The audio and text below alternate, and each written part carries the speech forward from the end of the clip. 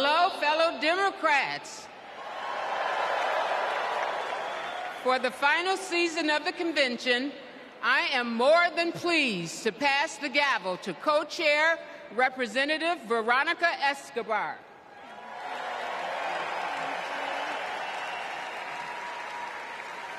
Thank you, Madam Chair.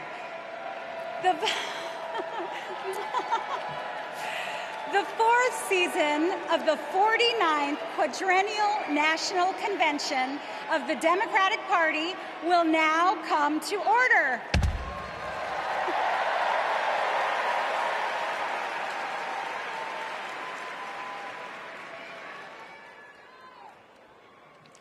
Please stand if you are able for this evening's invocation, offered by American Federation of Government Employees National President, Dr. Everett Kelly, and Imam Muhammad Abdul Alim.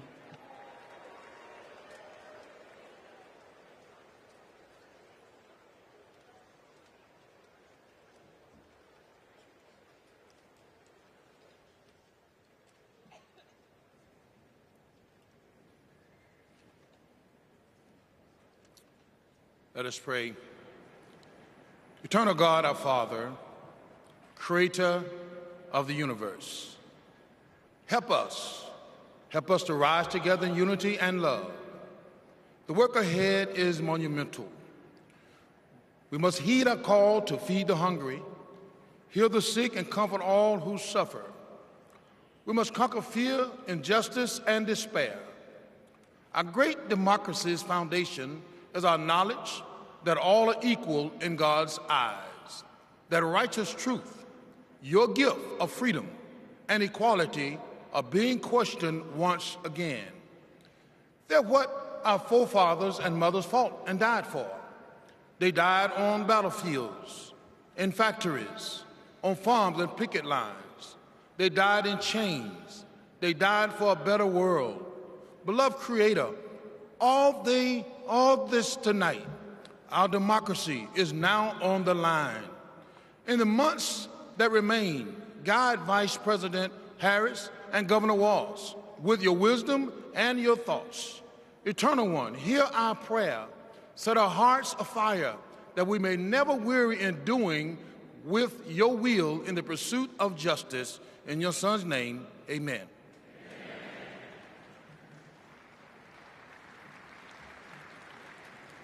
Our merciful benefactor, the Creator Redeemer, who opens the way to us to have a good conscience and life. Grant that we continue as a nation out of many one, a people of faith, taking pride in caring for our common humanity. Let us pray that this great nation inspire nations to advance social and economic progress. O God, make us among those who seek justice for all. O God, help us stand with humanity against hate. O God, bless us to approach each day with a feeling of gratitude and remembrance of you. Bless our homes and our schools. Bless us to never be without hope. Bless us in every decision, endeavor, and undertaking. Bless the efforts of the presidency to secure more opportunities for all in our great society. And finally, bless Americans to cherish our freedom and noble essence. Amen. Amen.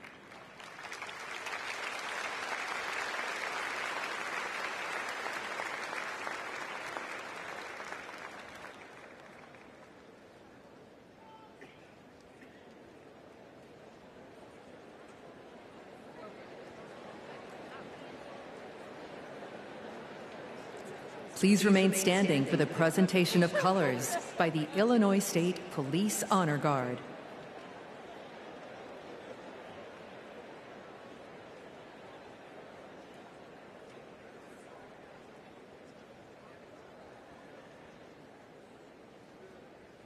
Detail, attention. Carry, colors. Forward, March. Left. Left. Left. Left. Left. Left. Colors. Color stern.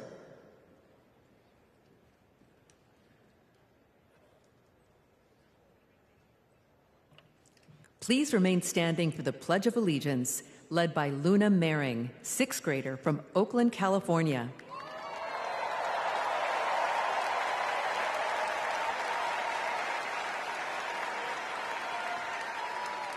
I pledge allegiance to the flag of the United States of America and to the republic for which it stands, one nation, under God, indivisible, with liberty and justice for all.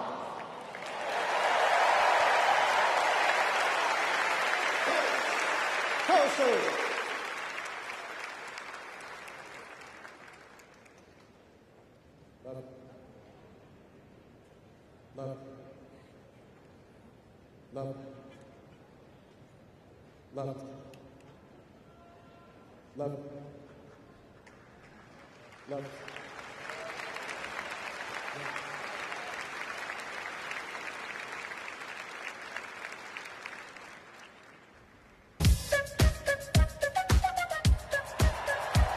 She's a fighter for the American people, committed to our values, our hopes, our dreams, bringing joy back across our nation.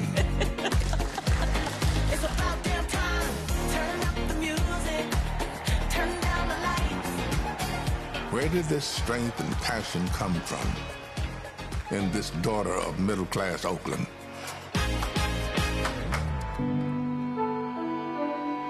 Well, it started with her parents, her mother, a South Asian scientist, and her father, a black economist. They took her to civil rights marches and inspired her to pursue her dreams. After her parents divorced, she and her sister were raised by her mother with the help of friends and neighbors, attending Sunday school at the 23rd Avenue Church. We grew up in this wonderful, loving, supportive environment. My mother was very well aware that she was raising two black girls to be two black women. Her mother saved up for 10 years to buy their first home and shared with Kamala the words and wisdom that remain her North Star to this day. Be a fighter for things that matter, and don't be limited by what has always been.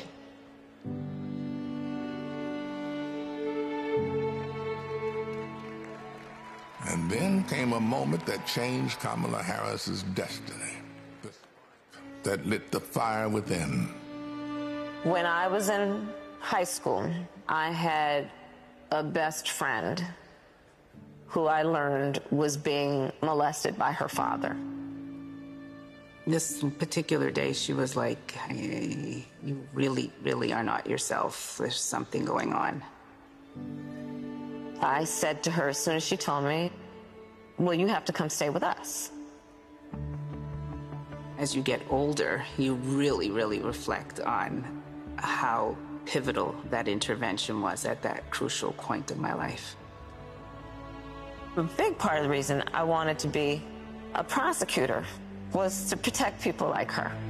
And on her first day in court, she rose from her chair at the prosecutor's desk and said, Kamala Harris for the people.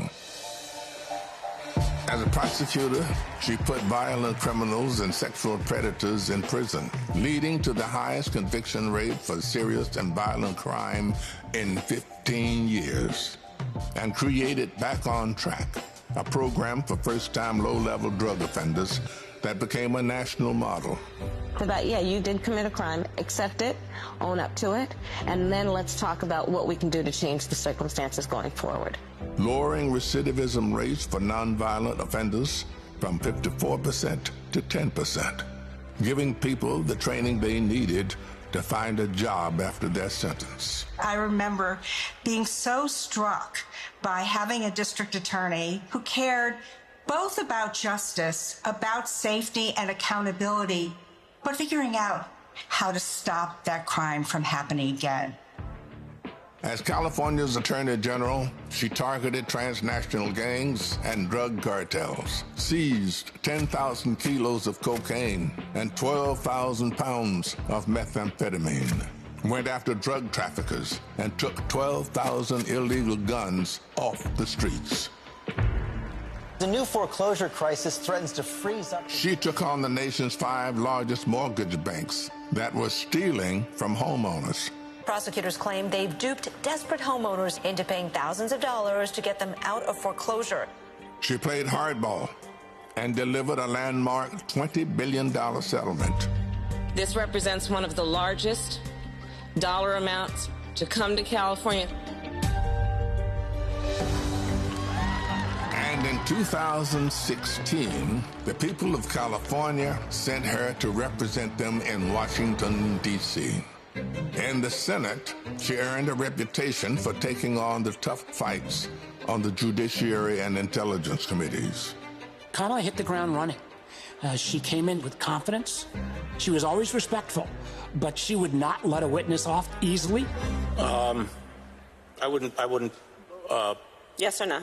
And if an argument didn't hold water, she could spot that flaw and get at it. I do want you to be honest. I'm not able to be rushed this fast. It makes me nervous.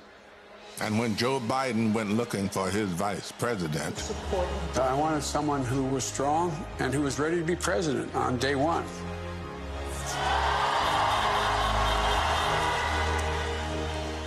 as vice president, she worked to cap insulin costs for seniors at $35, to replace lead pipes and provide clean water for communities, and she helped create 16 million jobs. The Biden-Harris bipartisan infrastructure bill has already created thousands of jobs for our members. That is what the future looks like under a president, Kamala Harris. She fought to reduce the trauma of gun violence that has devastated our nation. How many of you guys, as college students, had to have a drill during high school or middle school or elementary school where you learned about how you need to hide in a closet or crouch in a corner in the event that there is a mass shooter roaming the hallways of your school? Look at that. Look at that. And she did more than talk the talk. She walked the walk, helping pass the first bipartisan legislation in 30 years to curb gun violence. So one thing I learned about working with Vice President Harris is she always stand on business.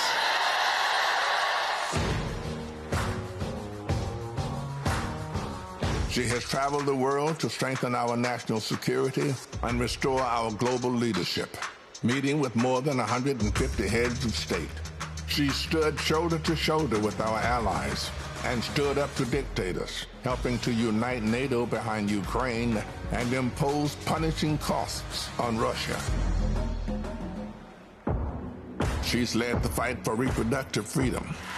We have worked too hard and fought too long to see our daughters grow up in a world with fewer rights than our mothers. The first vice president to visit an abortion clinic, she built a nationwide grassroots movement to ensure that access to abortion, IVF, and birth control will always be protected. In the halls of power, she's a tough prosecutor, an effective policymaker, a powerful leader. And at home, she's the center of her family. I'm not giving up. She's the best godmother, auntie. She's honest, she's loving, incredibly reliable. She's one of the most loyal people you'll ever meet. That is why I believe she is so prepared to be our next president. This love she has for her family, being there for all of us, that's how she will lead this country, being there for everyone. She's a proud graduate of Harvard University. Hey, you know. Her campaign is a force of nature, generating the excitement we've all been yearning for. A campaign of joy, of love, of care. I am so fundamentally inspired. Kamala Harris will be our next president because you know there's too much on the line to stay on the sidelines. Thank you, Madam Vice President. Thank you for bringing back the joy. Sometimes people will open the door for you and leave it open. Sometimes they won't. And then you need to kick that door down. We are not going back.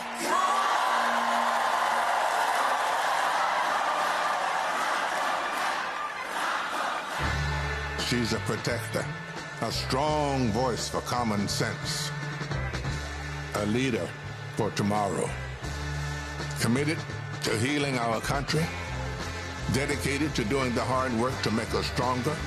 I now declare you spouses for life. Someone who truly understands the struggles of everyday Americans, forged by the challenges of the past, ready for any challenge that may arise.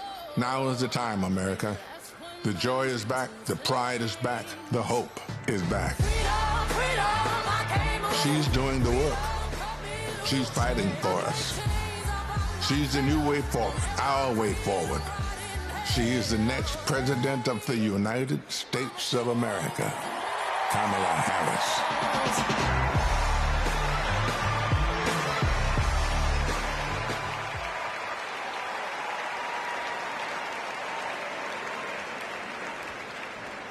Wow. Bienvenidos todos to the final night of the Democratic National Convention. We have so much in store for all of you tonight, including a special rendition of our national anthem by our favorite country music rabble-rousers, the Chicks.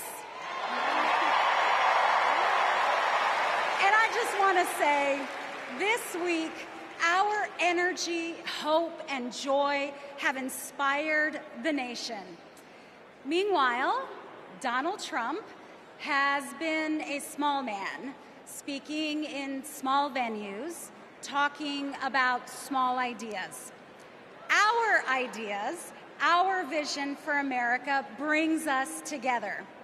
Our vision for America embraces every community and everyone.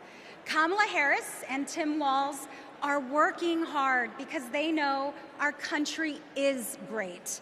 They know that we can build a future for all of us, and they're earning our votes by laying out a plan that puts the American dream not just within reach, but so we can fully grasp it. By making sure going to the grocery store doesn't break the bank, that we have control over our bodies, that our kids like my own kids, Christian and Eloisa, have opportunities to lead healthy and happy lives. We'll get to know Kamala a little more, and I promise you, you will not only be more inspired, but also ready to fight for a new way forward. And to keep us pumped for this journey, Chicago's very own DJ Metro. Over to you. Chicago, how's everybody feeling out there today? Welcome to night 4 of the Democratic National Convention. I know you all are having so much fun out there, is that correct? Well, there's only one thing left to do, and that's to make sure that the fun continues right here, right now, the only way that I know how.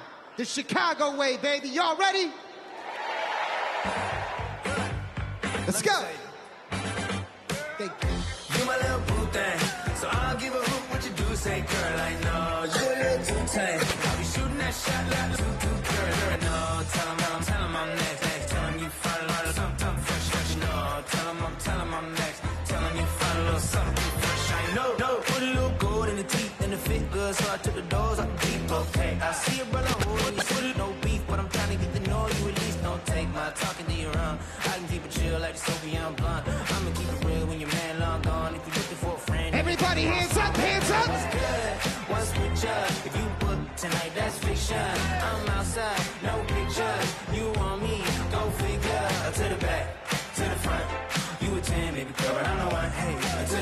One time, everybody, hands up in the air, let's go. You my little boo thing, so I don't give a hoot what you do. Say, girl, I know you a little too tame. I'll be shooting that shot like 2K, girl, I know. Tell 'em I'm next. Tell 'em you follow something too fresh, I know. Tell 'em I'm next. Tell 'em you follow. Thank you very much, ladies and gentlemen.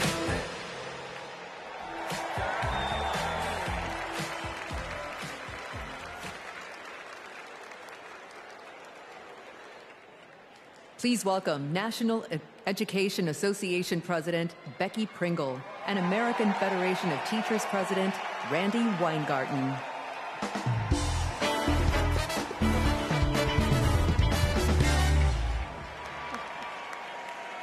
I am Becky Pringle,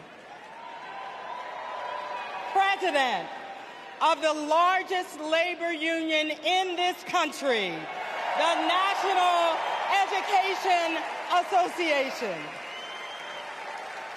As an 8th grade science teacher for over 30 years, I can tell you that Kamala Harris and teacher Tim Walz understand when our public schools are strong, our nation is strong. They know expanding free school meals, investing in health care, and keeping our communities and our schools safe creates opportunity for everyone. They will strengthen our schools, support our educators, and help our students live into their brilliance. Donald Trump and J.D. Vance are not just wrong, they're dangerous. It's all right there in Project 2025. They will shut down the Department of Education, end Head Start, and make educators pay a higher percentage in taxes than billionaires. But we are coming together to say, not on our watch.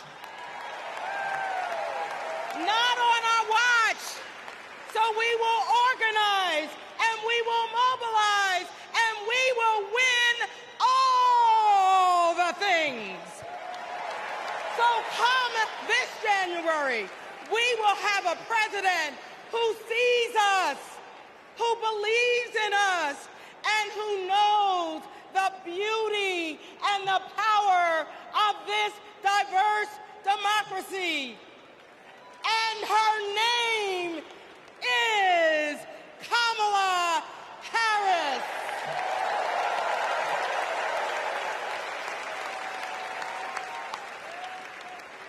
I'm Randy Weingarten, the president of the AFT and a public school teacher. One of my first lessons I taught my students was about the social contract, how both individual freedoms and mutual responsibility are essential in our democracy. This covenant underlies our commitment to public schools, where educators prepare students to spark innovations, steward the environment, create our arts, and shape our democracy.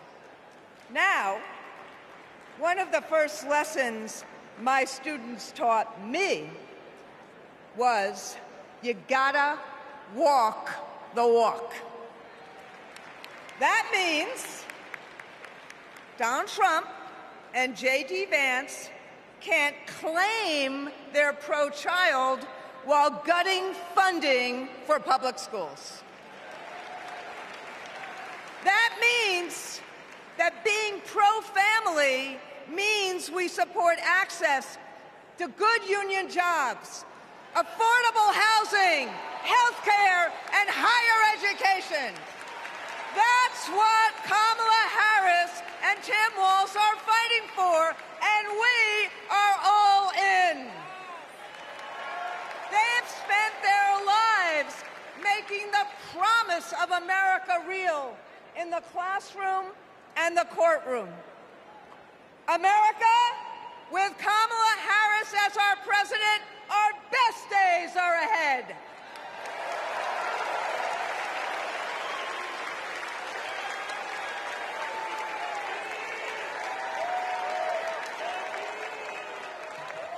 Please welcome California Senator Alex Padilla.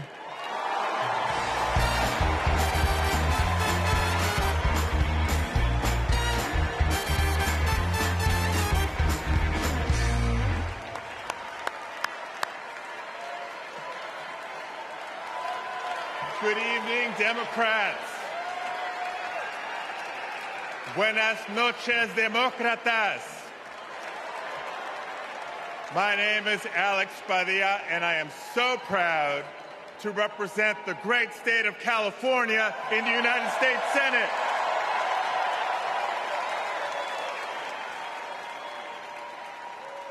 But the titles I'm most proud of are husband to my beautiful wife, Angela, and father to 3 young gentlemen. You know, as a father, when we talk about the future of our country, it's not just hypothetical. For me, it is very real. Every day I go to work in Washington, I think about my kids and the future we're building for their generation.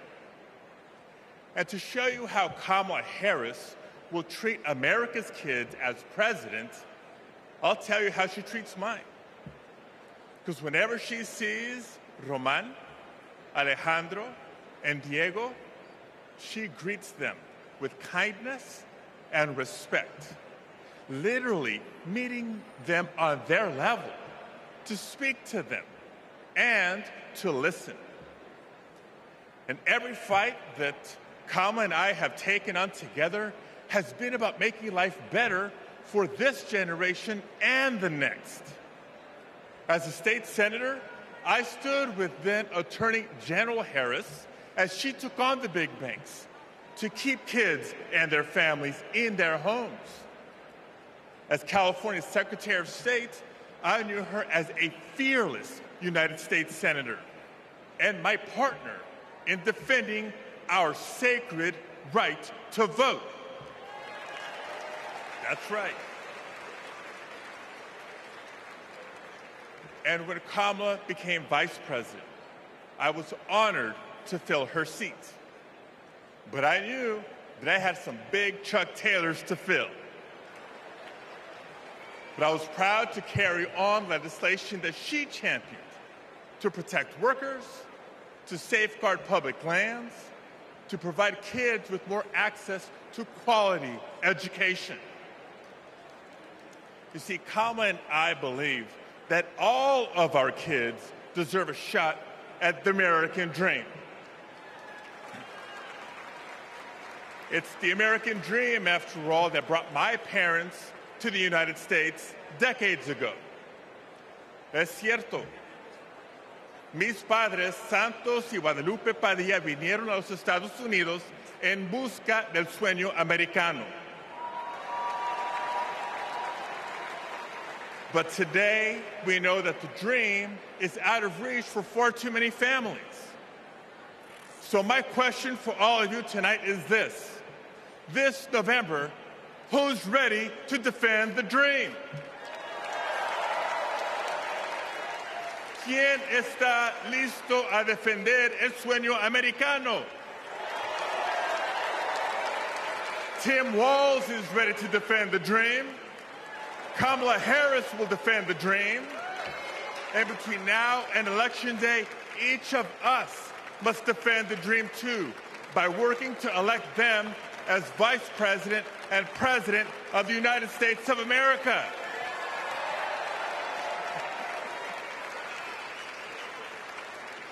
So I want to thank you. May God bless you. Now let's go win this thing.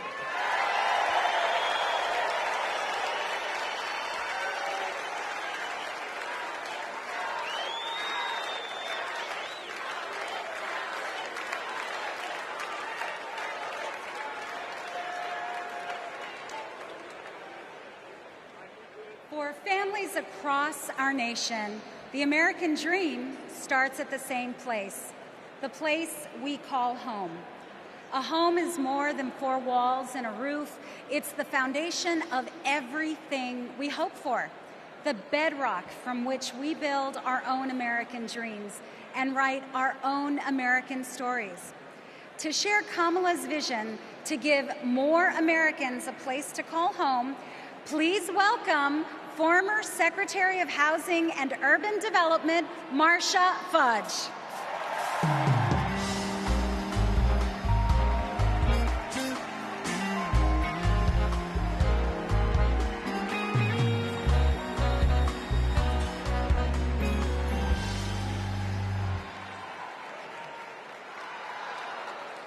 OH.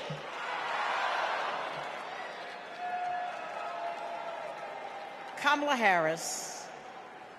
Harris has fought to protect homeowners and renters her entire career. As Attorney General, she held big banks accountable for their role in the foreclosure crisis and won billions of dollars for California homeowners. As Vice President, she and President Biden helped over 400,000 homeowners at the risk of foreclosure during the pandemic. And as President, she will build 3 million new homes and rentals, limit unfair rent increases, and offer down payment support for first-time home buyers. It's personal. Kamala remembers her mother's pride at buying their first home after saving for 10 years.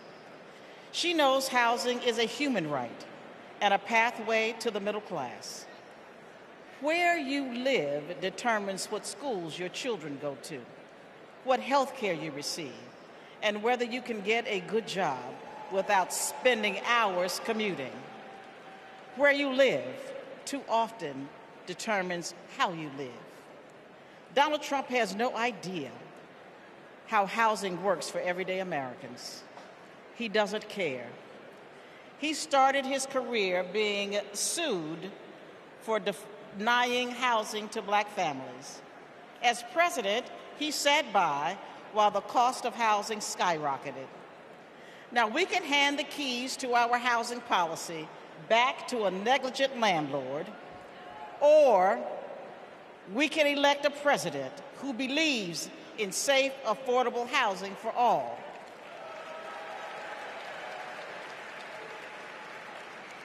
Let's ensure we have an opportunity economy by voting for Kamala Harris. Thank you. Don't know why, but I feel like freedom. I'm Matt, and I'm a former Trump voter. Hi, my name is Dave from Pennsylvania. I'm a two-time Trump voter, 2016 and 2020. I voted for Trump before, but I'm not going to do that again. I think his agenda has really been awful for America. He doesn't care about ordinary people. He's never been one, never known any. I'm extremely worried about Donald Trump getting in the White House again. People are working. All these people who weren't working under the Trump administration, they now have jobs. One thing I like about Kamala Harris is she talks about the issues. She talks about the economy. She talks about women's rights. I'm going to vote for Kamala Harris.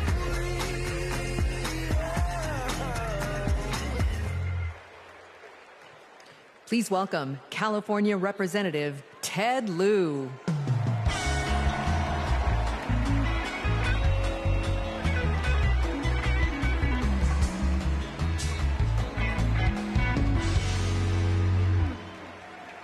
As a computer science major, I am so impressed with how large this AI-generated crowd looks tonight.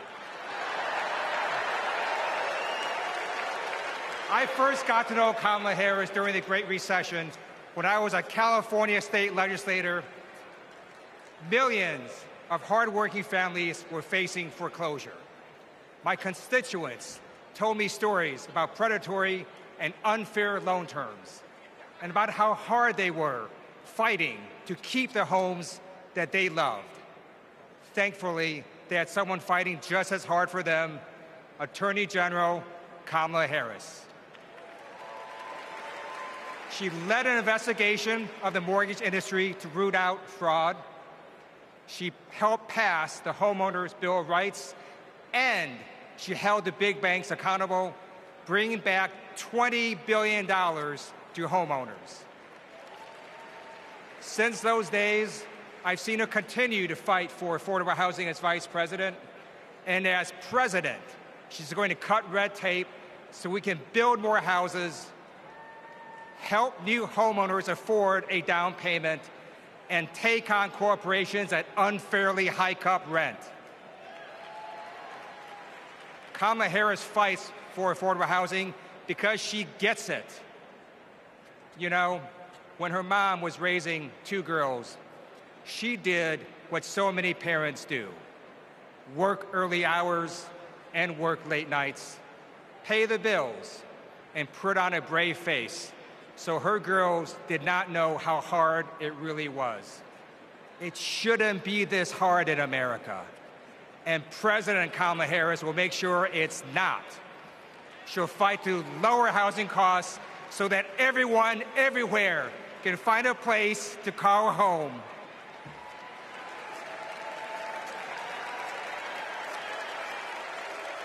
Don't know why, but I feel like I depend on Medicare and Social Security for survival. I'm a recipient of Social Security benefits. I worry about Social Security and Medicare. If we don't protect it through Kamala Harris, that Trump is going to take that money. Project 2025 is going to be disastrous for many of us. What are we supposed to do? Who's going to take care of us? Where are we going to live? I don't know, but I know I'm voting Democrat. I'm supporting Vice President Harris because she will protect my Social Security and that of all others.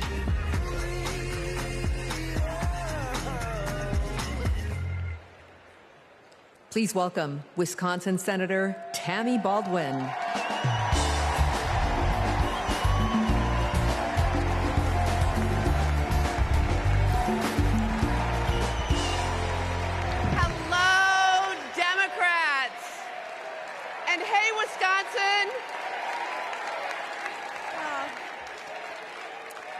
Tonight, I want to talk about family. We know that all families don't look alike. My mother was a teenager when I was born, and she struggled with addiction. I never met my father, but I had 2 incredible grandparents who stepped in and raised me, David and Doris Green. Everything I know, I learned from them. In every way a child needs, my grandparents were there for me.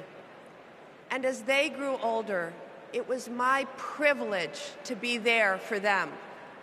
So when I work to protect Medicare and Social Security, I do it with a personal knowledge of what those big programs meant in small but deeply meaningful ways to my grandparents. And I know what they mean for your parents and grandparents. But let's be clear, that is all at risk today. Donald Trump was asked what he would do about Social Security and Medicare, and he said, and I quote, "There's a lot you can do in terms of cutting." Cutting? He's talking about cutting Social Security and Medicare while giving a huge new tax break to billionaires and corporations? Well, Kamala Harris is not going to let that happen. And Tim Walz is not going to let that happen. We are not going to let that happen. You know, they've got it backwards. We Democrats, we honor our elders and ask the wealthiest to pay their fair share. Wisconsin's state motto is forward. And my friends, that's where we're headed.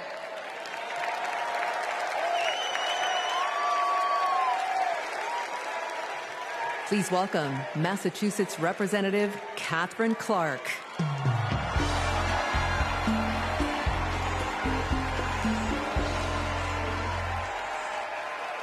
I am a proud mom of 3. And when my kids were young, I sat down with my husband to go over our bills. We realized that my entire income went to paying for childcare. We asked ourselves, how on earth will we make this work? So many parents will tell you a similar story. They'll tell you that preschool can cost as much as rent, or that they drive over an hour just to find childcare. They'll tell you that the workers who watch their children have it even worse. When parents have to choose between their kids and their jobs, businesses are hurt too. We shut out talent. We lose the prosperity parents could create. Childcare makes our economy run. And yet, Donald Trump's Project 2025 will eliminate Head Start, close classrooms, raise the cost of care. And J.D. Vance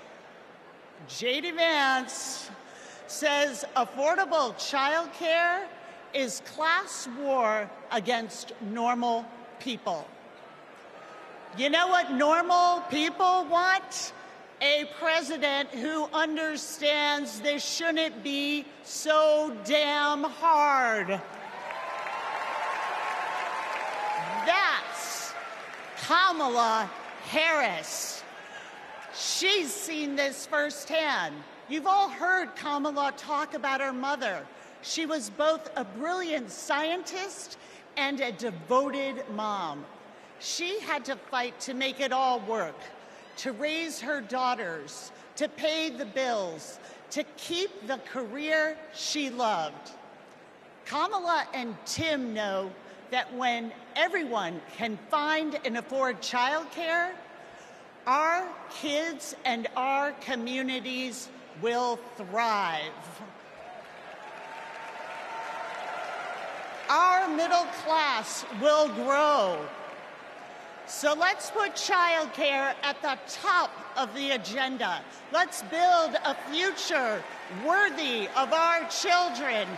Let's elect Kamala Harris and Tim Walz.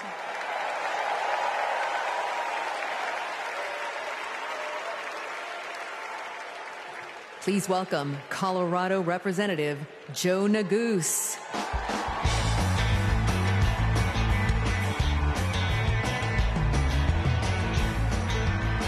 Thank you. Good evening, Chicago. My name is Joe Neguse, and I represent the great state of Colorado in the U.S. Congress. My parents immigrated here from a place torn apart by war. They worked hard every day, made tremendous sacrifices, and taught me to never take for granted the educational opportunities that we have in this incredible country. It's because of them and because of those opportunities that tonight their son stands before you as Assistant Democratic Leader of the U.S. House of Representatives. My fellow Americans, let me say this clearly.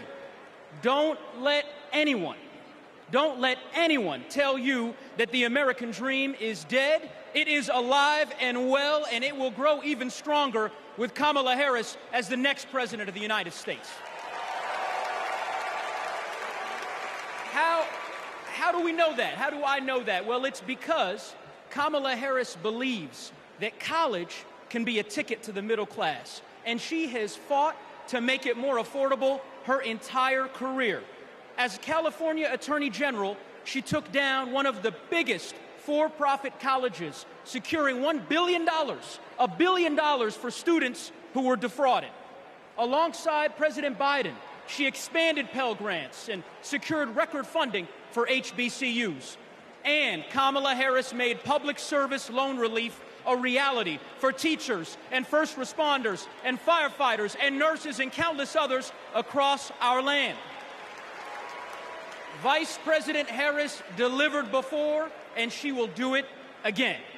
As president, she will build a brighter future, a more affordable future, a future where going to college doesn't break the bank, a future where my 5-year-old daughter, Natalie, who's watching us back home in Colorado right now, a future where she can live her dreams. So those are the stakes. Let's make it happen, America. Let's make history, America. Let's elect Kamala Harris, the 47th President of the United States. Thanks so much. God bless. Thank you.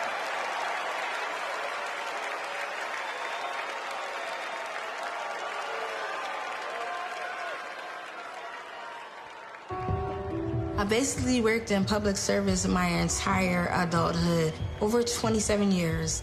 Seeing my mom work in the public service sector, it was actually inspiring me, and I'm like, she gives more to the community than she is for her own self. As a single mother, I knew I wanted my daughters to have a better life than I did. So I said, you know, going to school will help me. I would see her move like the bills to the side, but I know she was mounting. I know she was drowning in student loan debt. Then eventually my loans got to $800 a month. I paid it. I did what I was supposed to do. But I was like, oh my God, I'm gonna be in debt until the day I die. When the Biden-Harris administration first announced the public service loan forgiveness, and I'm rushing to my mom, like, apply for this, apply for this. I'm sitting at my desk, opening up my mail. It says, thank you, Kelly, for public service. Your loans now have been forgiven. Took a deep breath, and I screamed. I had to pinch myself. I had to see if this was really happening. Seeing my mom finish her higher education was life-changing. I don't think anything can ever stop me from my goals, because I saw her do it as a single parent with twin girls, with life pushing her down so many ways, but she continued to rise up. She has been the force, the motivation for me to want to continue to work in the public service agency. With this loan forgiveness, I can plan for my future. I was able to purchase my very first home. It creates great opportunity for my daughters. It creates stability. Thank you, Vice President Harris and the entire administration. I just want to thank you again and again and again. Thank you so much.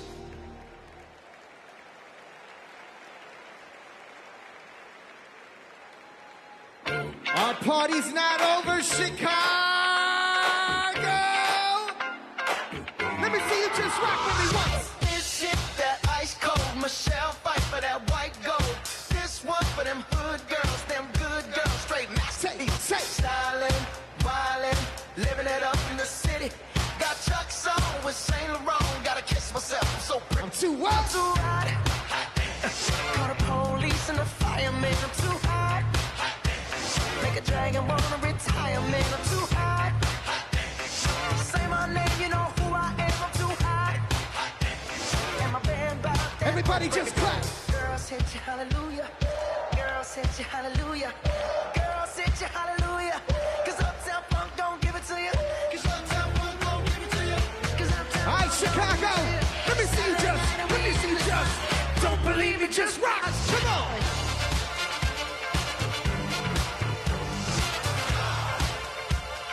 Don't believe me, just watch. Don't believe me, just watch. Don't believe me, just watch. Don't believe me, just watch. Hey, hey,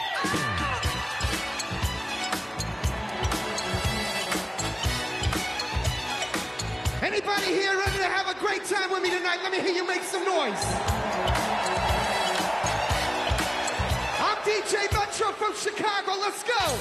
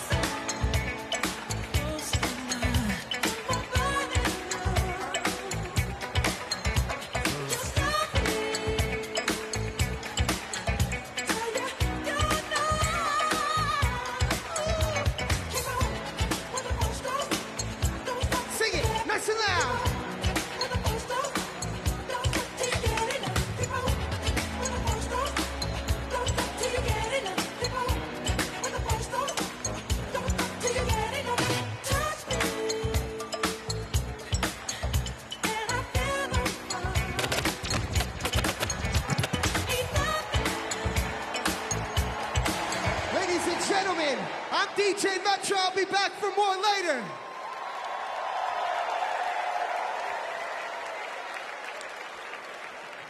Please welcome Durham, North Carolina Mayor Leonardo Williams.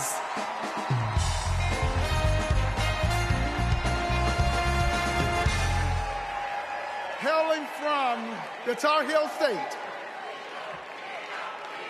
home of Duke University and North Carolina Central University, I am Mayor Leonardo Williams from Durham, North Carolina. You know, several years ago, my wife Zweli and I started cooking for our community.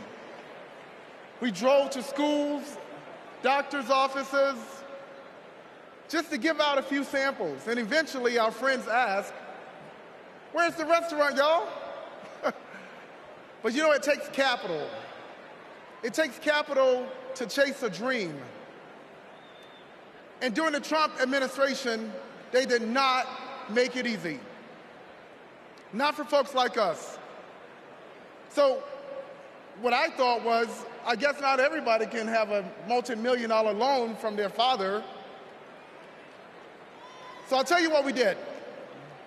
We emptied our savings, and in 2008, we launched Zweli's Kitchen, America's first Zimbabwean restaurant. And the Biden-Harris administration helped make that a reality. They helped make that dream come true for entrepreneurs like us. Now, thanks to small business grants and all of the help that we received from them, we now have 3 locations, and we employ nearly 30 employees with a living wage. But we are not alone. Under Joe Biden and Kamala Harris, more than 500,000 business applications have been filed in North Carolina. Kamala Harris is fighting to create an opportunity economy that can break down barriers for entrepreneurs like us. And as president, she will support risk takers and problem solvers who want to just do their part and claim their piece of the American dream. And also, I want to thank Maya from Nevada, who has served her famous dumplings for the past 3 years and opened new locations thanks to the historic support for small businesses. And Robert, I want to thank you from Minnesota. Robert owns a solar business, heated up once by Joe Biden and Kamala Harris. They passed the Inflation Reduction Act. And Paul from Arizona. Paul, who's a commercial cleaning company, landed huge contracts thanks to the Biden-Harris manufacturing boom. So Kamala Harris knows. She knows entrepreneurs like these. She knows that we are the backbone of our community. And when they succeed, we all succeed. Let's win this. Thank you.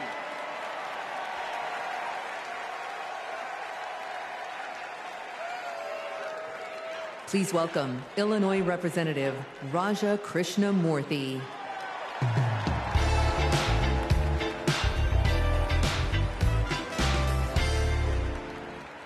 America Against America. It's the title of a book by one of China's highest-ranking leaders, and it's how they think they'll win. They know the only way they'll beat America is if we beat ourselves. In Congress, my job is to study China's economy. And mark my words, they want to see Donald Trump across the bargaining table, because he'll start endless trade wars that raise prices for Americans, because he'll cut programs that train workers in America. But most of all, Trump will pit American against American. And that's what China wants, for us to fight amongst ourselves, because that's how we lose. But we're not going back. What does Kamala Harris tell us? When we fight, we win. Because Kamala Harris knows we fight best, not American against American. She knows that when we fight as one country, we win. When we fight as one team, we win. Which is why when Kamala Harris wins in November, we win. Thank you so much.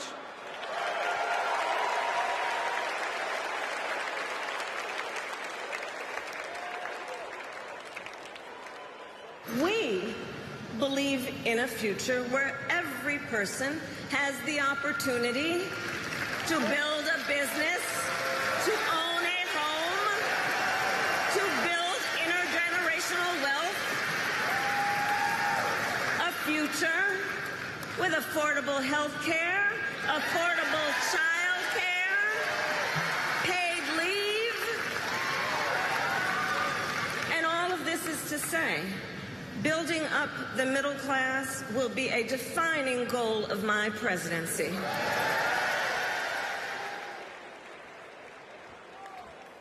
Please welcome Pennsylvania Senator Bob Casey.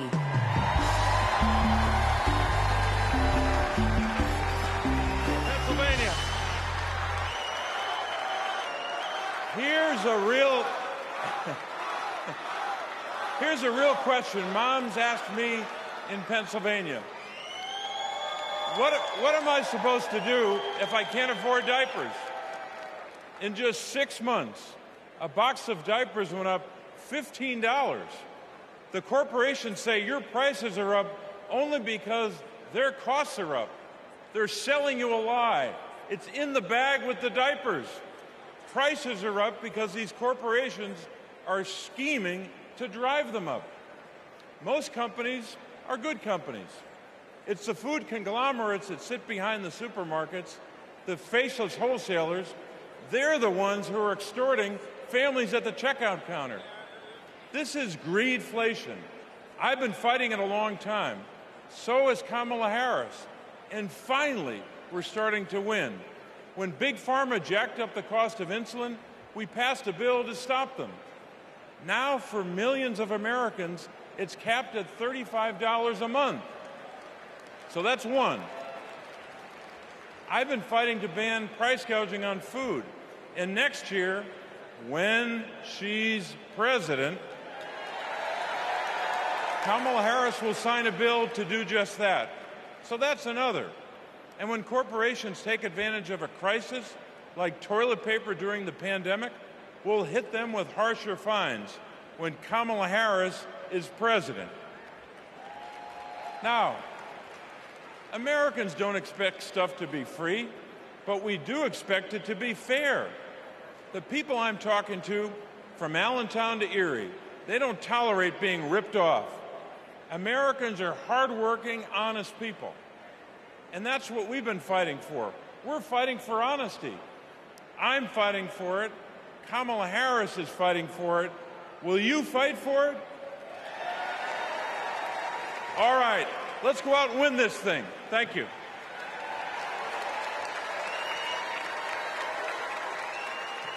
Please welcome Massachusetts Senator Elizabeth Warren.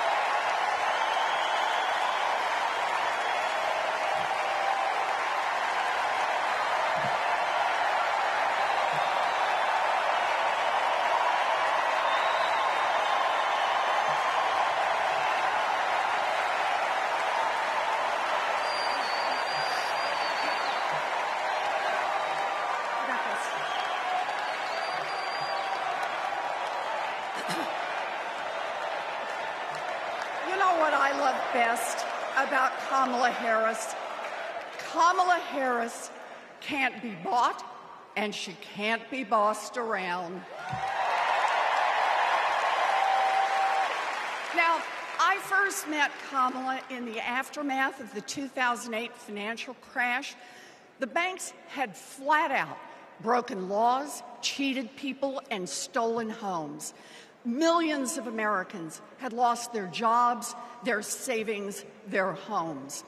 Now, I was setting up the Consumer Financial Protection Bureau. Go CFPB!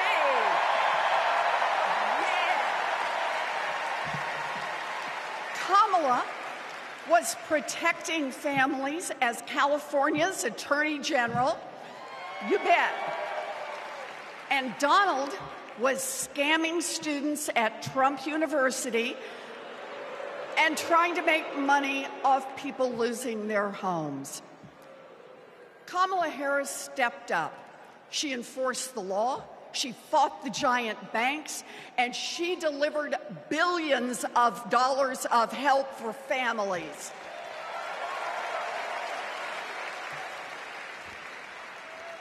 And that is the difference between a criminal and a prosecutor.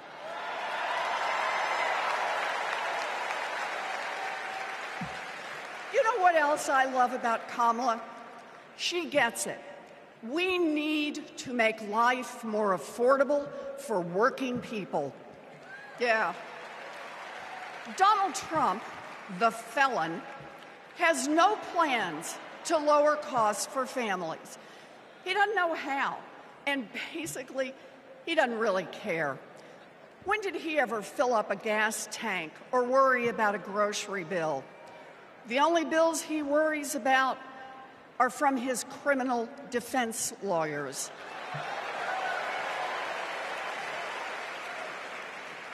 But Kamala, she cares deep down, and she will take on the giant corporations that are squeezing American families. In fact, it's something she's done before. During the California wildfires, she went after the price gougers. During the pandemic, we worked together in the Senate to stop price gouging.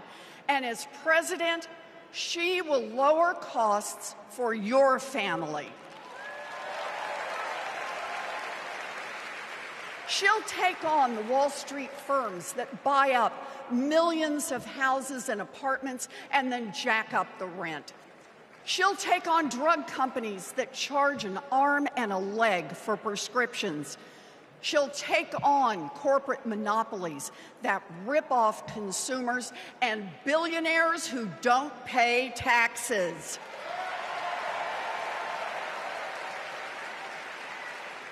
And she'll take on right-wing extremists who think they should decide who has access to abortion or IVF.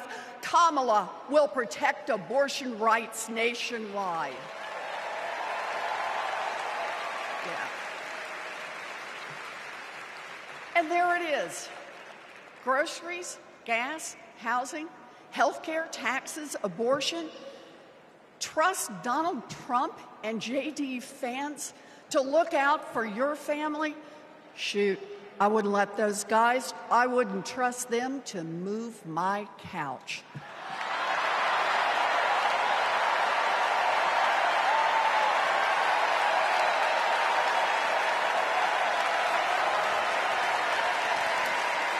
We need Kamala Harris.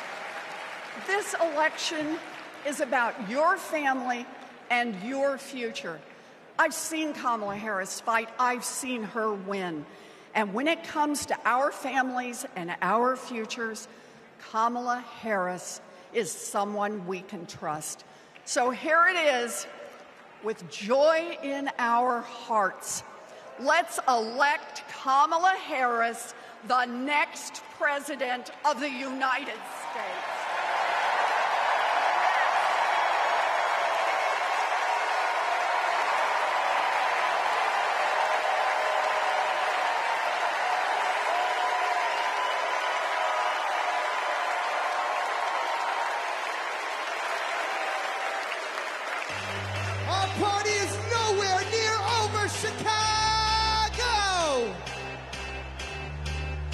gonna do this real big because we got a good feeling about this presidency. Now let me see your hands up one time. I got a feeling that tonight's gonna be a good night. That tonight's gonna be a good night. That tonight's gonna be a good night. I feel it. That tonight's gonna be a good night. That tonight's gonna be I want to see everybody losing their minds. 1, 2, now everybody party. Tonight's the night. Let's live it up. I got my money. Let's spin it up. Go out and smash it. Like, oh my God. Jump out that sofa. Let's kick it off. I know that we'll have a ball if we get down and go out and just lose it all. I feel stressed out. I wanna let it go. Let's go way out, spaced out and losing our control. Fill up my cup. Mazel tov. Look at her dancing. Just take it up, up, up, up, up, up, up, up. Let me hear you shout out. Come on. Because in this nation, we're all one big family. Let me see.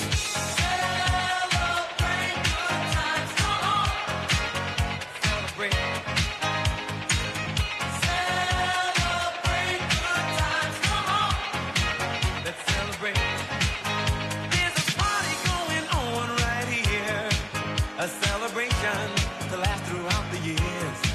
So bring your good times and your laughter too.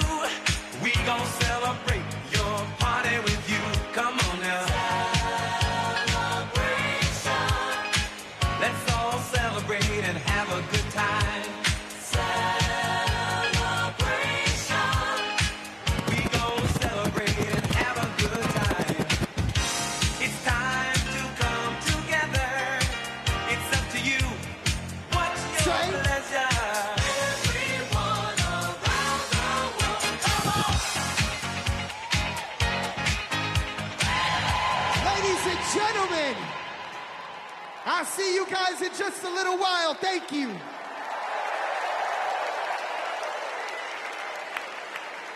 Woo! We've got ourselves a party in here, Chicago.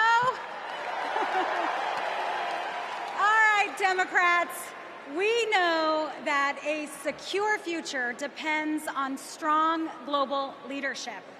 As Vice President, Kamala Harris has been tested on the world stage. She's faced down threats, stood shoulder to shoulder with our allies, and engaged in the serious work of safeguarding America's security. Please welcome to the stage an Army Ranger, my colleague, Congressman Jason Crow.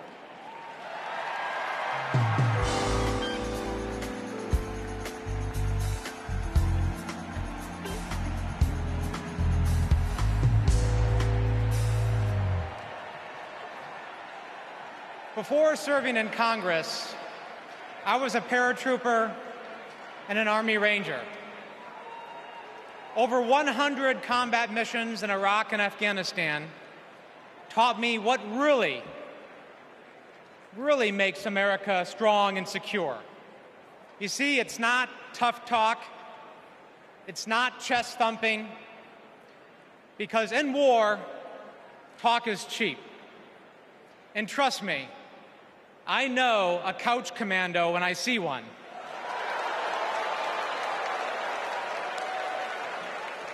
Real strength and security come from our people, from our allies. Donald Trump's Project 2025 would abandon our troops, abandon our veterans, our allies, and our principles. In Chapter 4, Trump plans to do Putin's bidding by abandoning Ukraine and walking away from our NATO allies. In Chapters 2 and 3, he plans to fire our national security and military professionals and then replace them with MAGA loyalists. But I refuse to let Trump's golf buddies decide when and how our friends are sent to war.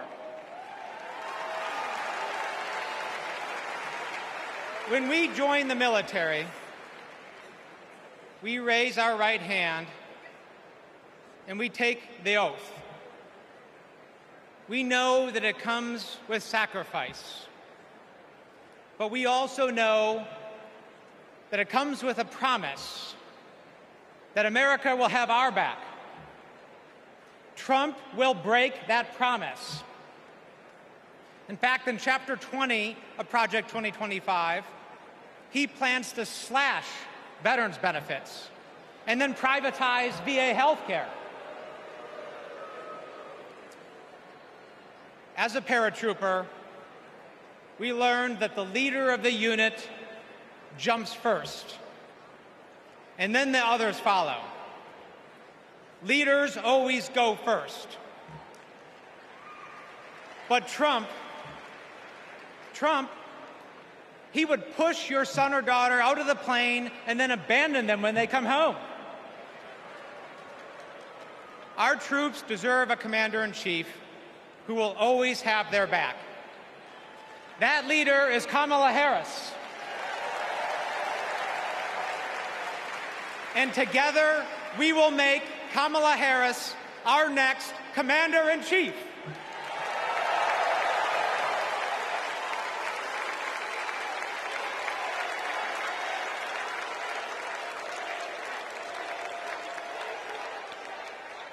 President Joe Biden and I, along with our entire country, are grateful, deeply grateful to each and every one of you for your service and for your excellence. The United States military, without any question, is the strongest and best fighting force the world has ever seen. And that is because of you. Each one of you. Please welcome Michigan Representative Alyssa Slotkin.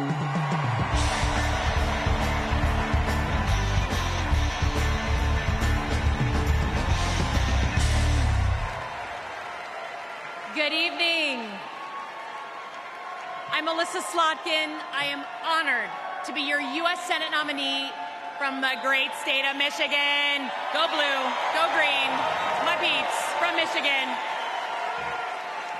My life in service began in New York City on September 11th. As the smoke cleared, I knew my career would be spent protecting the country we all love. I was recruited by the CIA and served 3 tours in Iraq alongside our military. And I worked at the White House under presidents of both parties, and as an acting Assistant Secretary of Defense under President Obama. I want to talk tonight about national security, because the choice in November is stark. America retreating from the world or leading the world. Trump wants to take us backwards. He admires dictators a lot. He treats our friends as adversaries and our adversaries as friends. But our vision is based on our values, the values that took us to the shores of Normandy and helped us win the Cold War. We believe America should inspire and lead at home and abroad. We recognize that it's not just about having a strong military, but about tackling global challenges like AI and climate change together. And guess what? That takes friends. You gotta have friends to do that. Vice President Harris understands our strength abroad is inextricably linked to our strength here at home. Our schools, a strong middle class, and the health of our democracy. So, for everyone here and everyone watching, I want you to proudly claim your patriotism. You are here because you love your country. Do not give an inch to pretenders who wrap themselves in the flag, but spit in the face of freedoms it represents.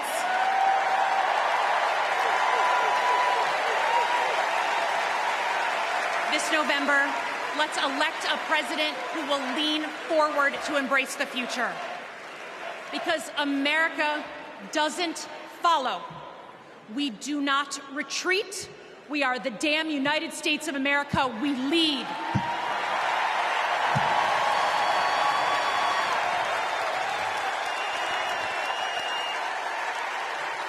Please welcome New York Representative Pat Ryan.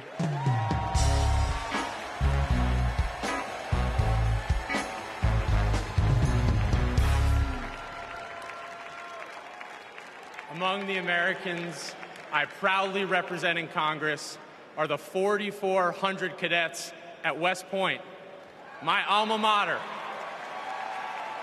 Last year, I welcomed Vice President Harris when she delivered the commencement address. I watched as she shook the hand of every single cadet. That's the thing about West Point.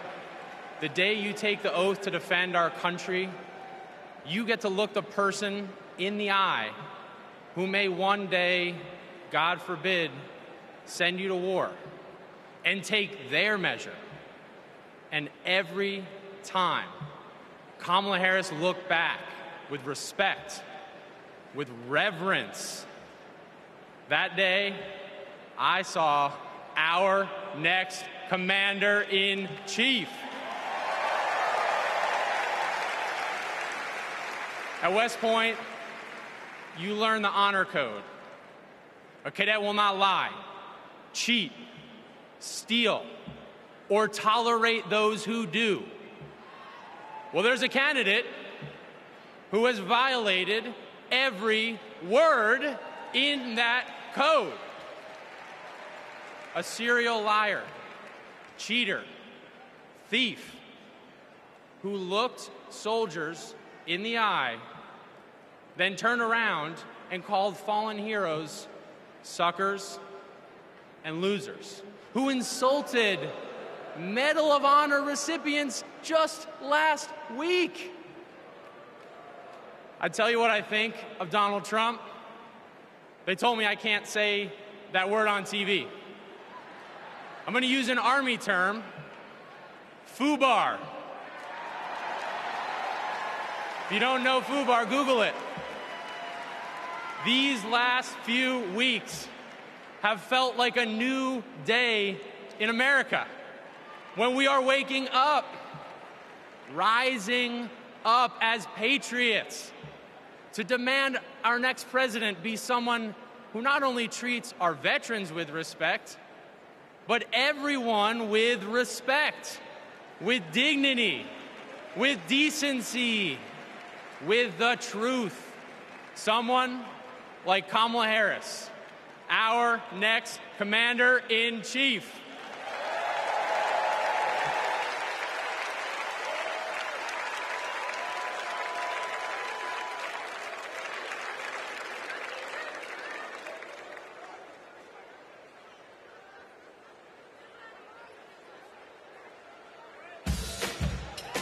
We are not done.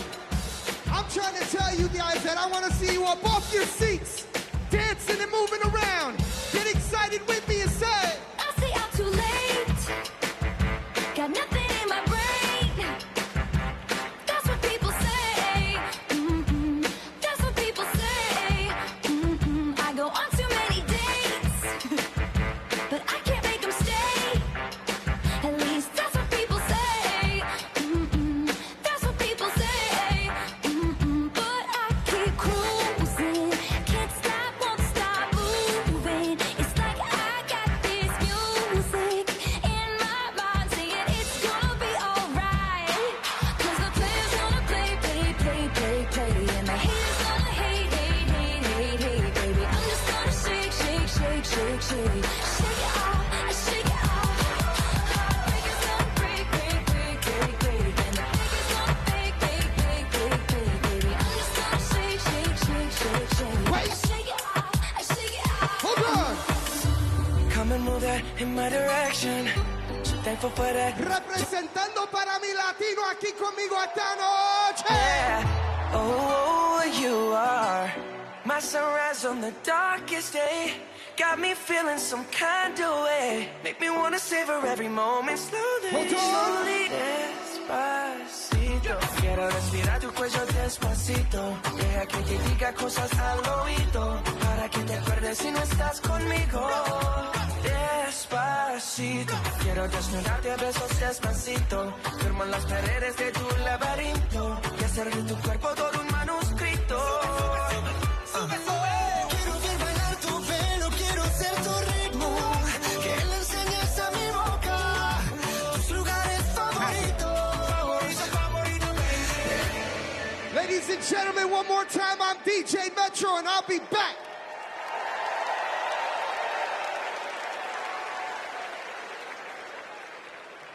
Please welcome the president of the National Action Network, Reverend Al Sharpton.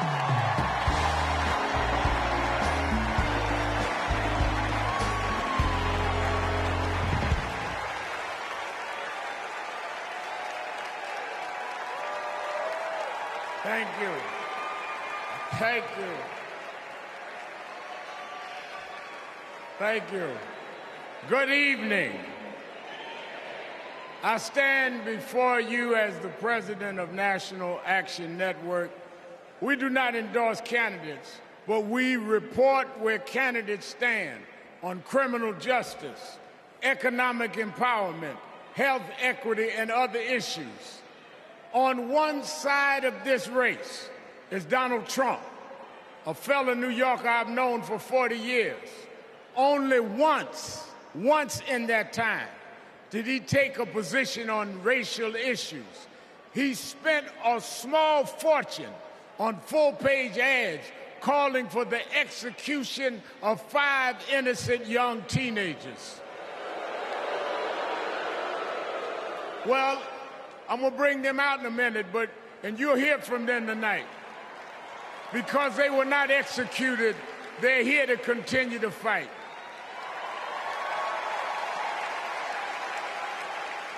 But it was there that I saw Trump love to fan racial flames. On the other side is a woman that I've walked with in Selma, Alabama to commemorate the 59th anniversary of Bloody Sunday. Kamala Harris spoke to me that day about unity and passing bills. All I ever heard from Donald Trump was how he can get an advantage.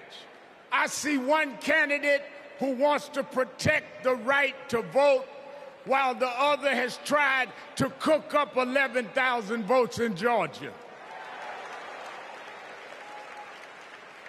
I see a candidate who, with Joe Biden, brought leaders to the White House to confront violent hatred, running against a man who said neo-Nazis in Charlottesville were fine people.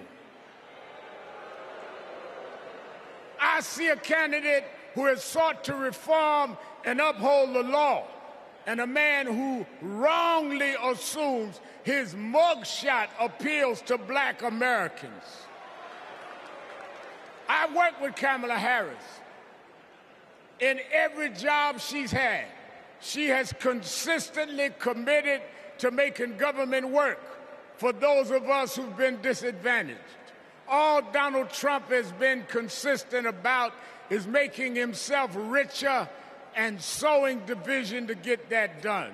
This man sat right here in Chicago a few weeks ago, refusing to apologize for claims that migrants were taking black jobs.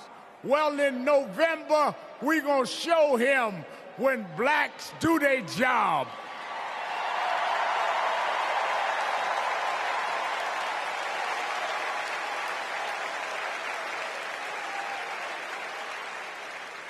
And we are going to join with whites and browns and Asians, and we're going to do a job on those that have done a job on us.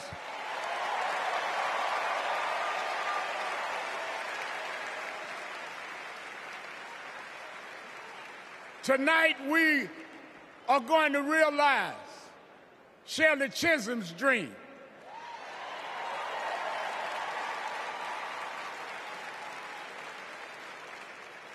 52 years ago, I was one of the youth directors in her campaign for president.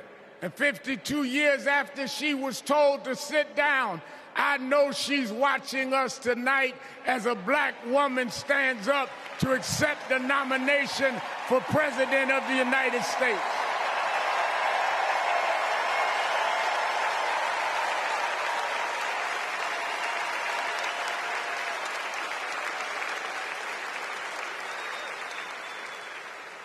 We have fought too hard for women to be told to get out of the kitchen. We are now on our way to the Oval Office. We won't go back.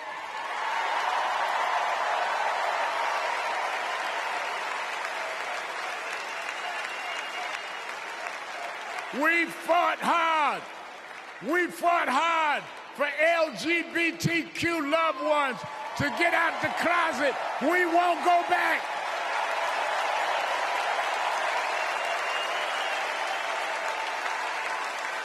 We fought hard for the right to choose, the right to education. We suffered and died and bled, went to jail to get the right to vote. We won't go back.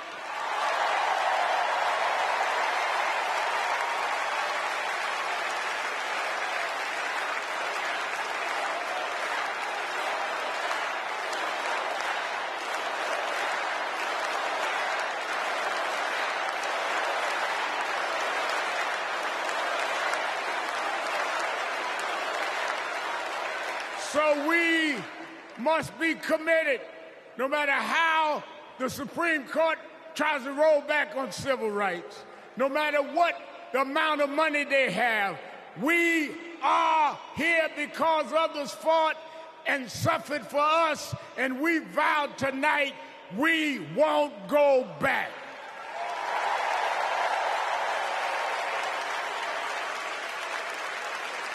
This November, we will go forward to fulfill the promise of a just and fair nation.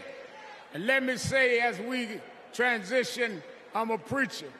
And in Psalms it says, weeping may endure for a night, but joy comes in the morning. We've endured January 6th. We've endured conspiracy theories. We've endured lies and areas of darkness, but if we stay together, black, white, Latina, Asian, Indian American, if we stay together, joy, joy, joy, joy coming in the morning.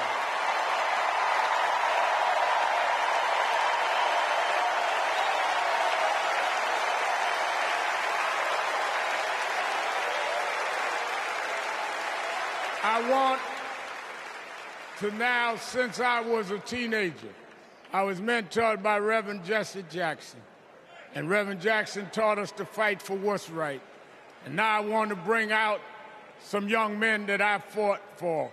I referred to them then. They were known as the Central Park Five. Now they are the Exonerated Five. Raymond Santana, Kevin Richardson, Yusef Salaam, Corey Weiss, the Exonerated Five.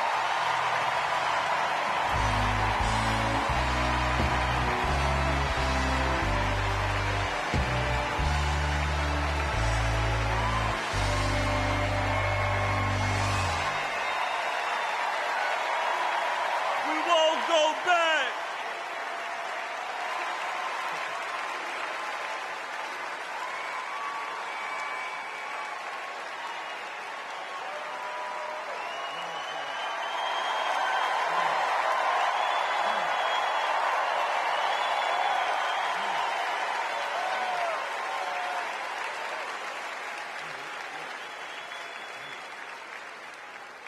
Good evening, people.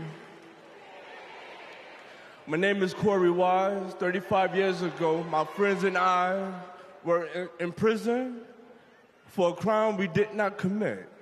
Our youth was stolen from us. Every day, as we walked into courtroom, people screamed at us, threatened us, because of Donald Trump. He spent $85,000 on a full-page ad in the New York Times calling for our execution.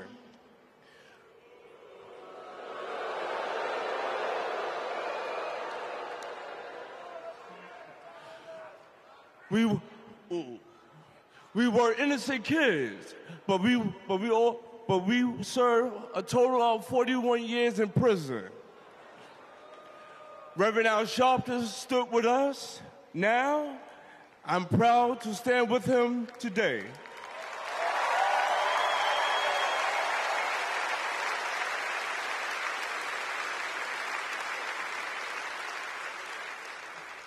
Vice President Kamala Harris has also worked to make things fairer.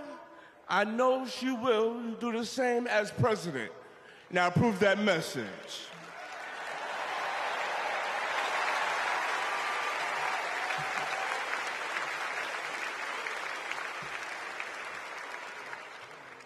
I love these guys. These are my brothers. These are my brothers. Yes, indeed. America. I am Yusef Salaam.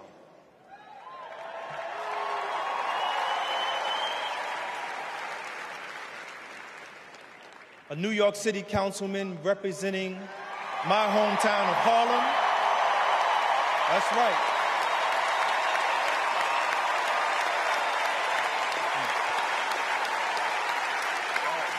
Man. Representing my hometown of Harlem, USA.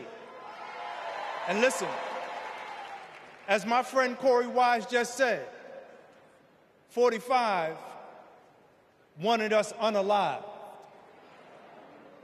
He wanted us dead. Today, we are exonerated because the actual perpetrator confessed, and DNA proved it.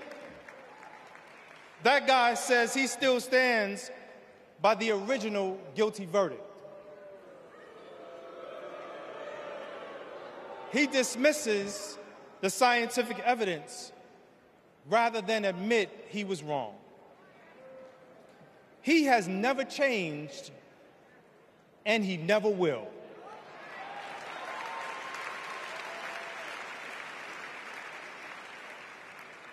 That man thinks that hate is the animating force in America. It is not. We have the constitutional right to vote. In fact, it is a human right. So let us use it. I want you to walk with us. I want you to march with us. I want you to vote with us.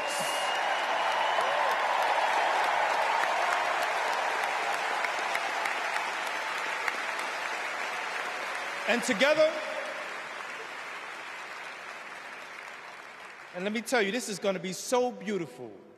And together, on November 5th, we will usher in Kamala Harris and Tim Walz into the White House.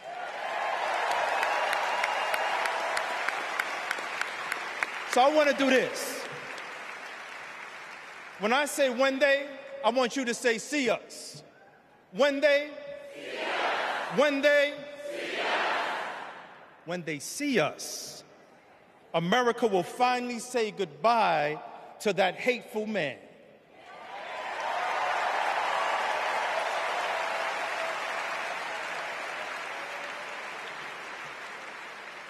We will say what I have said after 7 long years of wrongful incarceration.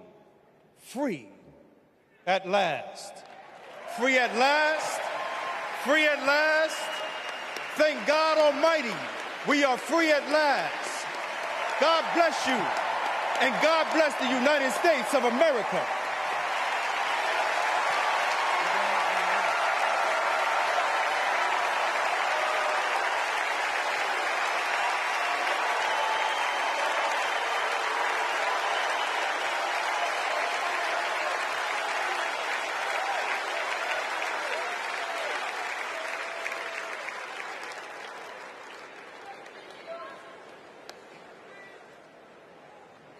Wow. Our country is built on justice, and people's lives, as we just heard, can be harmed when we fail to do justice. But Kamala Harris fights to do justice. No one knows that better than the prosecutors who fought alongside her. These are their stories.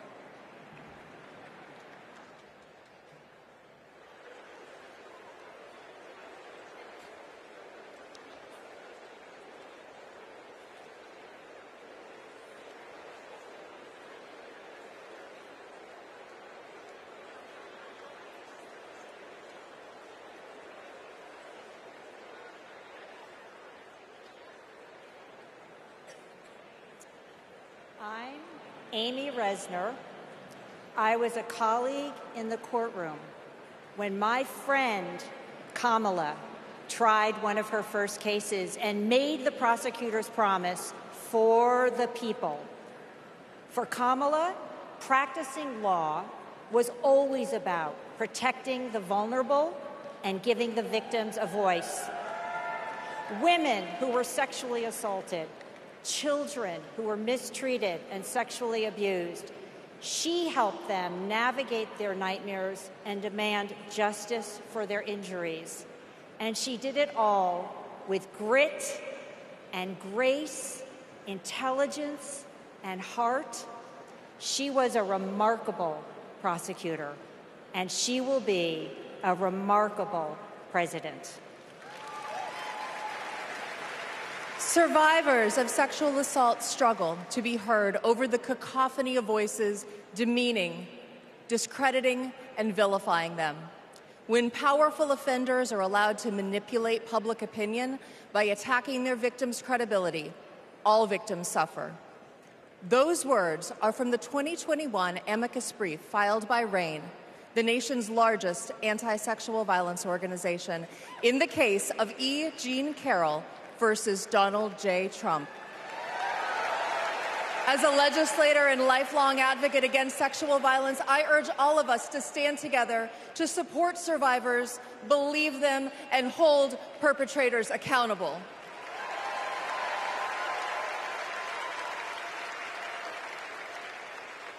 I'm Lisa Madigan, former Attorney General of Illinois.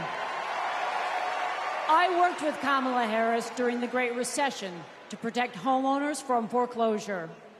As Attorney General of California, Kamala met thousands of people on the verge of losing their homes and their faith in the American dream. She demanded big banks provide mortgage relief to allow families to stay in their homes. She stood her ground, and together, we prevailed. For as long as I have known her, Kamala Harris has always taken principled positions and never wavered. Thanks to Kamala's determination, countless Americans have a home they can call their own.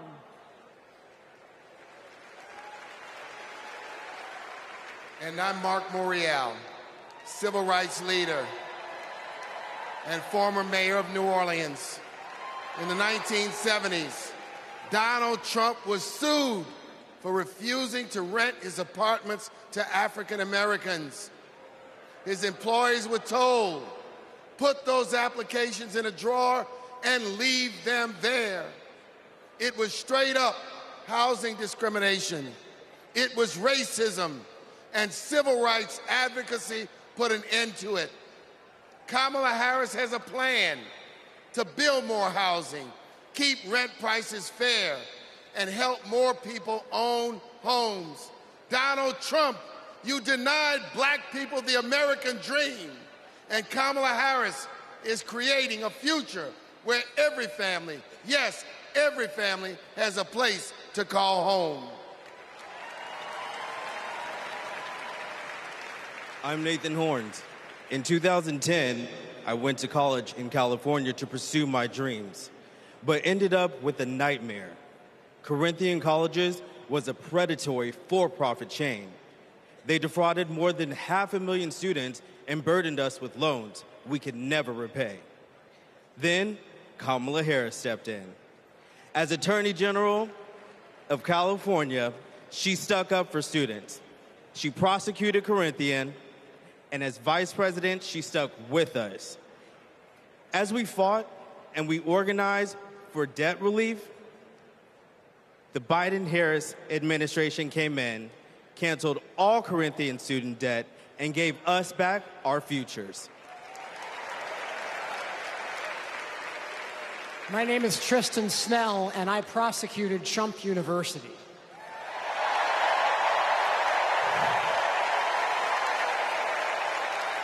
I interviewed over 100 victims of Trump's fraud, a retired police sergeant, an Iraq veteran with PTSD, a mother caring for her son with special needs. They trusted Trump. They believed that he would teach them his secrets and make their American dreams come true. But all they got was credit card debt and a fake diploma. Some lost their life savings, some lost their homes. Donald Trump ripped off his biggest fans and made $5 million in profit. Kamala Harris fought scammers like him, and as president, she will continue to fight for you, for us, for the people.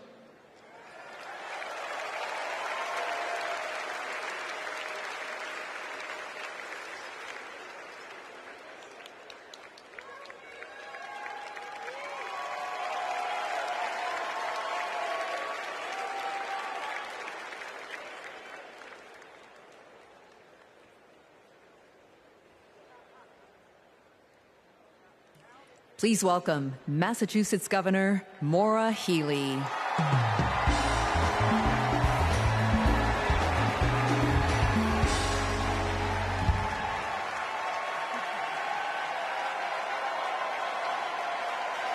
For the people. Those three words define the role of a prosecutor.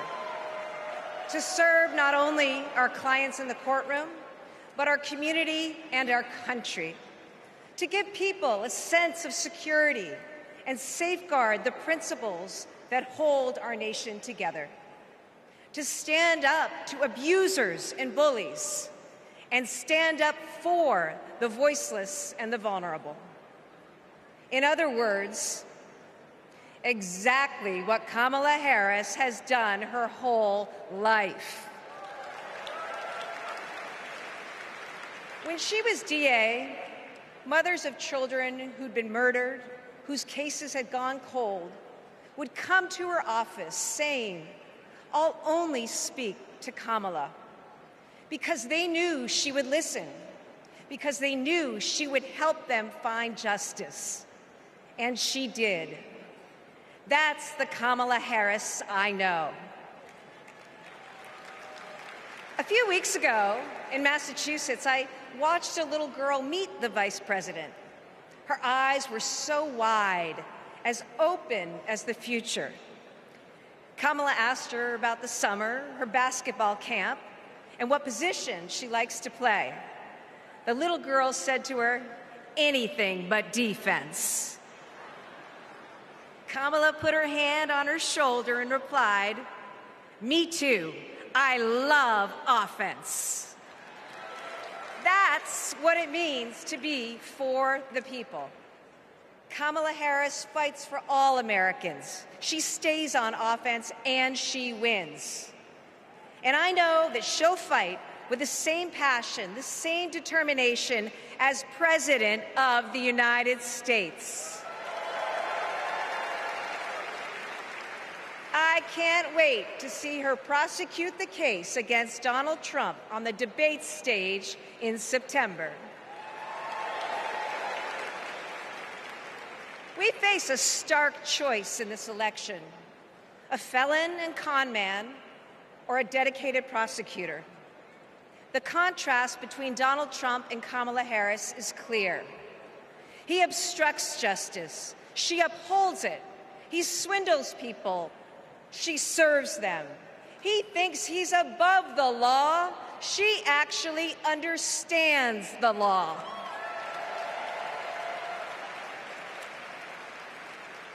That's what this election comes down to.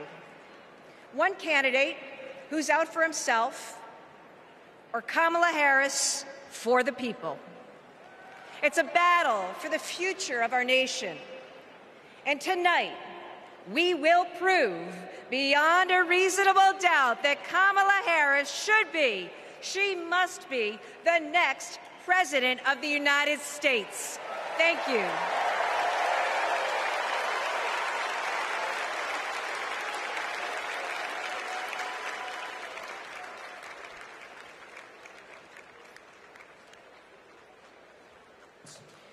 Please welcome survivor and advocate Courtney Baldwin.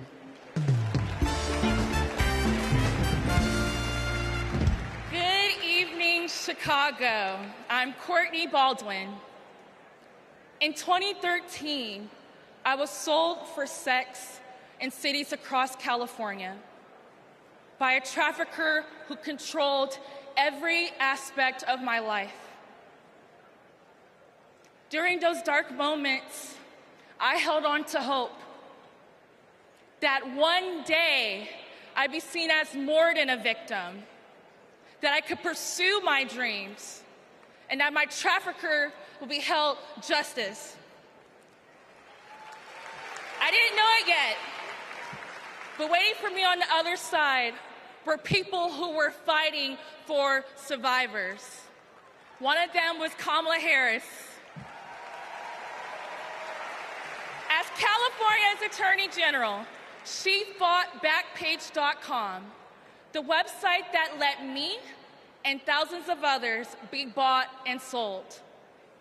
She filed criminal charges against its owner that shut down the website for good. No one has ever done that. Vice President Harris is fearless, compassionate, and she still gives me hope. She's protected people like me her whole life, and I know she'll fight for us all as president. Thank you.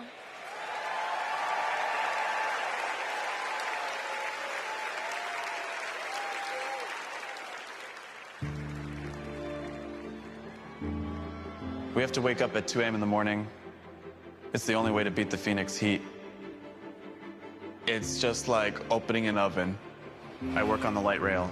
It's a good way to tackle the climate crisis, but the clock is ticking. Climate change is one of the greatest con jobs ever. All of this with the global warming and a lot of it's a hoax. It's a hoax. Hurricane Beryl is the earliest Category 5 on record. Climate change isn't a hoax, and it's not happening in the future. It's happening right here, right now. Here in Phoenix, the most consecutive 110-plus degree days in a row. Trump is pouring gasoline on the fire. He proceeded to solicit $1 billion from the fossil fuel companies because, if elected, he would roll back environmental rules and repeal regulations. Trump's Project 2025 agenda gives tax breaks to big oil and completely tramples the middle class. Trump would gut clean energy jobs like mine. This work gives us security and economic freedom. Trump would rip that away. Kamala Harris sees the future differently. She's a clean energy champion. She took on big oil that gouged Americans. Harris was the deciding vote that passed Democrats' epic clean energy investments. Kamala will fight for climate and clean energy policies that protect our health and hold big polluters accountable.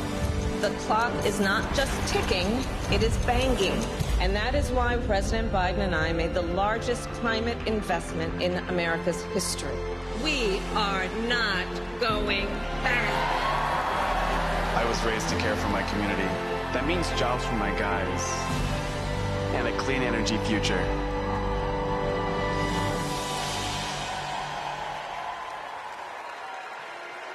Please welcome former New Mexico Representative Deb Haaland.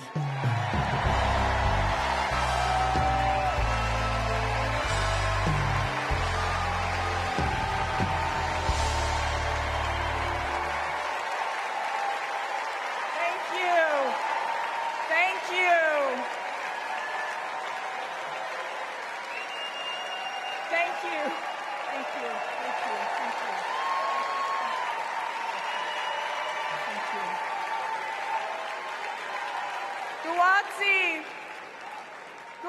Advocacy helpa, duhinamet etzakiwitza shuimi hanu.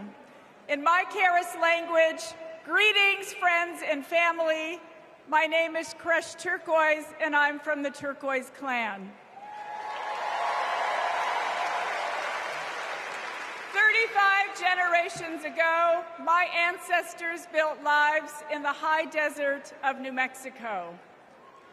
I am on this stage tonight because of them.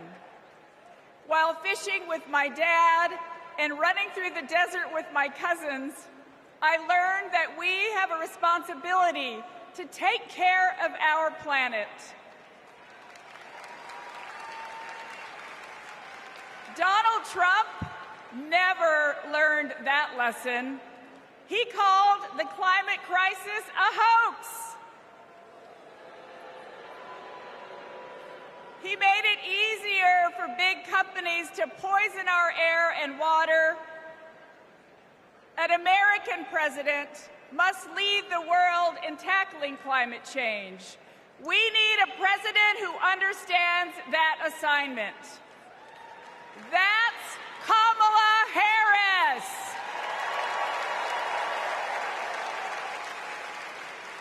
I know her record. She held polluters accountable for spilling oil into the San Francisco Bay. She defended President Obama's Clean Power Plan in court. And as vice president, she cast the tie-breaking vote for the most ambitious climate action plan in our nation's history.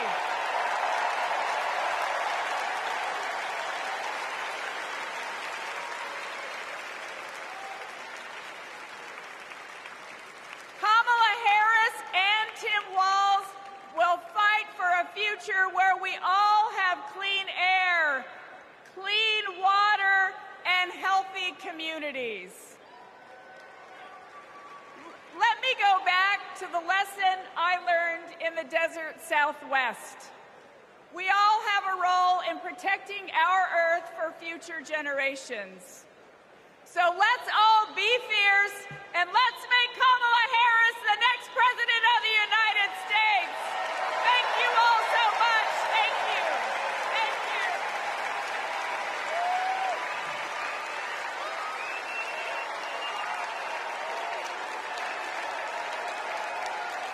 you. It's an election year, and both parties are battling to prove that they stand with workers.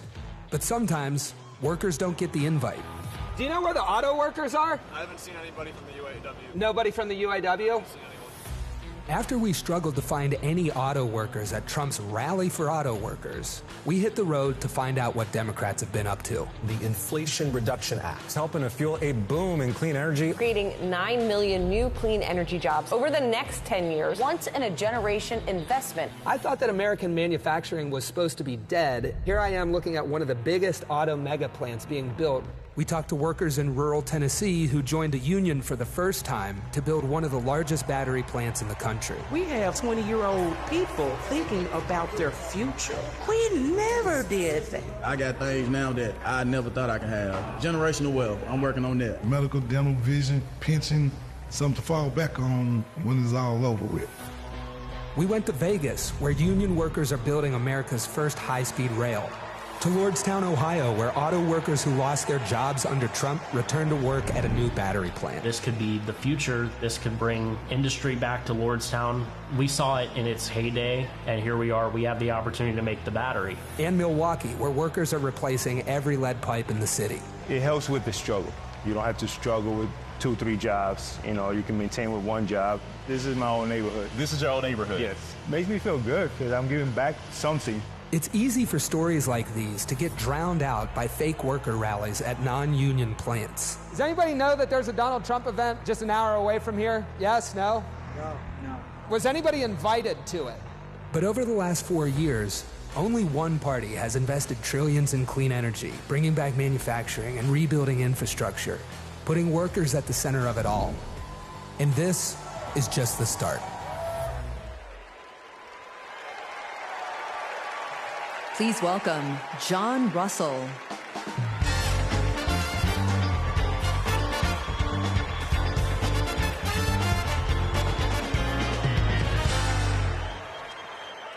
Hello, America. Thank you to the workers that make this convention happen. Let's never forget how essential all of our labor is. I come from Appalachia. We kept the lights on in this country for generations. But the wealth made by our broken backs and our black lungs never did trickle down. And Washington listened to rich men demanding that we stick with dirty energy at any cost. Across the country, working class people are looking for a political home after years of both parties putting profit above people. Now, Trump, a billionaire, says that he'll take on the elites. But then he promises handouts to big oil, and he punches down at anyone with the guts to be different. But populism that insists we are too different to get along, is just divide and conquer by a different name. There's another sort of populism with roots in this party that we in West Virginia know well. They called us rednecks back in the 1920s because striking workers from all different races wore red bandanas around their necks as they fought and died for respect and a living wage. Their fight yesterday is our fight right now. Right now. It is our choice to build on this progress and to create a political home for the mass of working Americans fighting for control over their government, their workplaces, and their planet. And it is our moment to live up to. Let's get after it. Thank you very much.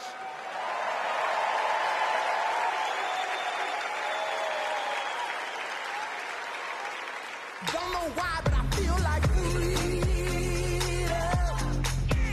When Artiva students passed one of the first climate justice policies in our nation, Vice President Kamala Harris showed up. She came to highlight our initiative because she believes in us. Last year, my dad retired after spending more than 30 years working at one of our country's most polluting power plants. Donald Trump doesn't care about people like my dad. I know Vice President Harris will put working families ahead of big oil billionaires. Kamala Harris approaches climate policy through the eyes of future generations, like mine.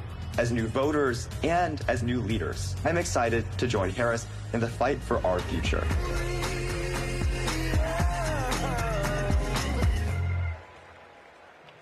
Please welcome Florida Representative Maxwell Frost.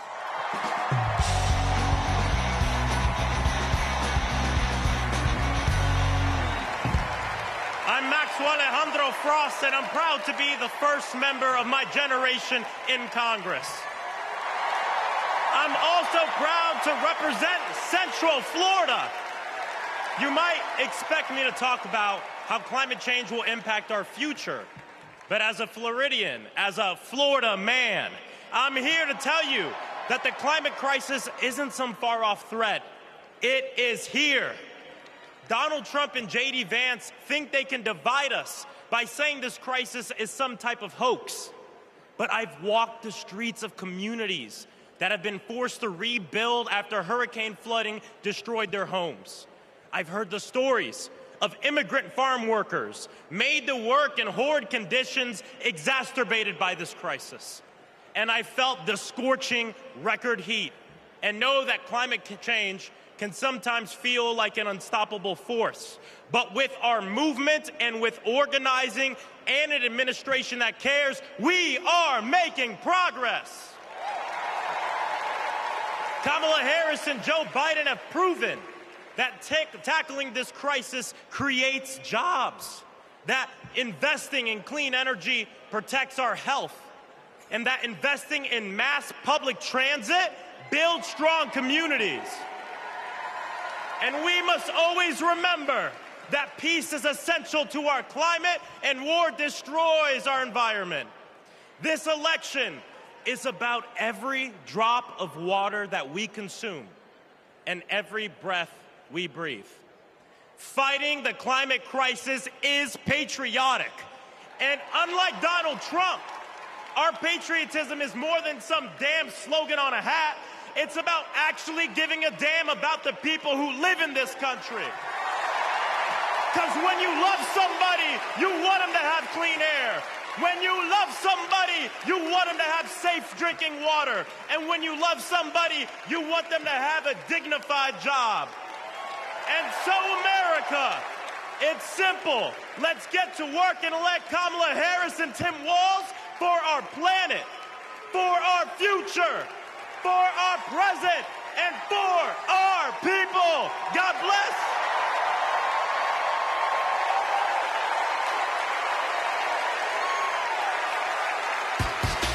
Ladies and gentlemen, if y'all are ready to send Madam Vice President and keep her in the White House, let me hear you make some noise!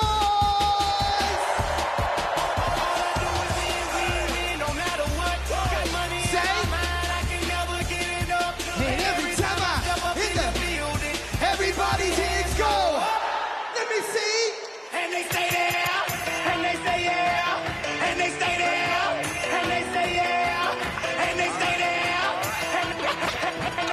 and they stay there, and they stay there, and they. I want to hear you nice and loud, Chicago. Are there any union workers here today? Make some noise. Are there any teachers in this building? Make some noise. Now everybody hands up.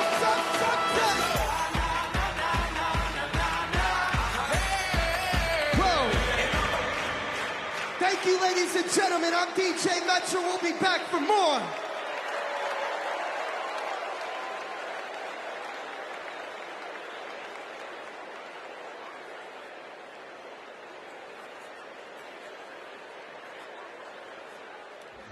What's up, everybody? Stephen Curry here. I know you all know I play for the Golden State Warriors, but man, what a great honor it was to represent Team USA and go out there and win that gold medal at the Olympics this summer. And that unity on and off the court reminded us all that together we can do all things and continue to inspire the world. That's why I believe that Kamala, as president, could bring that unity back and continue to move our country forward. This is about preserving hope and belief in our country, making sure families can be taken care of during their most precious times. I got to visit Kamala with my team in the White House last year, and I can tell you one thing I knew then and I definitely know now. The Oval Office suits her well. So in the words of Michelle Obama, do something. Go vote. Be active. Let's show out in November like never before. It's been an honor for me to represent our country. It's an honor to support Kamala. So let's all do our part. God bless. Please welcome Democratic nominee for U.S. Congress in Alabama, Shamari Figures.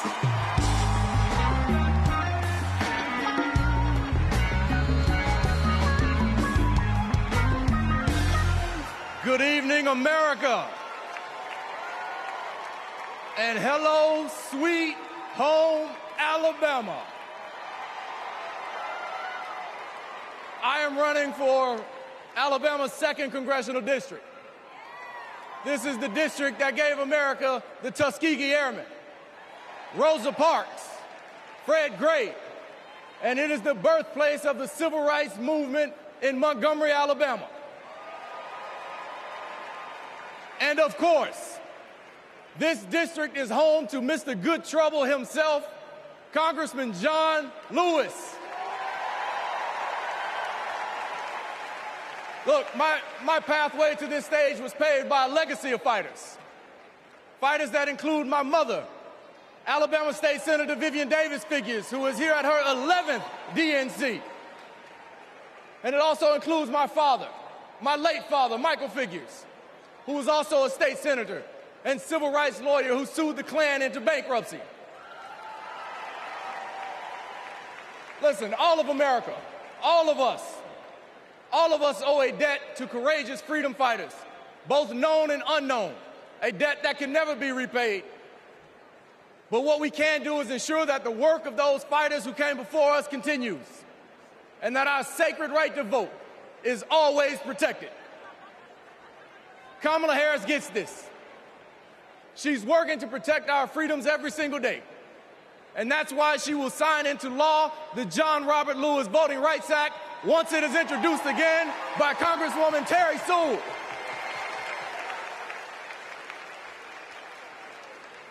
Listen, America, a California poet named Kendrick Lamar recently reminded us that sometimes we gotta pop out and show them.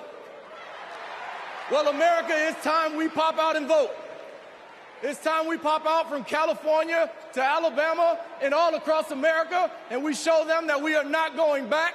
We are going forward, and we are going forward with Kamala Harris as the next president of the United States of America.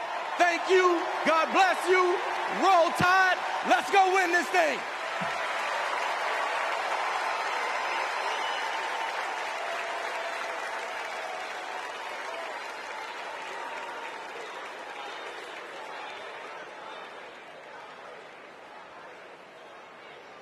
As I close out my segment tonight, I got to send a quick message.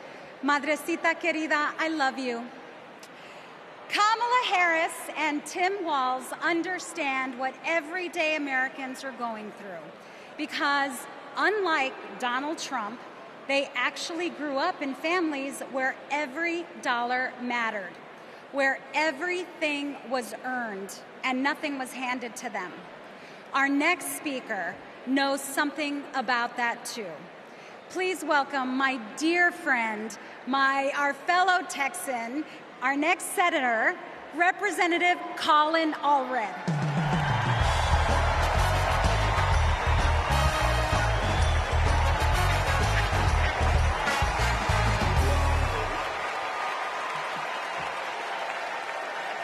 All right.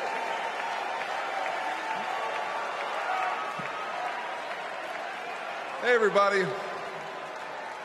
I'm Colin Allred, a congressman from Dallas, dad to two perfect little boys. And this November, I'm going to beat Ted Cruz.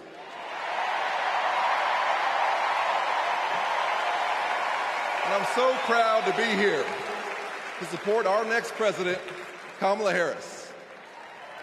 You know, like Kamala, I was raised by a single mom. Mom was a public school teacher who often worked two jobs to make ends meet. So when we talk about lowering costs, I think about the times when we went to the grocery store when I was growing up and swiped the debit card and said a little prayer. But my mom and my community in Texas gave me a chance to chase my version of the American dream. I played football at Baylor and in the NFL before becoming a civil rights lawyer and representing my hometown in Congress. Now I'm the guy who's going to turn Texas' Senate seat blue.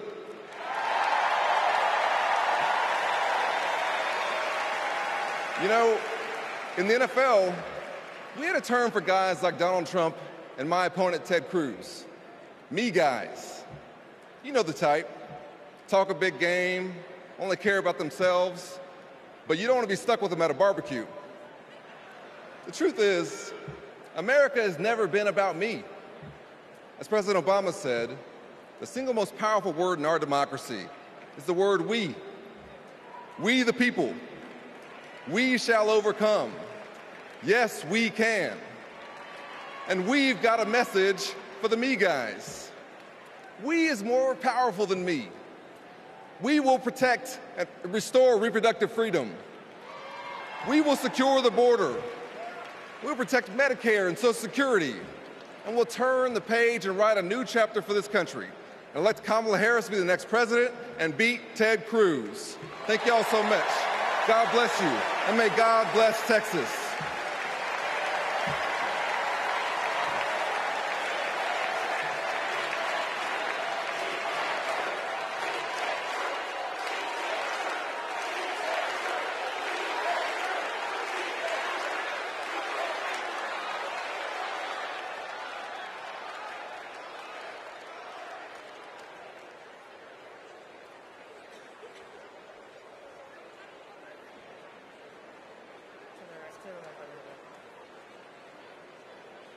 I'm Anya Cook. This is my husband, Derek, and our daughter, Anaya. 2 years ago, a miscarriage nearly killed me. At 16 weeks, my doctors told me to prepare for a stillbirth. I needed care. But my state's abortion restrictions kept it from me. I miscarried in a bathroom. I'll never forget my husband's face as he tried to stop the bleeding, trying to do what doctors should have been doing. When I reached the hospital, I'd lost nearly half the blood in my body. I can't change the past, but we can choose a different future.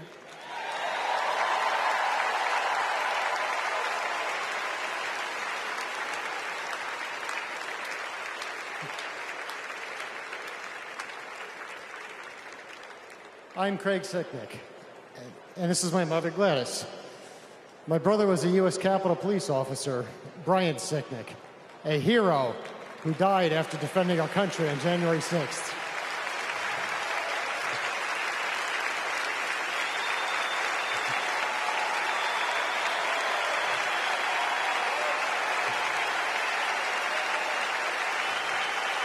My family knows how dangerous Trump is. He incited the crowd while my brother and his fellow officers were putting their lives at risk. We need a real leader, not an autocrat who is stuck in the past. Brian, we miss you every day.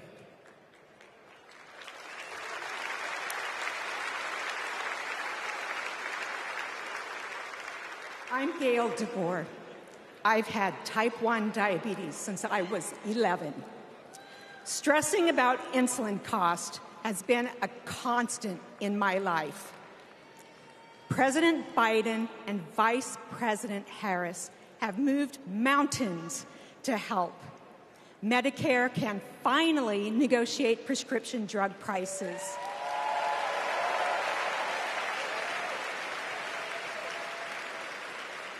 Insulin is capped at $35 for Medicare recipients.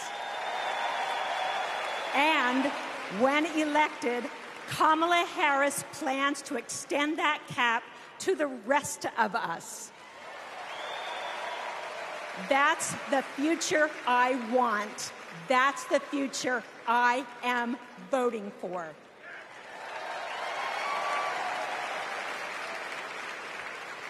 I'm Wani Romero, owner and CEO of Mothership Coffee in Las Vegas. I put in work to build my business. When COVID hit, this administration's support kept us moving. I hired staff and we grew. We've more than doubled in size since the pandemic, and it's just not us. Over the last 4 years, 19 million new business applications have been filed. Like Trump, I grew up in Queens, but unlike him, I built my business with grit. That's my story. That's the American story. Let's turn the page on Trump.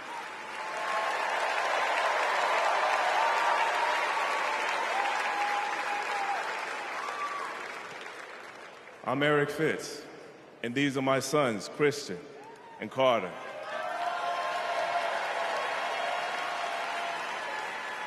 I always try to set an example for my boys, to teach them compassion, accountability, and resilience. I want those values to be reflected in our leaders.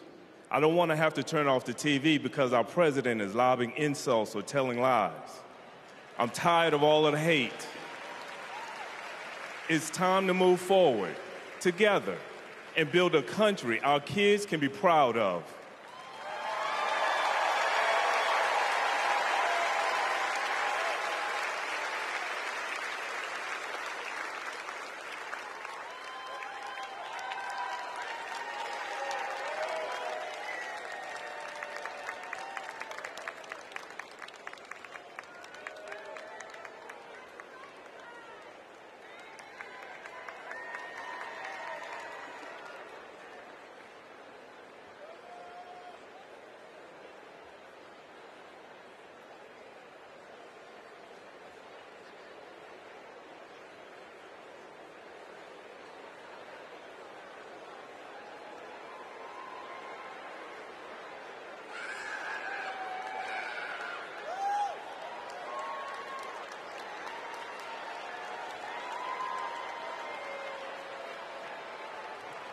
Please welcome the Bulls' official drumline, Chicago's own Pack Drumline.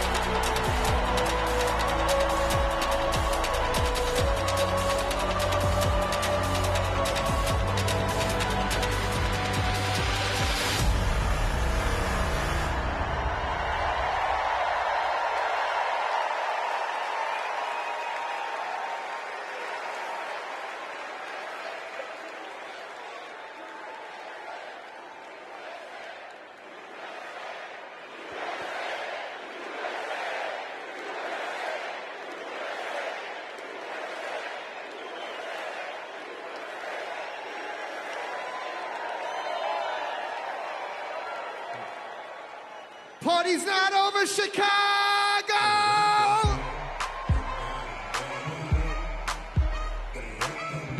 What I want to see is those flags and those hands up in the air. Help me sing it out nice and loud. Y'all ready to get down and party with me one time? DNC say.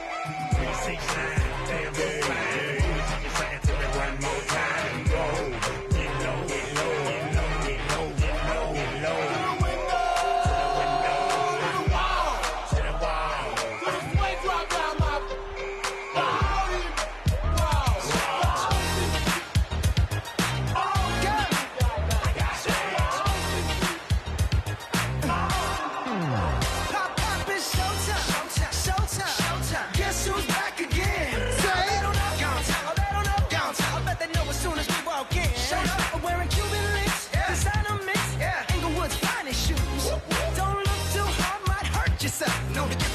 Let me say, I'm a dangerous man with some money in my pocket. Keep up. So many pretty girls around me and they're waking up the rocket. Keep up. Why you mad? Fix your face. Ain't my fault they all be jacking. Keep up. Players only. Come on, just kick it. Brings up to the moon. Girls, what y'all trying to do? 24 karat magic in the air. Head to toe so bad. Look out. Look out. Look out. This ain't Texas. Ain't no hold 'em. So lay your cards down, down, down, down. Say. Lock your Lexus and throw your keys up. Stick around, round, round, round, round. Nice and loud. And I'll be damned if I can't slow dance with you. Come pour some sugar on me, honey, too. It's a real live boogie and a real live hold down. Don't be a come take it to the floor now. Woo! There's a tornado in my city. In the basement. That ain't pretty. Rugged whiskey. We surviving. A breakup kisses, sweet redemption, passing time, yeah. Ooh, one step to the right. We headed to the dive bar we always thought was nice.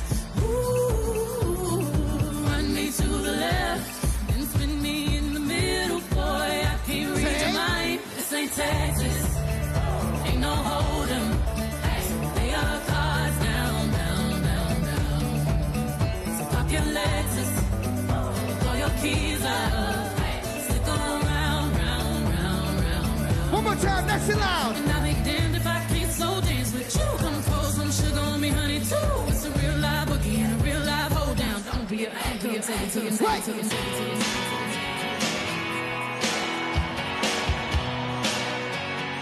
If you've been with me all 4 days, let me see you make some noise right now.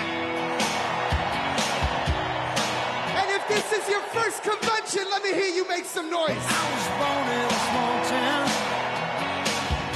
and I live in a small town. Papa died in a small town, oh, small communities.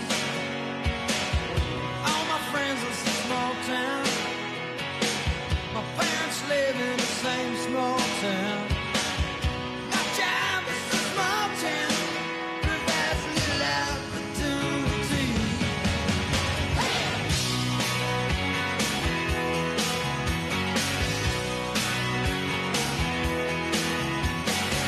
Educated in a small town, taught to fear Jesus in a small town. Used to daydream in that small town, another foreign romantic, that's me. But I've seen it all in a small town. Had myself a ball in a small town. Met an LA dollar, brought him to this small town. That small town, just like me. Hold on inside. No, I cannot forget from where it is that I come from. I cannot forget the people who love me. Yeah, I can be myself here in this small town, and people let me be just what I want to be.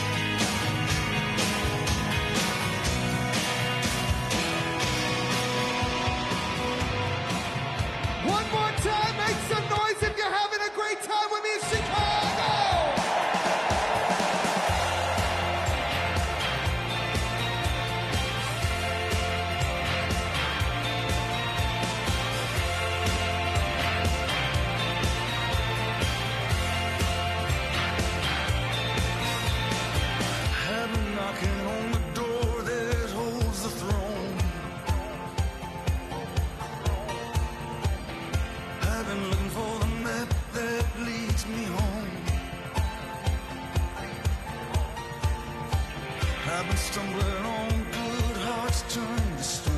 The road of good intentions is gone dry as a bone. We take care of our own. And we say, we take care of our own. One more, wait.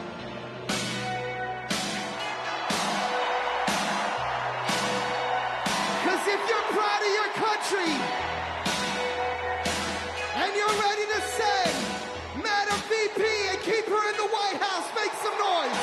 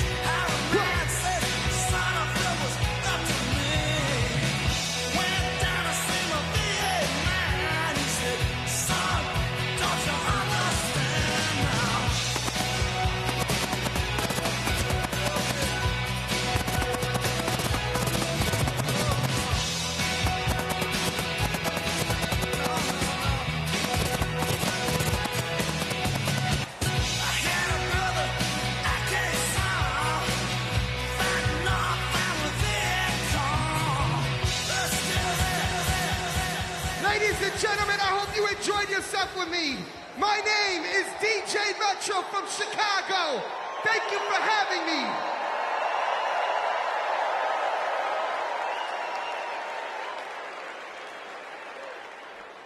Here we go.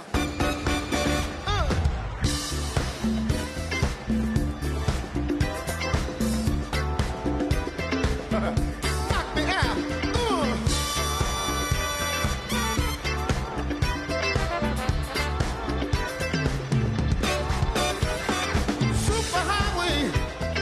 Coast to coast, easy to get anywhere. On the transcontinental overload, just slap behind the wheel. How does it feel? There's no destination. Too far, and somewhere on the way, you might find out who you are. Living in America, eye to eye. Station to station, living in America, hand in hand, across the nation, living in America. I got to have a celebration, but how soon? Yeah. Come on, slow down, fat back. Many miles of railroad track. All night, the radio keep on running through your rock and roll soul. All night diners keep you awake on black coffee and a hard roll. I like to walk around, but everybody's working. Overtime, living in America, eye to eye, station to station.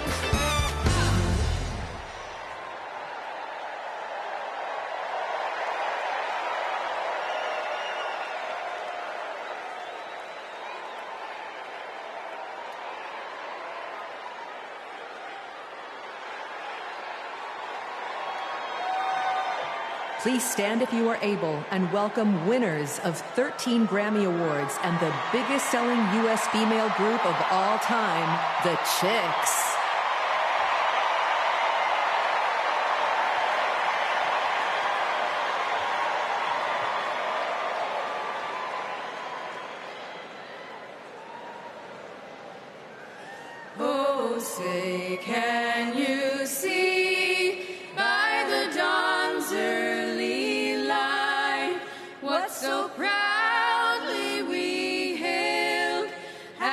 twilight's last gleaming, who's brought stripes and bright stars through the perilous fight, o'er the ramparts we watched were so gallantly streaming, and the rockets' red glare, the bombs bursting in air, gave proof through the night that our flag was still there. Oh, say does that star-spangled banner yet wave?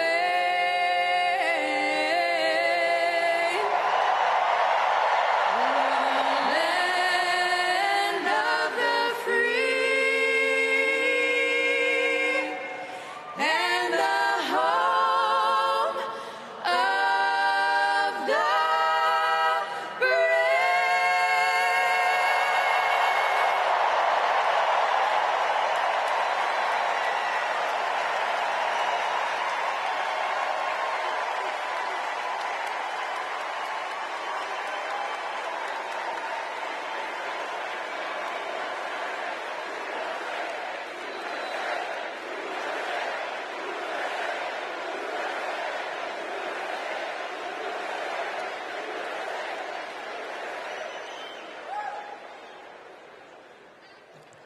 Please welcome Kerry Washington. Welcome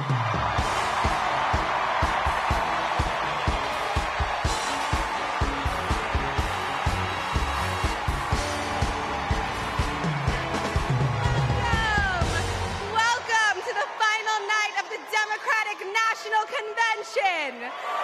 The last 3 nights have been extraordinary, and tonight we hear from our next president, Kamala Harris. Now, as I stand here, I know that there are folks on social media already saying, go back to your TV show, shut up and act. But I am not here tonight as an actor. I am here as a mother, as a daughter, as a proud union member. I am here as the granddaughter of immigrants, as a black woman descended from enslaved people. I am here tonight because I am an American and because I am a voter and because we, the people, are stronger when all our voices are heard. Look, I know that I am the one standing on this stage, but I am not the lead character in this story. You are. All of you. You are the messengers. You are the fixers. Dare I say it, you are the Olivia Popes. You are the superheroes saving this democracy. It is you, not me, who have the greatest power to convince your loved ones to vote. So, just like Michelle Obama told us, let's do something. Let's make a video. Everybody take out your phones. Everybody take out your phones. We're going to make a moment. Can somebody bring me my phone? I want to capture this historic moment and share it with the people that we love. Oh, hi!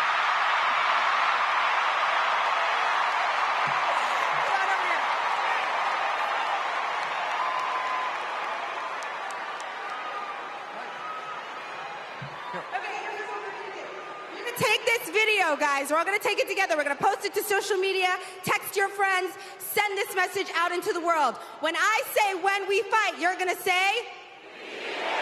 Are you ready? Okay, let's record. We're recording. You ready, Tony? Yep, I'm ready. Okay, ready?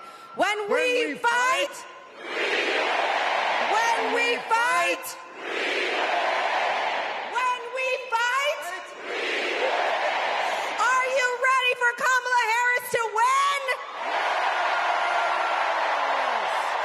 Good, because when Kamala wins, America wins. We did it! We did it, Joe! Thank you, Tony. I don't get to stay? No, you gotta go. Bye, everybody. Tony Goldwyn, ladies and gentlemen! Okay, so listen. It's come to my attention that there are some folks who struggle or pretend to struggle with the proper pronunciation of our future president's name. So, hear me out. Confusion is understandable. Disrespect is not. So tonight, we are going to help everyone get it right. Here to help me are some very special guests.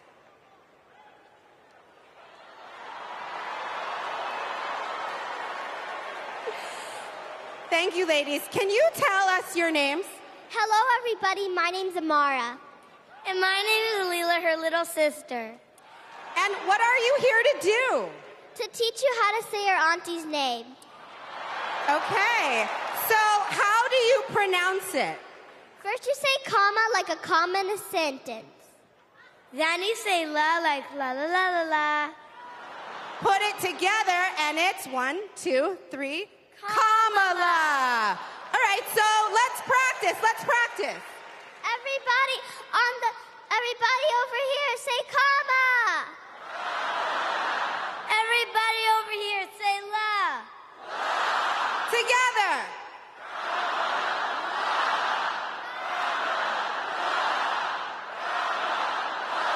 For president!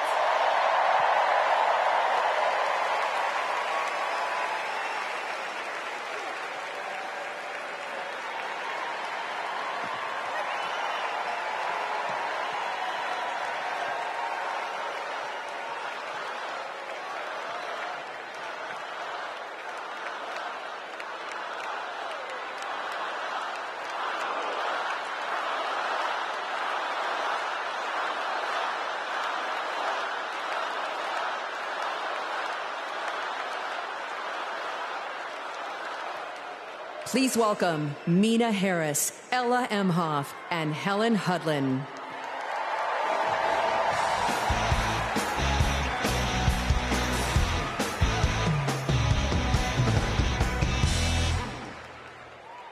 Hi, I'm Mina. I'm Ella. And I'm Helena. I grew up in Oakland, California, in a house full of extraordinary women. My mom, my grandma, and my auntie, who showed me the meaning of service, helping her sister, a 17-year-old single mom, fighting for justice for the American people, and still cooking Sunday family dinner. She guided me, now she's guiding my own children, and I know she'll guide our country forward. Kamala came into my life when I was 14. Famously a very easy time for a teenager. Like a lot of young people, I didn't always understand what I was feeling. But no matter what, Kamala was there for me. She was patient, caring, and always took me seriously. She's never stopped listening to me, and she's not going to stop listening to all of us.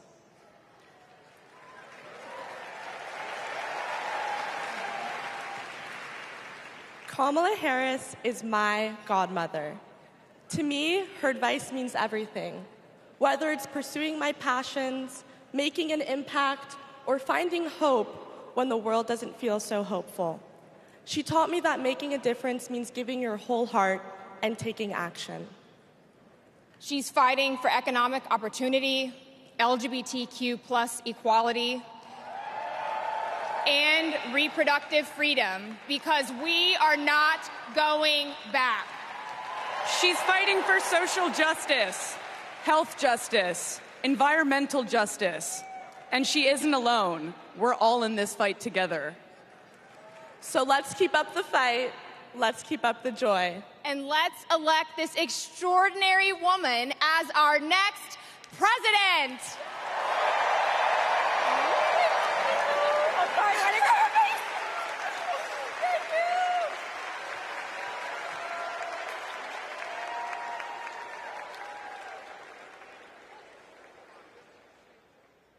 Please welcome actor and comedian D.L. Hughley.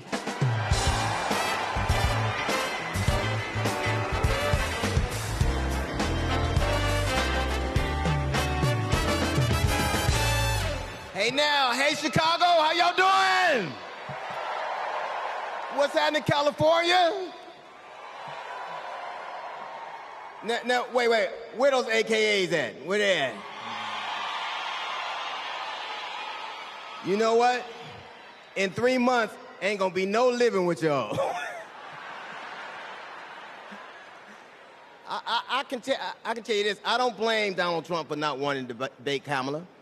I've been married to a black woman for 40 years and I ain't won one debate. I'm owing $93,000. Now, of course, Trump is saying that Kamala isn't black. I guarantee you this, Kamala's been black a lot longer than Trump's been a Republican.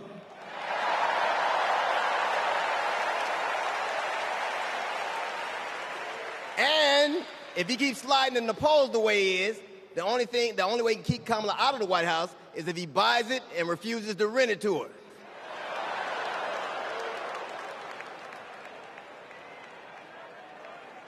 Of course, Kamala's getting broad support. They got black men for Kamala, white men for Kamala, Latinos and Asians for Kamala. They even have Republicans for Kamala.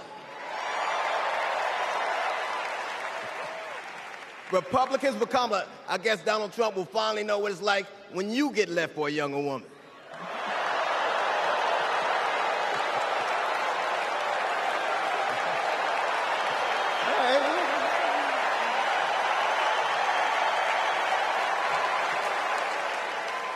But seriously, Kamala knows the truth about the American dream, that hard work is not enough. Hard work alone is not enough to succeed, that you need access and information and opportunity. And she knows that some folks are often denied those very things. As president, she will give each and every one of us a fair shot in life. But I have to admit, I didn't always believe that. I mean, if you told me the 15-year-old me would be on stage supporting a prosecutor and a teacher,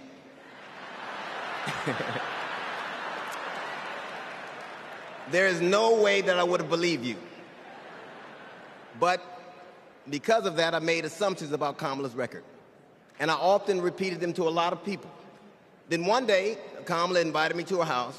She put her hand on my shoulder, and she asked me to do some research. Something I had never done. Something a lot of people I know had never done before. Imagine attacking someone's character without a single Google search. So I did what I should have done in the first place. I learned that she had done for us exactly what she promised to. I believe that your apology should be as loud as your accusation, and I'm here apologizing in front of the whole damn world. I was wrong. I was wrong, and I'm so very glad I was wrong because, Kamala, you give me hope for the future, a future where my grandchildren, Nola and Stevie, had the freedom to control their own bodies, where they have the opportunity to go as far as their wits and their talents would take them. That future, ladies and gentlemen, is possible, but only if we elect Kamala Harris as the 47th President of the United States of America.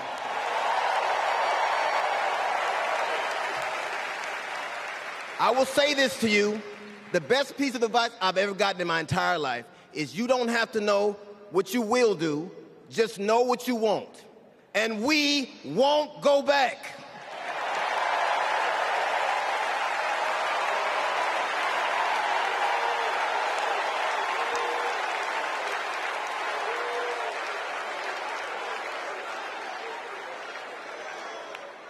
The energy in this room is electric.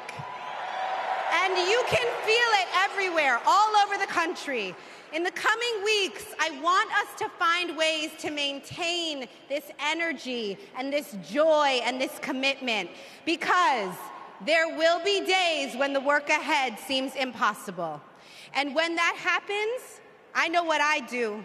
I get involved. I get engaged. I ask myself, how can I be of service to my community? Because community is why we do this. Am I right? Yes, we do this for our children, for our parents, for our teachers and care workers who treat our loved ones like their own. We do this for working families who make this country thrive. We do this for the planet and for each other. We do this for justice and for peace and for democracy. And as we are about to hear, we do this for the safety of our communities.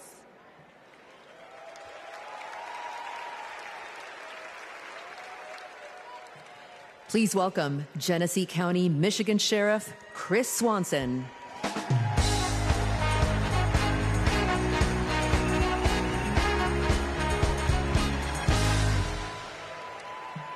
My job is to protect people, all people. In 2020, righteous anger spilled over into the streets of Flint, Michigan. One bad decision from either side, and there would have been bloodshed. But that didn't happen. We laid down our riot gear, and we embraced the community, and instead of hate, we chose hope.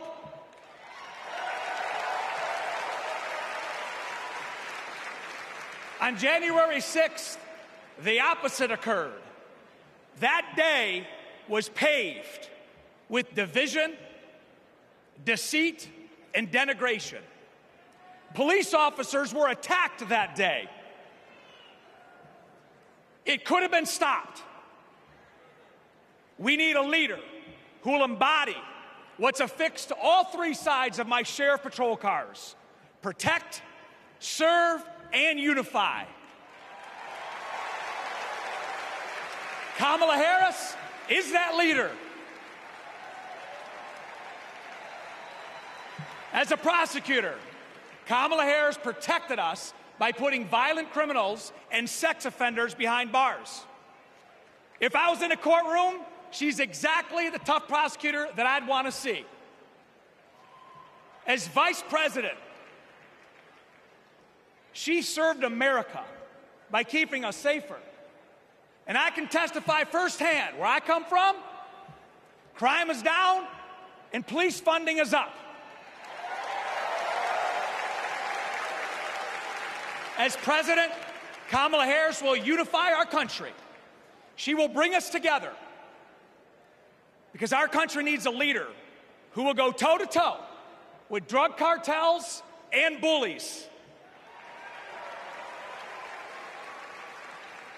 One who has already taken the oath, raised her right hand to advocate for the people. I can tell you in 2020, we were able to turn a protest into a peaceful movement by walking together. One city, one community, and one country. America, let's walk. Let's walk. Let's walk together and let's elect Kamala Harris and turn hate into hope yet again. Thank you.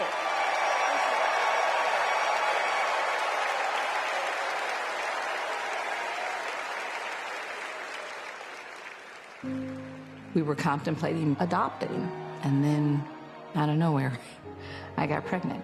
Jordan was so much fun as a child. When all of a sudden, 3 of those rounds he aimed at Jordan. Jordan didn't deserve to die that way. Reports of an active shooter at a high school. These students have now lived through so many of these shootings since they were born almost. We were praying and crying. I don't know how we're alive. An active shooter at an elementary school in Uvalde, Texas. Multiple children have been killed. Most of the body's so mutilated that only DNA tests or green Converse could identify. Trump did nothing on guns and was proud of it. There was great pressure on me. We did nothing. After a mass shooting in Iowa, Trump said, I have to get over it. "You never get over it." Kamala Harris and Joe Biden refused to get over it. As district attorney, she got illegal guns off the street. As Attorney General, she took on transnational crime rings and stopped gun trafficking. As Vice President, she helped pass the most sweeping gun violence legislation in 3 decades, keeping guns out of the hands of criminals, expanding background checks, closing loopholes. We'll finally pass red flag laws, universal background checks, and an assault weapons ban. Kamala understands the fight we're in. The power is with the people. And gives people like me, survivors like me, hope.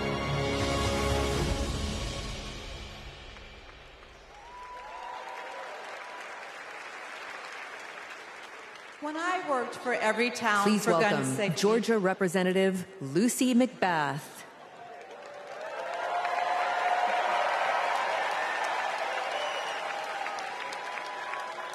When I worked for Every Town for Gun Safety and Moms Demand Action for Gun Sense in America,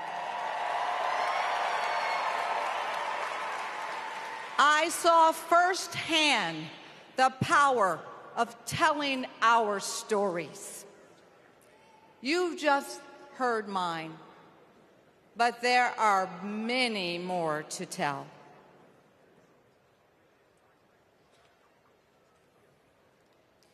On December 14th, 2012, I walked into Sandy Hook School. I stopped at the office, chatted with my principal, then started my day with my second graders.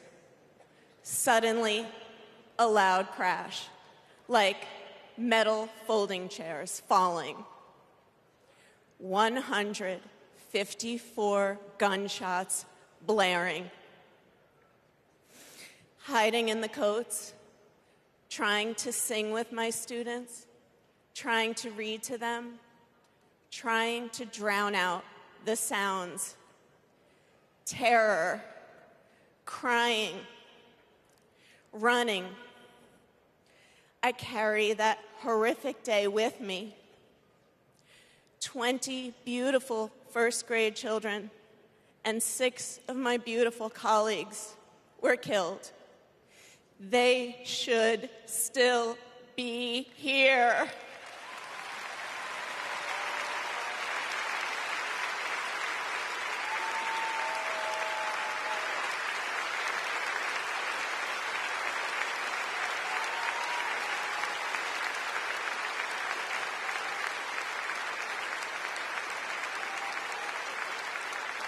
It's 10:30 a.m. at Robb Elementary in Uvalde. The school is recognizing my 10-year-old daughter, Lexi, for receiving all A's. She receives a Good Citizen Award, and we pose for photos. She wears a St. Mary's sweatshirt and a smile that lights up the room. 30 minutes later, a gunman murders her, 18 classmates, and 2 teachers. We are taken to a private room where police tell us she isn't coming home. Uvalde is national news. Parents everywhere reach for their children. I reach out for the daughter I will never hold again.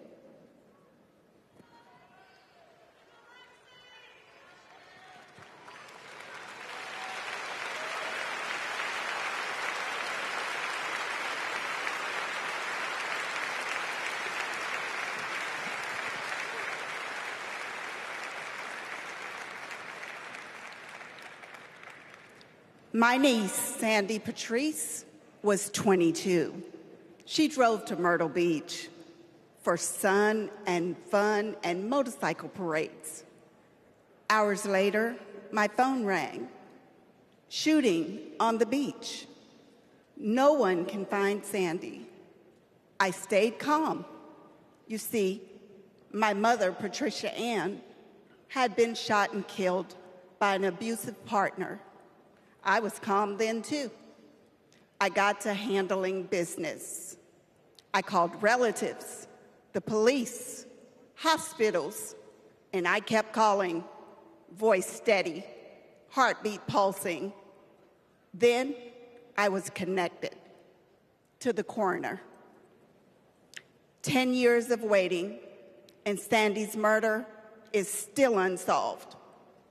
I'll keep calling, and I'll keep fighting.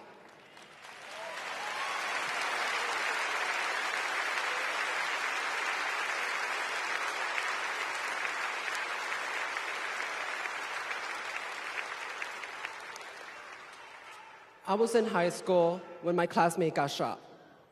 It changed my story. Instead of worrying about taking a test, I started worrying about living to take another test. They say schools are for learning, and I did learn a lot that day. I learned how to run, how to hide and drop, that what happens in the news can happen to me. But I learned something else too, that we can write and must write a new story if we choose to.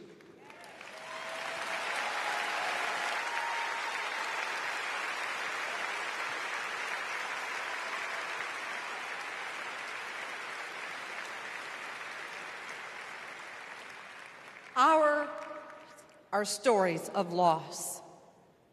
But make no mistake, our losses do not weaken us.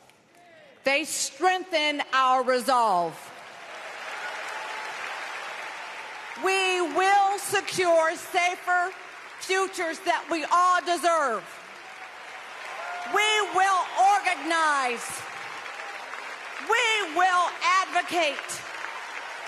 We will run for office.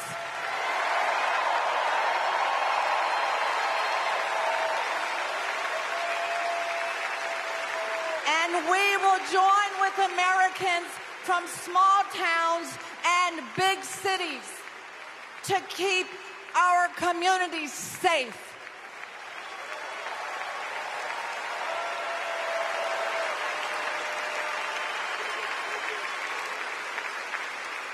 And we will elect leaders like Kamala Harris,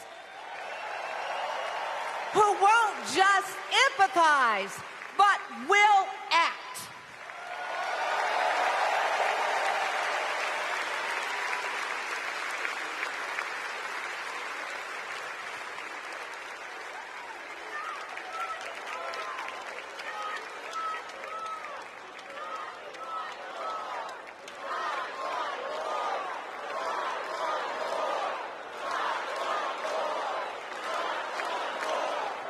Please welcome former Arizona Representative Gabby Giffords.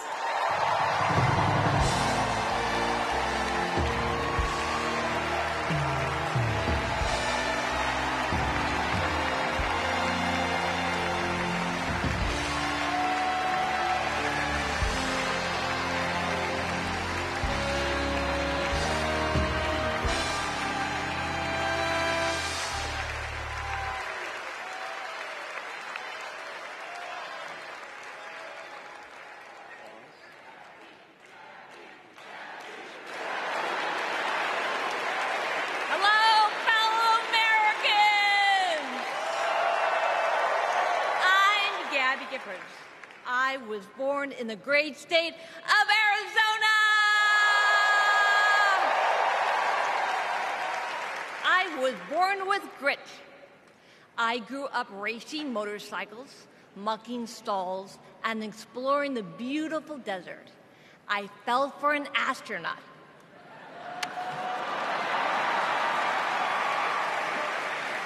For 5 years, I served in Congress from a swing district. Everybody called me a rising star. Then on January 8th, 2011, a man tried to assassinate me. He shot 19 people. He killed 6. Terrible, terrible day. I almost died, but I fought for my life, and I survived.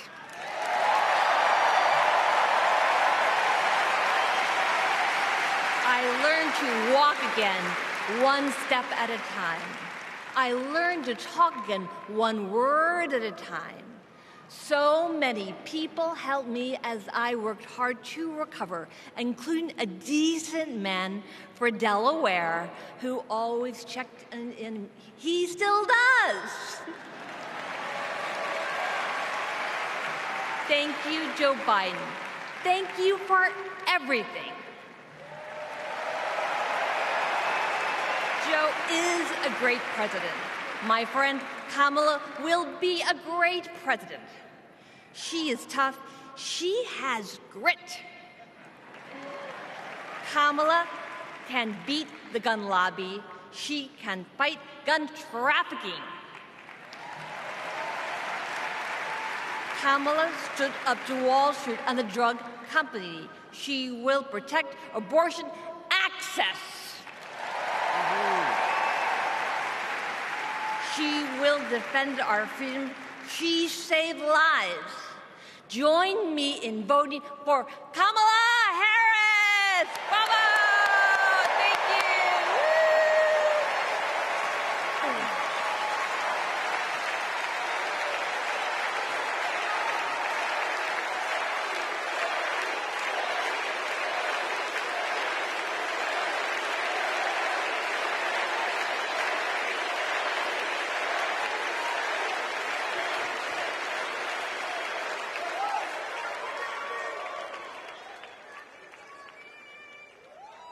Don't know why, but I feel like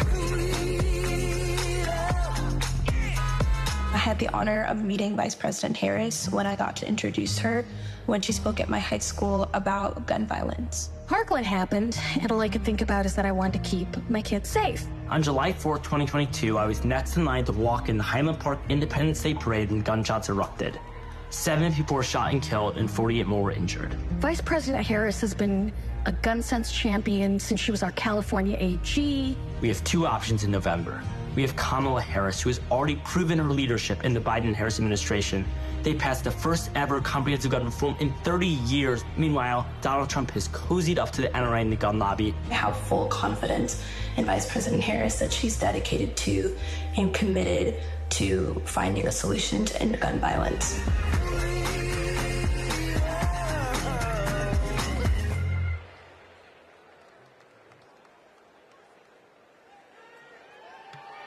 Please welcome 3-time Grammy-winning singer-songwriter and global pop icon, Pink.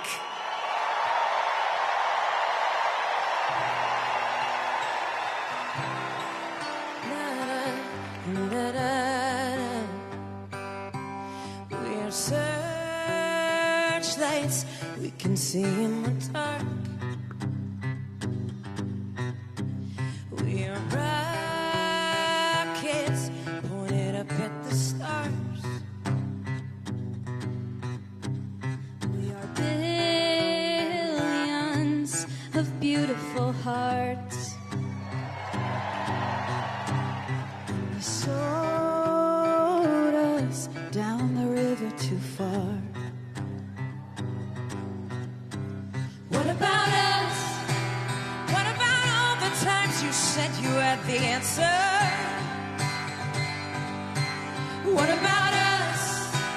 What about all the broken happy ever afters? Oh, what about us? What about all the plans that ended in disaster? What about love? What about trust? What about us? We're problems that want to be solved. We are children that need to be loved. We were willing, we came when you called. But man, you fooled us. Enough is enough. Oh, what about us? What about all the times you said you had the answer? What about us? What about all the broken happy ever afters? What about us? What about all the plans that ended in disaster? What about love? What about trust? What about us? Sticks and stones, they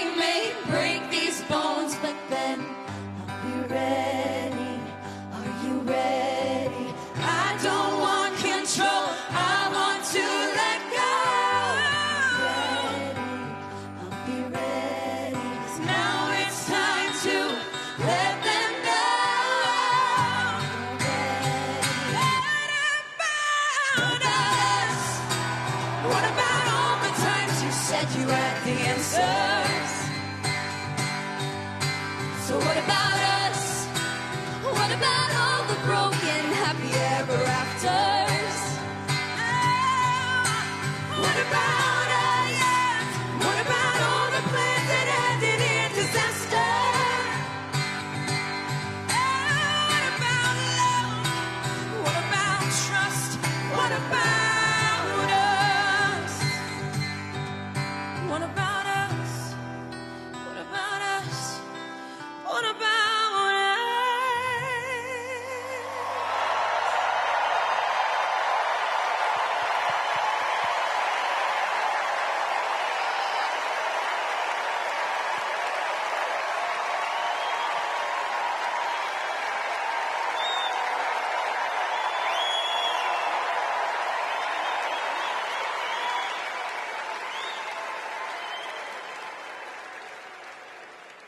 Global security and global prosperity depend on the leadership of the United States of America.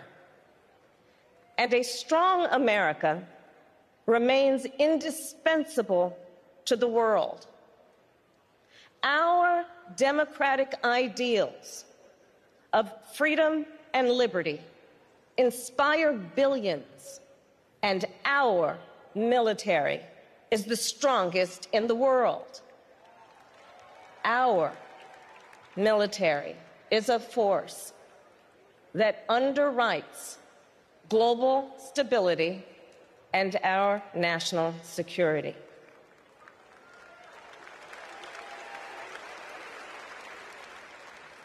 Please welcome Arizona Senator Mark Kelly.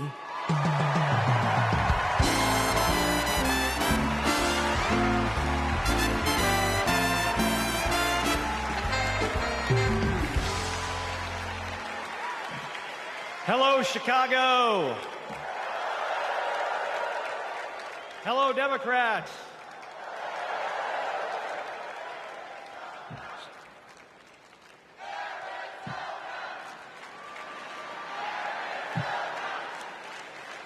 So, President Obama had to follow Michelle. I had to follow Gabby and Pink. Gabby amazes me every single day. She was able to walk out and address you tonight because she's a fighter. And thanks to a team of doctors, nurses, and especially her speech therapist. We all need a team. I've flown into space 4 times. I've flown into combat nearly 40 times. Not once did I do that by myself. It took a team to accomplish a mission. It always does. I flew in the Navy during the first Gulf War. America rallied our allies to kick out a tyrant who invaded a neighbor. Today, Vladimir Putin is testing whether we're still that strong. Iran, North Korea, and especially China watch closely. What's Trump's answer? He invited Russia to do, and these are his words, not mine, whatever the hell they want.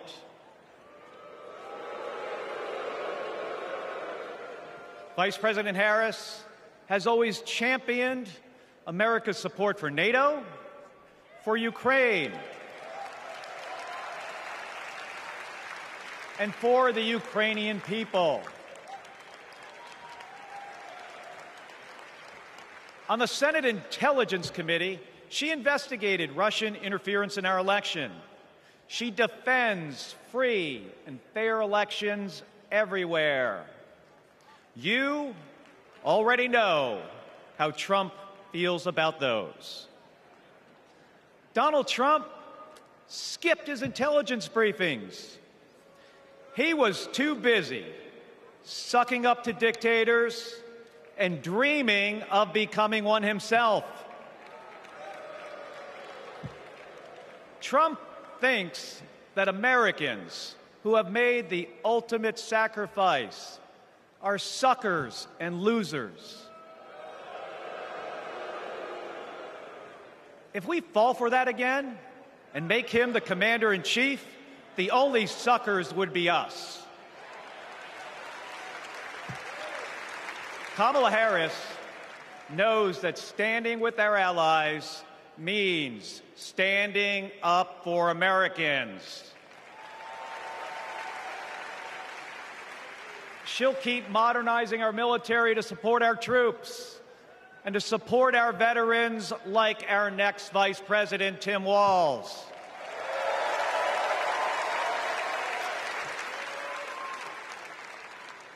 The world laughs at Trump, literally. But folks, it is not funny. When he was president, that meant the world was laughing at us. The threats we face are too serious. The sacrifices our service members make are too sacred. The alliances we've spent decades building are too critical. That's what's at stake now. And the choice isn't even close. But in Arizona and nationwide, this election will be.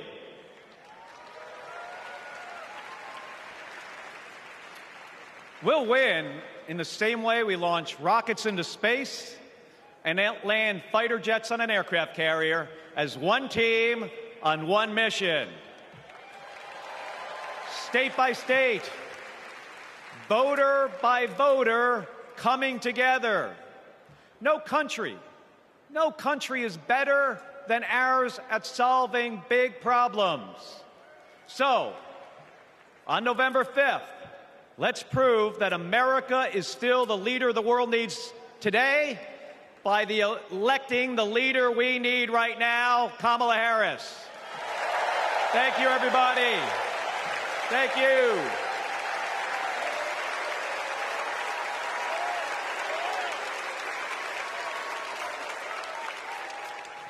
Please welcome former Secretary of Defense Leon Panetta.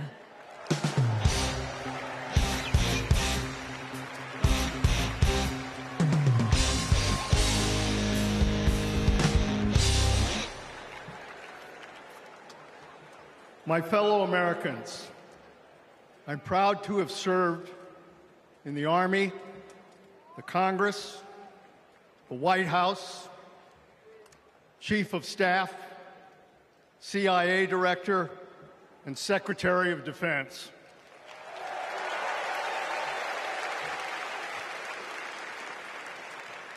I've looked into the eyes of our warriors and deployed them into battle. I gave the order directing our Special Operations Forces to fly 2 helicopters 150 miles into Abbottabad at night. And by the time the sun rose, Osama bin Laden was dead.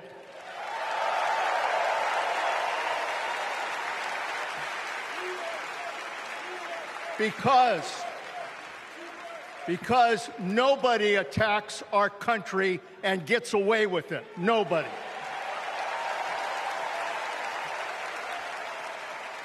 That's what our warriors do. That's what our warriors do. Our warriors need a tough, cool-headed commander-in-chief to defend our democracy from tyrants and terrorists. We need Kamala Harris behind the resolute desk. She knows a tyrant when she sees one. And our allies know a leader when they see one. on the Senate Intelligence Committee and as vice president, she worked with more than 150 world leaders. She's looked our allies in the eye and said, America has your back. Trump would abandon our allies and isolate America. We tried that in the 1930s. It was foolish and dangerous then, and it's foolish and dangerous now.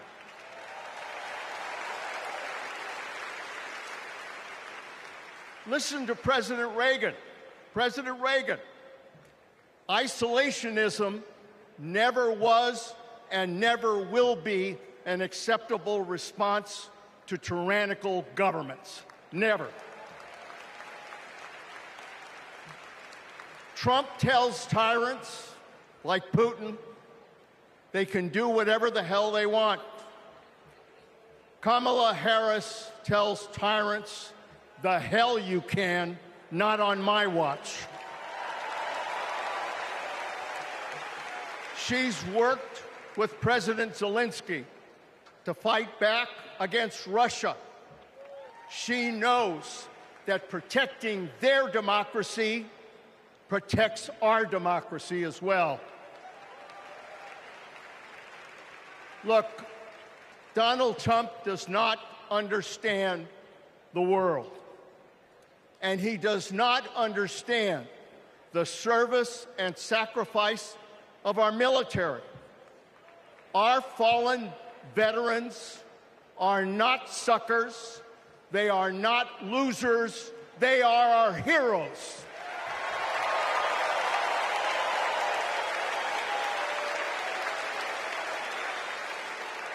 Kamala Harris will honor our veterans. And in Tim Walz, we will have a vice president who has served in uniform honorably for 24 years.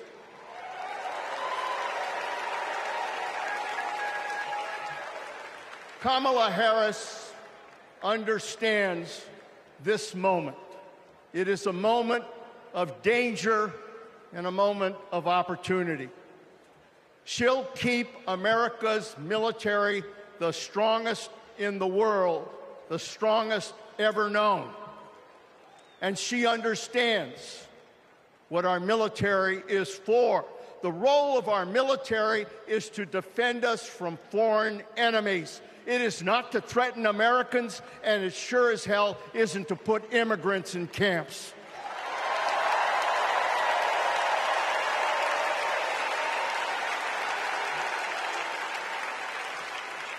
Every president since World War II, Republican and Democrat, has shared the belief that America must protect democracy in the world. Every president has honored our veterans and their sacrifices. Every president, but one. So we face a critical choice: to vote for someone who stands with our military and stands up for democracy, or someone who will disrespect our heroes and undermine our democracy. My fellow Americans, there is only one choice. One choice. And let me tell you something. When she takes her oath of office, as she will this January,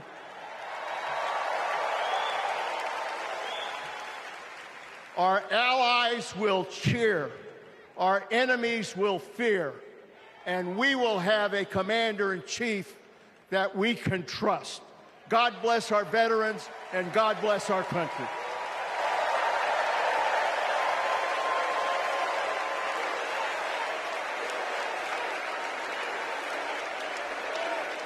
Please welcome Arizona Representative Ruben Gallego.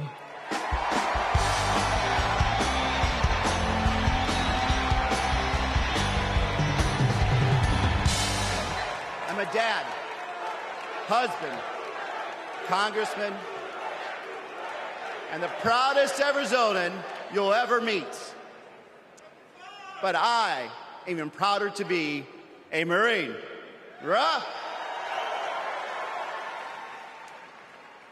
My mom raised us alone on a secretary's salary. I slept on the floor. I worked every job I could: meat packing, construction, making pizzas. I made it to Harvard with no money or connections. Other kids were happy because they were at Harvard.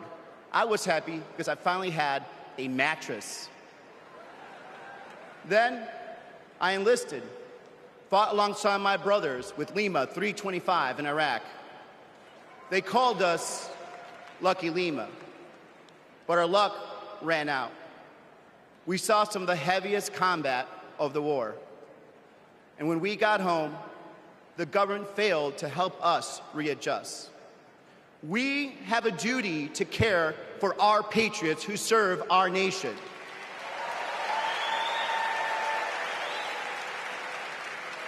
For the Vietnam veteran in Buckeye who relies on the VA for his medication. For the Afghan veteran in Pittsburgh who finally got treatment for his PTSD.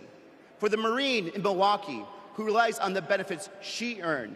For my Navajo brothers and sisters who serve the Marines with me, I remember you too. Kamala Harris and Tim Walz are fighting for them. Kamala Harris has delivered more benefits to more veterans than ever before, and has achieved the lowest veterans unemployment rate in history. Vice President Harris has stood up for us and our families always. Tim Walz served for 24 years. His passion for veterans earned him respect on both sides of the aisle, and he stands with us too. In fact, let me introduce you to some of the many Democrats who understand what service means, because we put country over politics. We were proud to wear the uniform, and we're proud serving our countries in city halls, state capitals, the U.S. House, and the Senate. These veterans represent the best of our country. We stand united as veterans, Democrats, and patriots to fight for everyone who serves.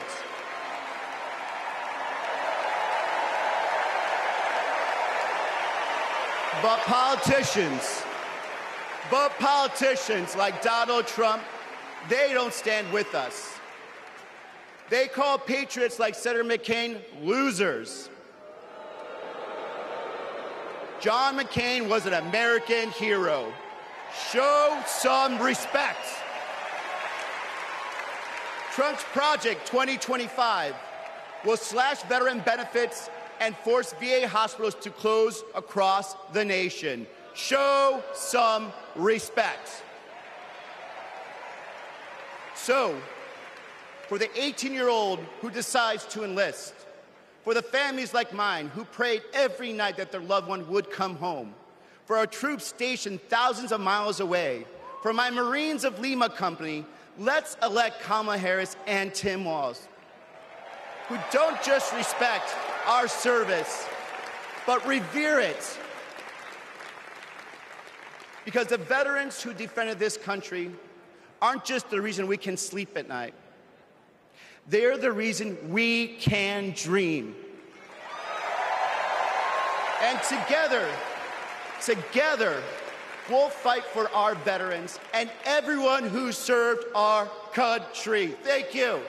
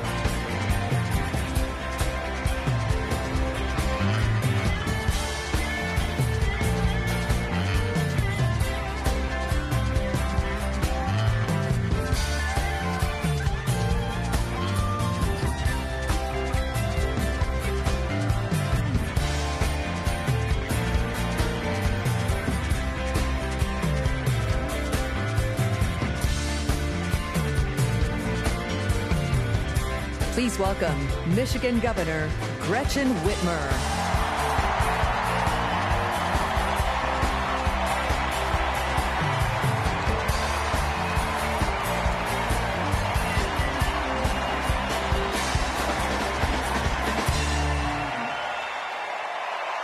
I'm Governor Gretchen Whitmer.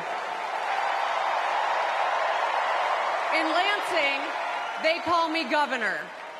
But in Detroit, they call me Big Gretch.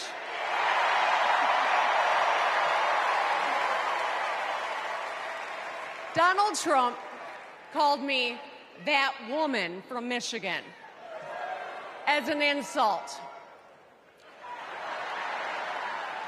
Being a woman from Michigan is a badge of honor.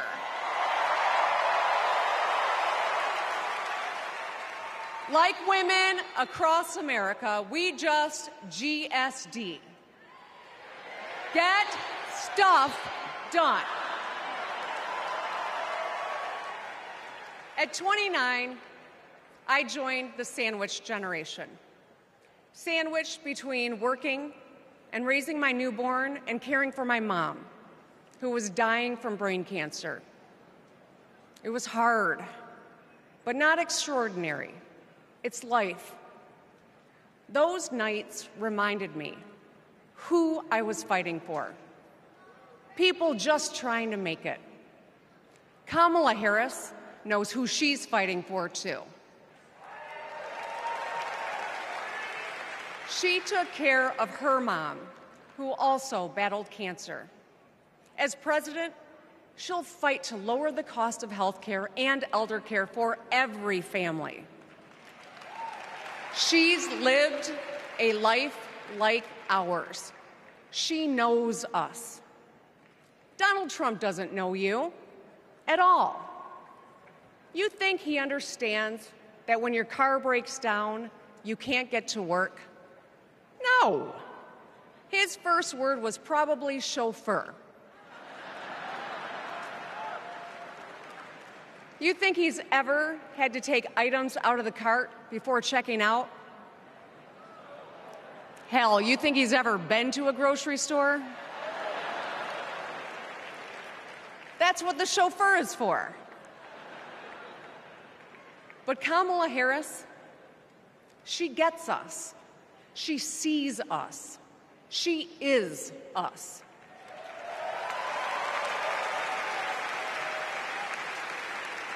Look, we've all lived through a lot of history over the past few years. Floods and fires, an attempted coup, a plot, and a pandemic. It's exhausting. We don't know what the next 4 years will bring. But what we do know is this. Through it all, your life won't stop. You're going to have to get to work, pick up the kids, and pay your bills. And then one day, when you're just trying to get everyone out the door, a news alert goes off. Something happened. Something hit the fan. You'll ask, is my family going to be okay? And then you'll ask, who the hell is in charge? What if it's him? What if it's that man from Mar-a-Lago?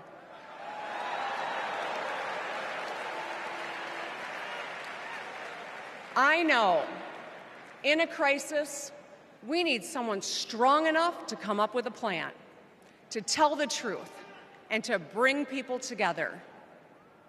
Right now, before the crisis, is when we get to choose. Why wouldn't we choose the leader who's tough, tested, and a total badass?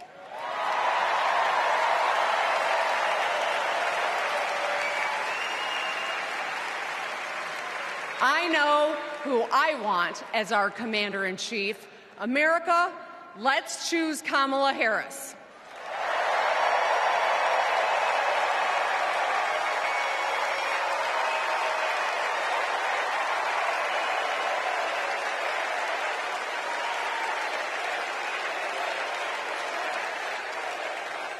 Please welcome actress, director, and philanthropist, Eva Longoria.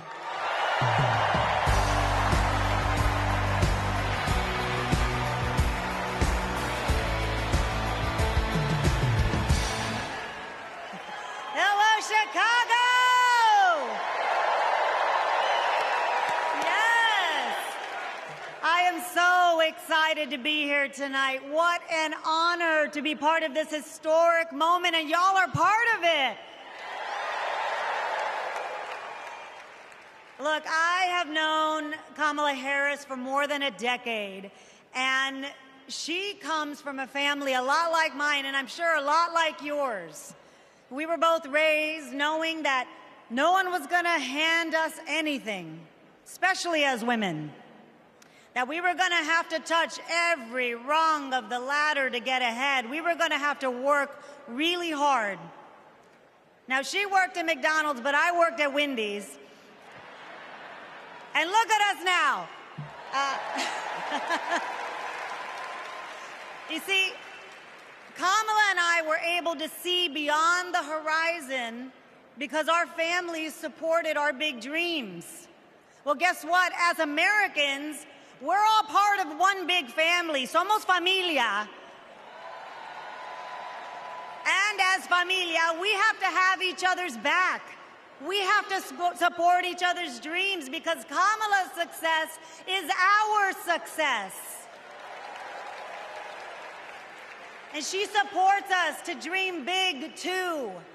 So let me tell you, in the Latino community, in our community, we have a saying, sí se puede, which means yes. It means yes, we can. But tonight, I'm here to tell you, yes, she can. So we're going to say, she se puede. So when someone asks you, is she ready to lead this country forward, we're going to say, she se puede. When somebody says, is she qualified for the job, we're going to say, she se puede. When somebody asks, is she going to be the first female president of the United States, we're going to say, she se puede. Our voices, our vote, we're going to decide this election. And let me tell you, the energy tonight isn't just here in Chicago, it's all across the country. People are gathered at watch parties everywhere to celebrate Kamala Harris. Say hello. Yes. All right. We know how to work, so let's get to work. Let's turn all of this enthusiasm and joy into action between now and November 5th. Let's go. She se puede. She se puede.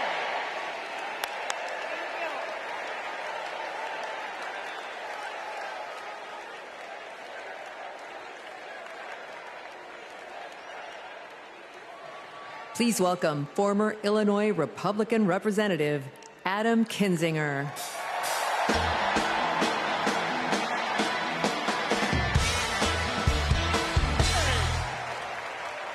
Hey, good evening. Good evening. Thank you, thank you, thank you. I'm Adam Kinzinger, and I am proud to be in the trenches with you as part of this sometimes awkward alliance that we have to defend truth, defend democracy, and decency. I was just a kid when I was drawn to the party of Ronald Reagan, to his vision of a strong America, the shining city on a hill. I was a Republican for 12 years in Congress, and I still hold on to the label. I never thought I'd be here, but listen, you never thought you'd see me here, did you? But I've learned something about the Democratic Party, and I want to let my fellow Republicans in on the secret. The Democrats are as patriotic as us.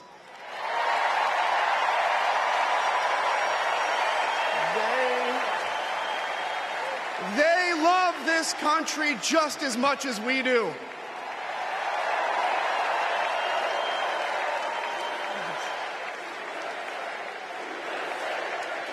And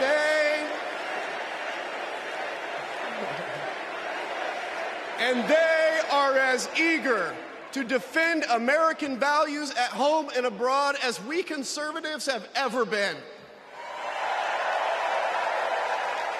I was relieved to discover that because I've learned something about my party too, something I couldn't ignore.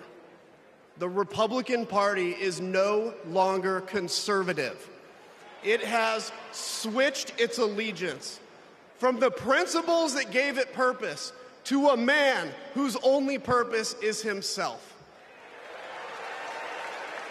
Donald Trump is a weak man pretending to be strong. He is a small man pretending to be big. He's a faithless man pretending to be righteous. He's a perpetrator who can't stop playing the victim. He puts on, listen, he puts on quite a show, but there is no real strength there. As a conservative and a veteran, I believe true strength lies in defending the vulnerable. It's in protecting your family. It's in standing up for our Constitution and our democracy. That is the soul of being a conservative. It used to be the soul of being a Republican, but Donald Trump has suffocated the soul of the Republican Party. His fundamental weakness has coursed through my party like an illness, sapping our strength, softening our spine, whipping us into a fever that has untethered us from our values. Our democracy was frayed by the events of January 6th, as Donald Trump's deceit and dishonor led to a siege on the United States Capitol. That day, I stood witness to a profound sorrow, the desecration of our sacred tradition of peaceful transition of power, tarnished by a man too fragile, too vain, and too weak to accept defeat.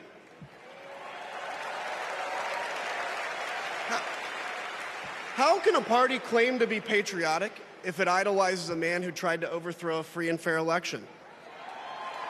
How can a party claim to stand for liberty if it sees a fight for freedom in Ukraine, an attack pitting tyranny against democracy, a challenge to everything our nation claims to be, and it retreats, it equivocates, it nominates a man who is weirdly obsessed with Putin, and his running mate who said, quote, "I don't care what happens in Ukraine." Yeah, and he wants to be vice president. Yeah. How can a party claim to be conservative when it tarnishes the gifts that our forebears fought for? Men like my grandfather, who served in World War II, who believed in a cause bigger than himself, and he risked his life for it behind enemy lines. To preserve American democracy, his generation found the courage to face down armies. Listen, all we're asked to do is to summon the courage to stand up to one weak man.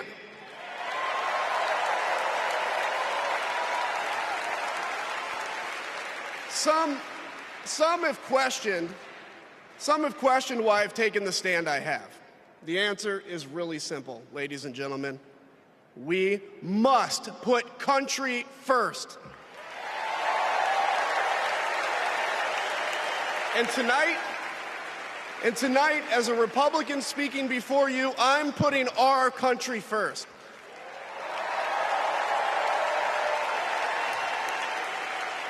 Because the fact is, I do belong here.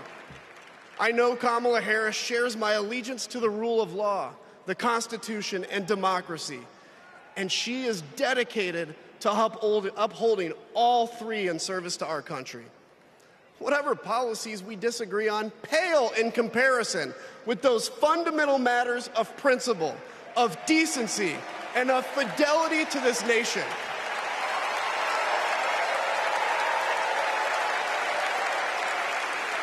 Listen, to my fellow Republicans, if you still pledge allegiance to those principles, I suspect you belong here too. Because Because democracy knows no party. It's a living, breathing ideal that defines us as a nation. It's the bedrock that separates us from tyranny, and when that foundation is fractured, we must all stand together, united, to strengthen it.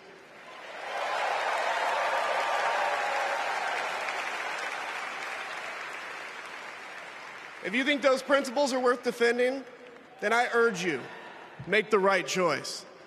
Vote for our bedrock values, and vote for Kamala Harris. God bless you.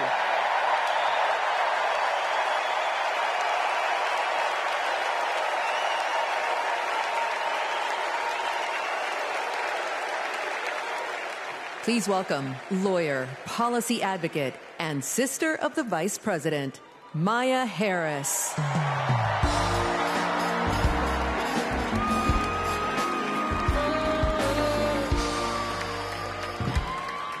Hello, Chicago.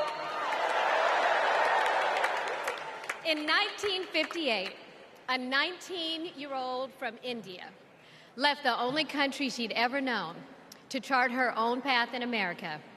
She came here to pursue an education, but she stayed here to build a life. Her name was Dr. Shyamala Gopalan Harris.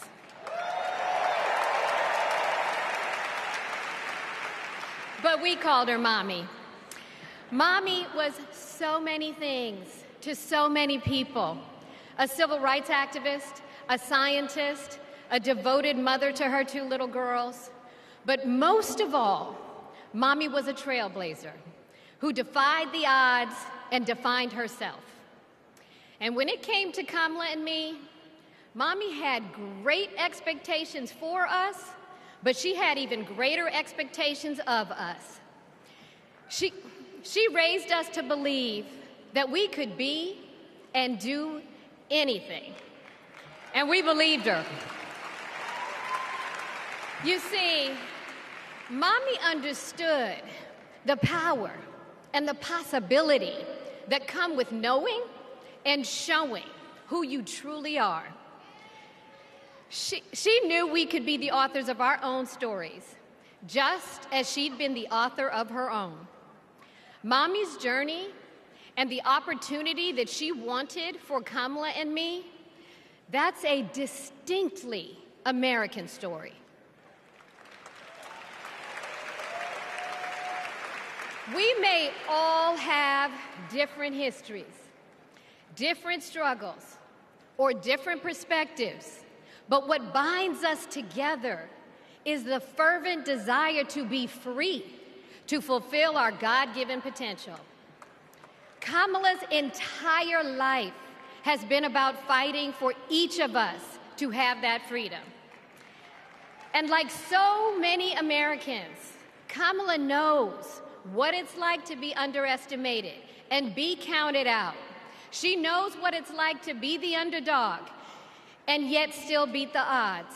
And now, she has created so much electricity, so much optimism, so much joy throughout the nation, and it is why we need her leadership in this historic moment.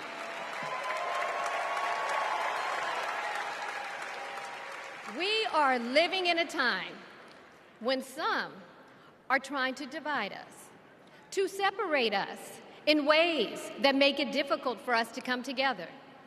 Well, look, my sister rejects that view. Where others push darkness, Kamala sees promise. Where others feel detachment, Kamala fosters connection. Where others want to drag us back to the past, my sister says, hold up now, we are not going back.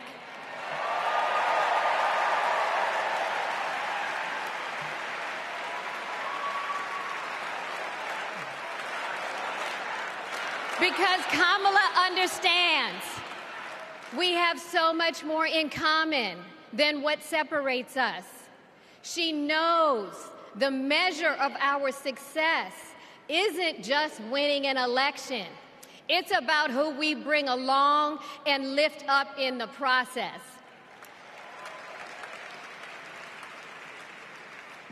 And so as I look out at all of you today and take in this incredible moment, I so wish that Mommy could be here tonight. I can just see her smiling, saying how proud she is of Kamala. And then, without missing a beat, she say, "That's enough, you got work to do." She would tell all of us to roll up our sleeves and get to work, to elect a leader who sees the potential in each of us, a leader who cares for all of us, a leader who fights for every one of us. Our Democratic nominee, my big sister, the next President of the United States, Kamala Harris.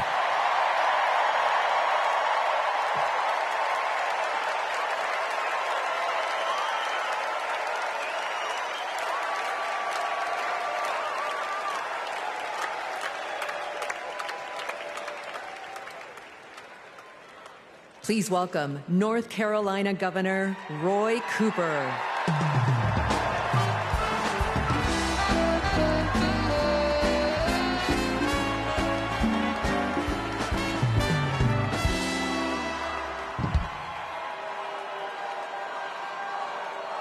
Hello, America. I'm Roy Cooper, the last guy standing between you and the moment we're all waiting for. So I'm going to get right to it. All week, you've heard stories about my friend Kamala. I want to take you behind the scenes of one of them. 2011 was a rough time for American homeowners. Hundreds of thousands were losing their homes to illegal foreclosure. I was Attorney General in North Carolina, while Kamala had just become California's. All the AGs were close to a settlement with the big banks, and it was a pretty good deal. Would have meant $4 billion for California families who'd been ripped off. I know that sounds like a lot, but Kamala said, hang on a minute. I've met these families. I know what they've been through, and they deserve more. She went toe-to-toe with some of the world's most powerful executives, and she refused to give in. Let me tell you, this was a huge risk, but she knew it was a risk worth taking. That's Kamala. And we all know what happened. The banks caved. That $4 billion for California families became $20 billion. That was the first time I witnessed Kamala in action. And what I saw was a leader who does exactly what she says she's going to do, who never will settle for less. America, we got a lot of big fights ahead of us, and we've got one hell of a fighter ready to take them on. I know that because I know her. And tonight, I want the American people to know, even if you don't agree with her on everything, Kamala Harris will fight for you to the very end. For families who need better health care or a safer place to live, Kamala will fight for you. For parents who want better schools for their kids, for workers worried about a secure retirement for themselves, Kamala will fight for you. For any one of our allies, anywhere in the world, wondering if America still has your back, remember this: Kamala will fight for you. And when she fights, we win. Kamala's ready. Kamala's ready. The question is, are we? Are we going to stand up and fight for Kamala like she'll stand up and fight for us? All right. If you're ready, my home state of North Carolina, stand up. Stand up, Pennsylvania. Stand up, Michigan. Stand up, Wisconsin. Stand up, Georgia. Stand up, Nevada. Stand up, Arizona. Stand up, America. Are we going to stand up? Are we going to fight? Are we going to vote? Are we going to win? You bet we are. Let's go get them.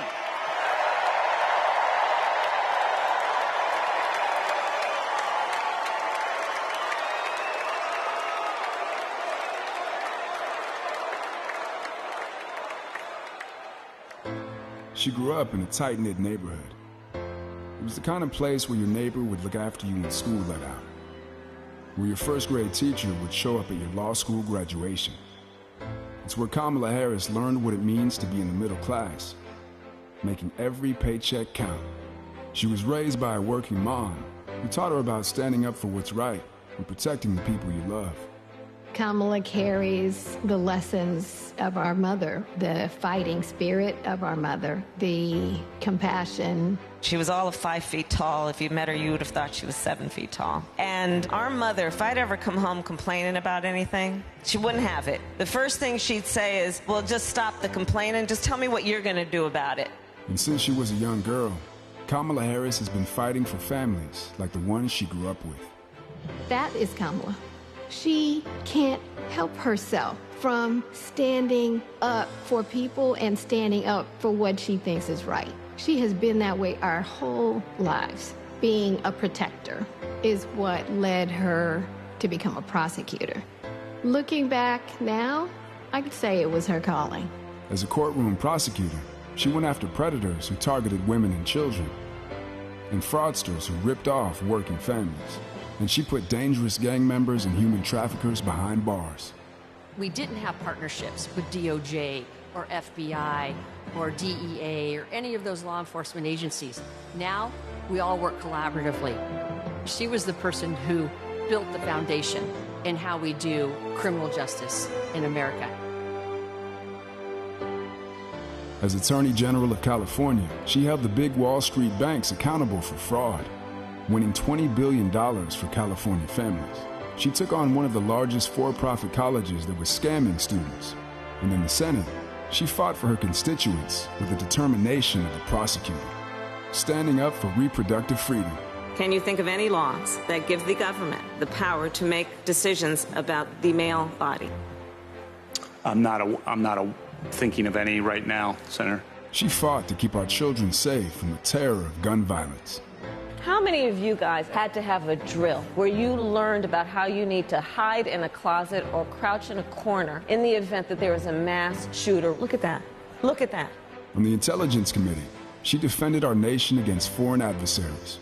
And in 2020, she made history as the first woman to be elected Vice President of the United States.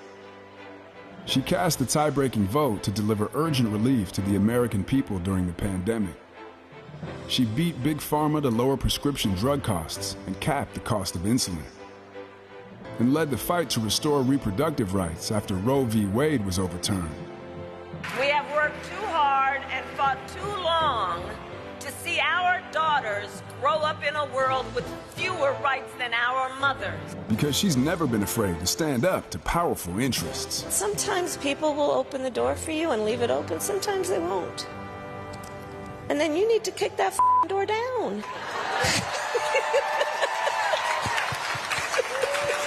Excuse my language. Now, she's running for president, still fighting for families like the one she grew up with. Our campaign is about saying we trust the people. We're saying we just want fairness. We want dignity for all people. And we are a work in progress. We haven't yet quite reached all of those ideals, but we will die trying because we love our country. We believe in our country. We're not falling for these folks who are trying to divide us, trying to pull us apart. We know what we stand for, and we stand for the people, and we stand for the dignity of work, and we stand for freedom. We stand for justice. We stand for equality. And so we will fight for all of it. That's who Kamala Harris is. That's what she believes, and that's what she'll fight for every day.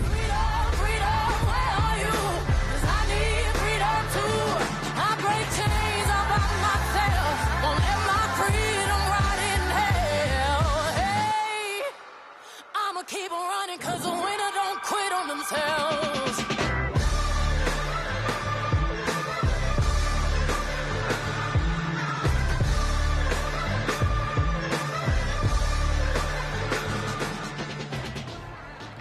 Please welcome the Democratic nominee for president, Vice President of the United States of America, Kamala Harris.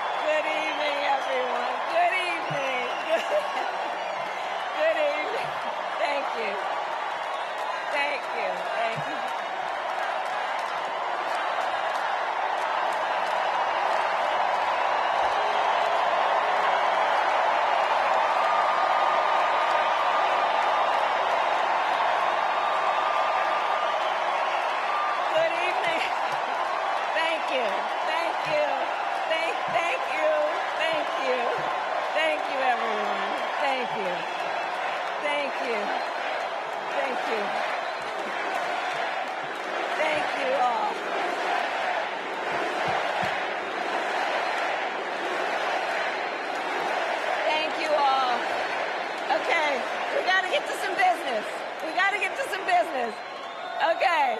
Thank you all. Okay.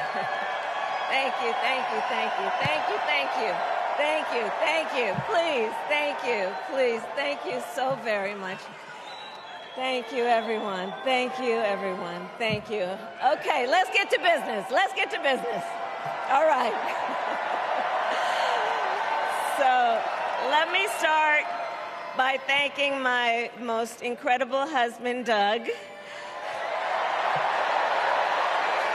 for being an incredible partner to me, an incredible father to Cole and Ella, and happy anniversary, Dougie. I love you so very much.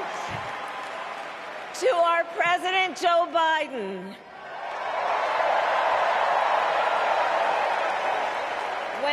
think about the path that we have traveled together, Joe, I am filled with gratitude. Your record is extraordinary, as history will show, and your character is inspiring. And Doug and I love you and Jill and are forever thankful to you both.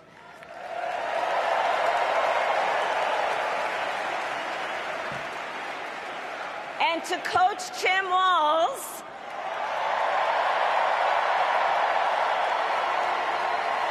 you are going to be an incredible vice president. And to the delegates and everyone who has put your faith in our campaign, your support is humbling. So, America, the path that led me here in recent weeks was no doubt unexpected. But I'm no stranger to unlikely journeys. So, my mother, our mother, Kamala Harris, had one of her own. And I miss her every day, and especially right now. And I know she's looking down smiling.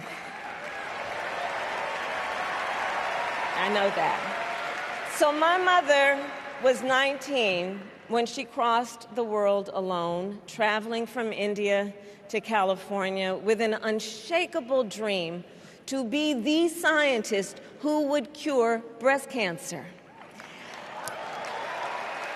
When she finished school, she was supposed to return home to a traditional arranged marriage. But as fate would have it, she met my father, Donald Harris, a student from Jamaica. They fell in love and got married, and that act of self-determination made my sister Maya and me. Growing up, we moved a lot. I will always remember that big Mayflower truck packed with all our belongings, ready to go to Illinois, to Wisconsin, and wherever our parents' jobs took us. My early memories of our parents together are very joyful ones. A home filled with laughter and music, Aretha, Coltrane, and Miles. At the park, my mother would say, "Stay close." But my father would say, as he smiled, "Run, Kamala, run. Don't be afraid. Don't let anything stop you."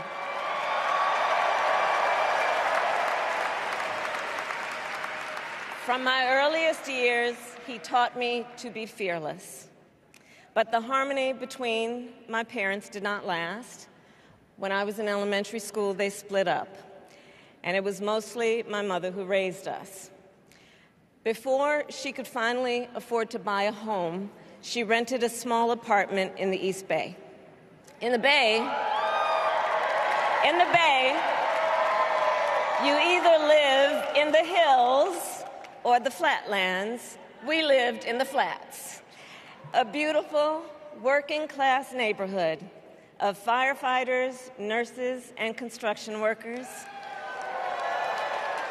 all who tended their lawns with pride. My mother, she worked long hours, and like many working parents, she leaned on a trusted circle to help raise us. Mrs. Shelton, who ran the daycare below us and became a second mother. Uncle Sherman, Aunt Mary, Uncle Freddie, Auntie Chris. None of them family by blood, and all of them family by love.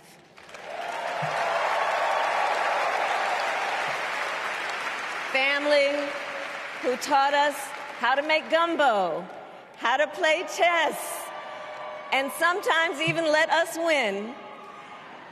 Family who loved us, believed in us, and told us we could be anything and do anything. They instilled in us the values they personified: community, faith, and the importance of treating others as you would want to be treated, with kindness, respect, and compassion. My mother was a brilliant, 5-foot-tall, brown woman with an accent. And as the eldest child, I saw how the world would sometimes treat her. But my mother never lost her cool. She was tough, courageous, a trailblazer in the fight for women's health, and she taught Maya and me a lesson that Michelle mentioned the other night. She taught us to never complain about injustice, but do something about it. Do something about it. That was my mother. And she taught us, and she also taught us, and never do anything half-assed. And that is a direct quote. A direct quote. I grew up immersed in the ideals of the civil rights movement. My parents had met at a civil rights gathering, and they made sure that we learned about civil rights leaders, including the lawyers like Thurgood Marshall and Constance Baker Motley, those who battled in the courtroom to make real the promise of America. So at a young age, I decided I wanted to do that work. I wanted to be a lawyer. And when it came time to choose the type of law I would pursue, I reflected on a pivotal moment in my life. You see, when I was in high school, I started to notice something about my best friend, Wanda. She was sad at school, and there were times she didn't want to go home. So one day I asked if everything was all right, and she confided in me that she was being sexually abused by her stepfather. And I immediately told her she had to come stay with us, and she did. This is one of the reasons I became a prosecutor, to protect people like Wanda, because I believe everyone has a right to safety, to dignity, and to justice.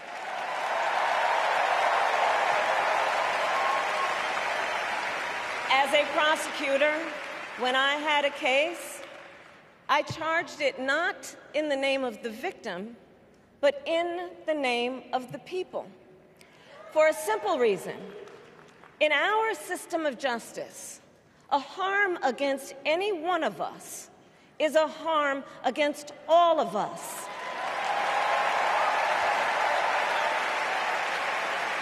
And I would often explain this to console survivors of crime, to remind them no one should be made to fight alone.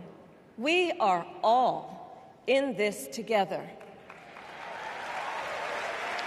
And every day, in the courtroom, I stood proudly before a judge, and I said 5 words: Kamala Harris for the people.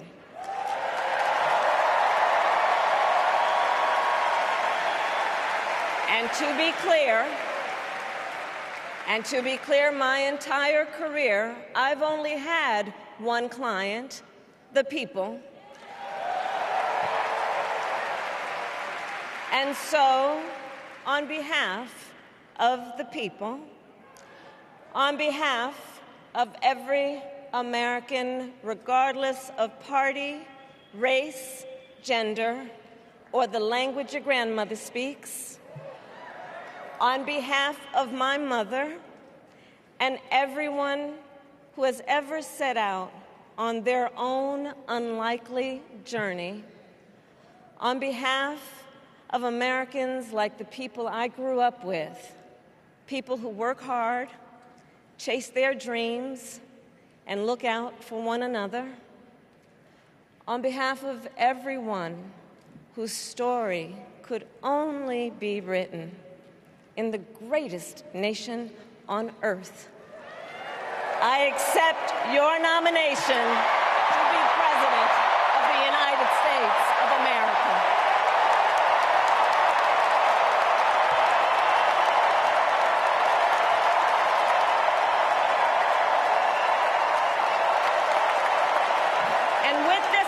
election,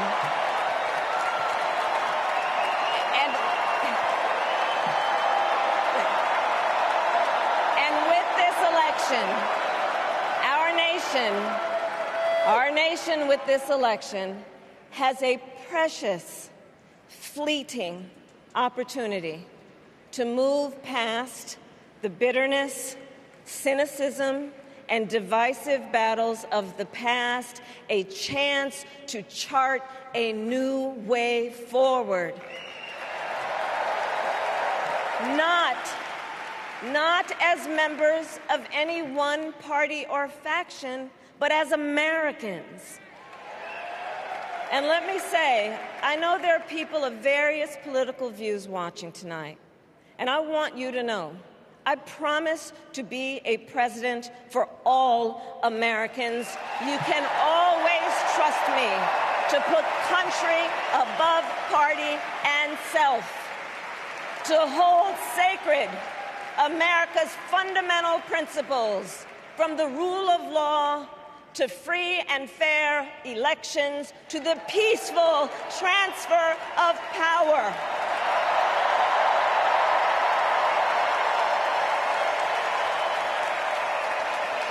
I will be a president who unites us around our highest aspirations, a president who leads and listens, who is realistic, practical, and has common sense, and always fights for the American people. From the courthouse to the White House, that has been my life's work. As a young courtroom prosecutor in Oakland, California, I stood up for women and children against predators who abuse them. As Attorney General of California, I took on the big banks, delivered $20 billion for middle-class families who faced foreclosure, and helped pass a homeowner Bill of Rights, one of the first of its kind in the nation. I stood up for veterans and students being scammed by big for-profit colleges, for workers who are being cheated out of their wages, the wages they were due, for seniors facing elder abuse. I fought against the cartels who traffic in guns and drugs and human beings, who threaten the security of our border and the safety of our communities. And I will tell you, these fights were not easy, and neither were the elections that put me in those offices. We were underestimated at practically every turn, but we never gave up, because the future is always worth fighting for.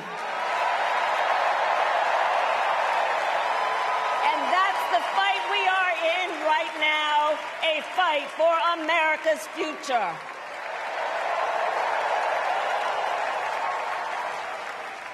Fellow Americans, this election is not only the most important of our lives, it is one of the most important in the life of our nation. In many ways, Donald Trump is an unserious man. But the consequences of putting Donald Trump back in the White House are extremely serious. Consider not only the chaos and calamity when he was in office, but also the gravity of what has happened since he lost the last election. Donald Trump tried to throw away your votes. When he failed, he sent an armed mob to the United States Capitol, where they assaulted law enforcement officers. When politicians in his own party begged him to call off the mob and send help, he did the opposite. He fanned the flames. And now, for an entirely different set of crimes, he was found guilty of fraud by a jury of everyday Americans and separately found liable for committing sexual abuse. And consider what he intends to do if we give him power again. Consider his explicit intent to set free violent extremists who assaulted those law enforcement officers at the Capitol. His explicit intent to jail journalists, political opponents, and anyone he sees as the enemy. His explicit intent to deploy our active duty military against our own citizens. Consider the power he will have, especially after the United States Supreme Court just ruled that he would be immune from criminal prosecution. Just imagine Donald Trump with no guardrails, and how he would use the immense powers of the presidency of the United States, not to improve your life, not to strengthen our national security, but to serve the only client he has ever had, himself.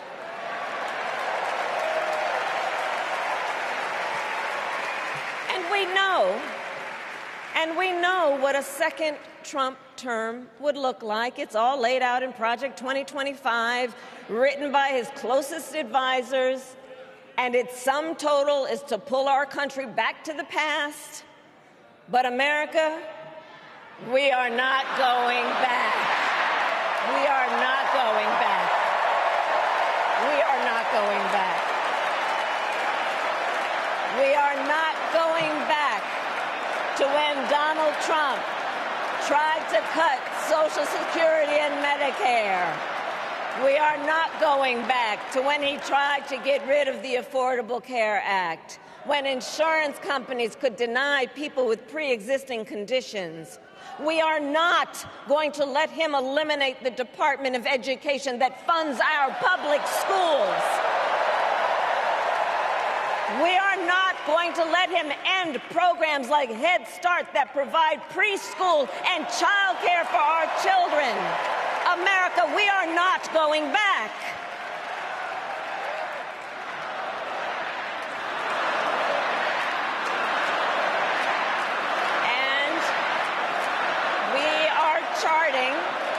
And we are charting a new way forward. To a future with a strong and growing middle class, because we know a strong middle class has always been critical to America's success. And building that middle class will be a defining goal of my presidency.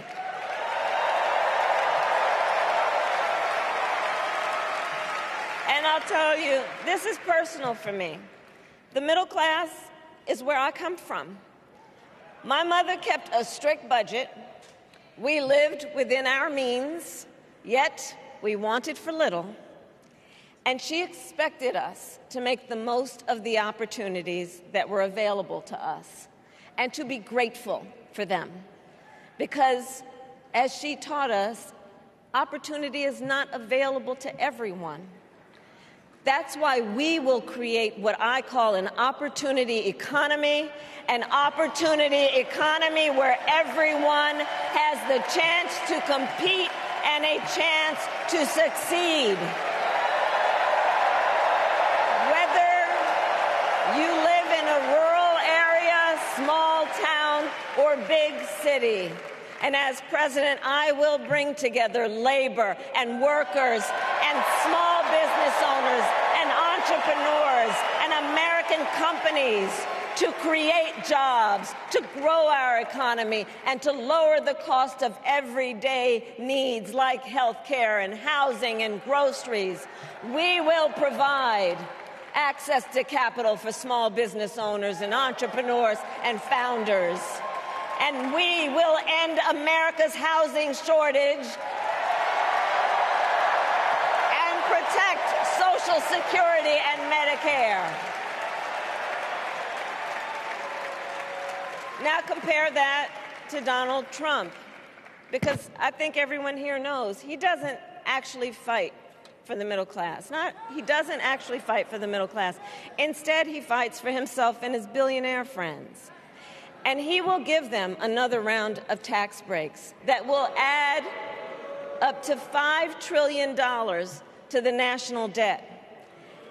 And all the while, he intends to enact what in effect is a national sales tax, call it a Trump tax, that would raise prices on middle-class families by almost $4,000 a year.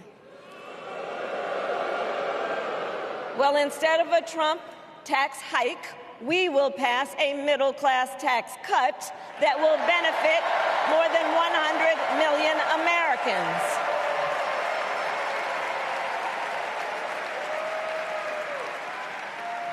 Friends, I believe America cannot truly be prosperous unless Americans are fully able to make their own decisions about their own lives, especially on matters of heart and home. But tonight, in America, too many women are not able to make those decisions. And let's be clear about how we got here. Donald Trump handpicked members of the United States Supreme Court to take away reproductive freedom. And now he brags about it. In his words, quote, "I did it and I'm proud to have done it," end quote. Well, I'll tell you, over the past 2 years, I've traveled across our country, and women have told me their stories. Husbands and fathers have shared theirs. Stories of women miscarrying in a parking lot, developing sepsis, losing the ability to ever again have children, all because doctors are afraid they may go to jail for caring for their patients. Couples just trying to grow their family, cut off in the middle of IVF treatments. Children who have survived sexual assault, potentially being forced to carry a pregnancy to term. This is what's happening in our country because of Donald Trump. And understand, he is not done. As a part of his agenda, he and his allies would limit access to birth control, ban medication abortion, and enact a nationwide abortion ban with or without Congress. And get this, he plans to create a national anti-abortion coordinator and force states to report on women's miscarriages and abortions. Simply put, they are out of their minds.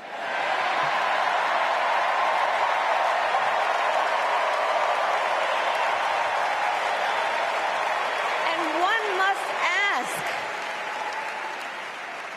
must ask, why exactly is it that they don't trust women? Well, we trust women. We trust women. And when Congress passes a bill to restore reproductive freedom, as President of the United States, I will proudly sign it into law.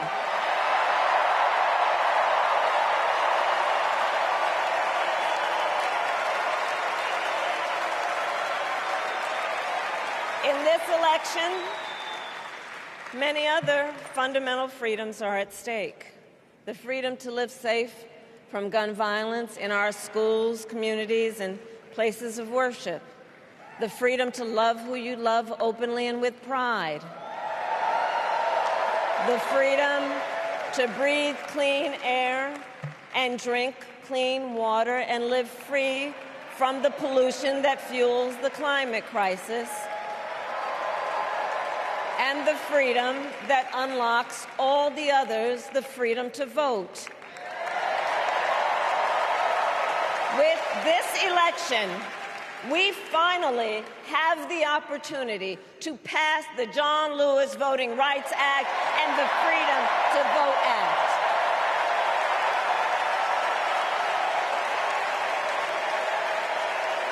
And let me be clear. After decades in law enforcement, I know the importance of safety and security, especially at our border. Last year, Joe and I brought together Democrats and conservative Republicans to write the strongest border bill in decades. The Border Patrol endorsed it. But Donald Trump believes a border deal would hurt his campaign. So he ordered his allies in Congress to kill the deal. Well, I refuse to play politics with our security, and here is my pledge to you. As president, I will bring back the bipartisan border security bill that he killed, and I will sign it into law. I know we can live up to our proud heritage as a nation of immigrants and reform our broken immigration system. We can create an earned pathway to citizenship and secure our border.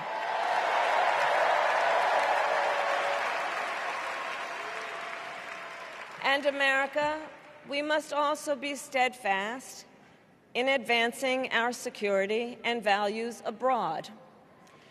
As Vice President, I have confronted threats to our security, negotiated with foreign leaders, strengthened our alliances, and engaged with our brave troops overseas.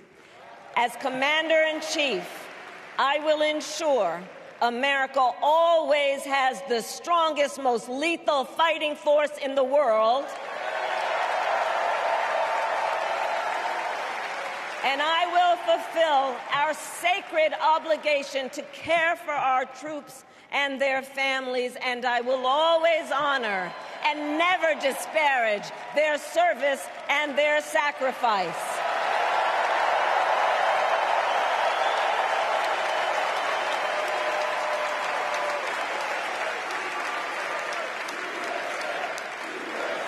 I will make sure that we lead the world into the future on space and artificial intelligence, that America, not China, wins the competition for the 21st century, and that we strengthen, not abdicate, our global leadership.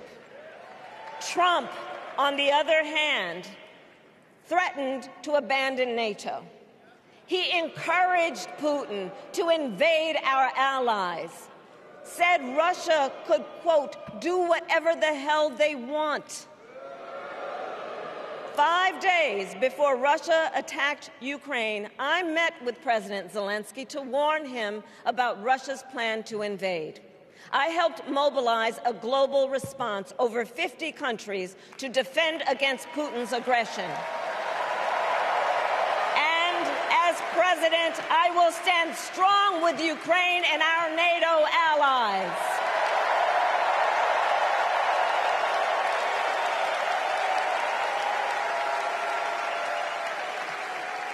With respect to the war in Gaza, President Biden and I are working around the clock, because now is the time to get a hostage deal and a ceasefire deal done.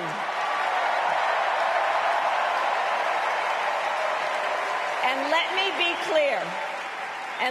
be clear, I will always stand up for Israel's right to defend itself, and I will always Israel has the ability to defend itself, because the people of Israel must never again face the horror that a terrorist organization called Hamas caused on October 7,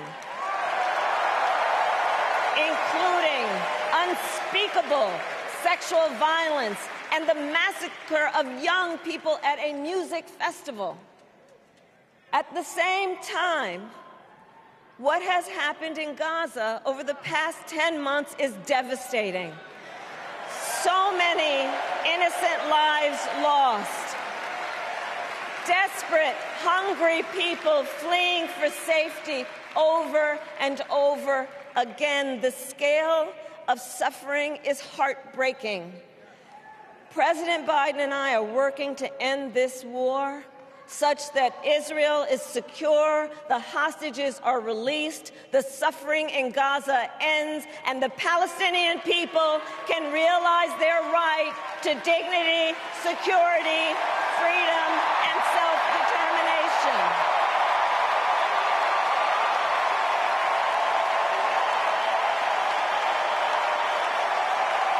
And know this, I will never hesitate to take whatever action is necessary to defend our forces and our interests against Iran and Iran-backed terrorists. I will not cozy up to tyrants and dictators like Kim Jong-un who are rooting for Trump,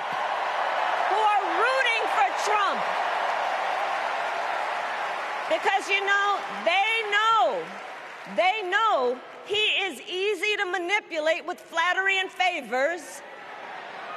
They know Trump won't hold autocrats accountable because he wants to be an autocrat himself.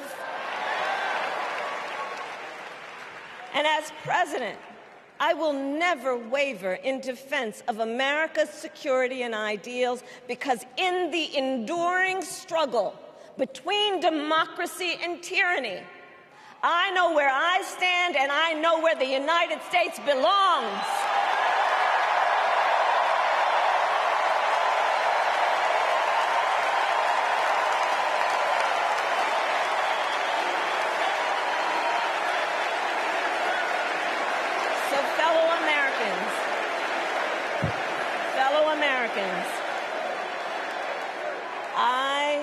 I love our country with all my heart. Everywhere I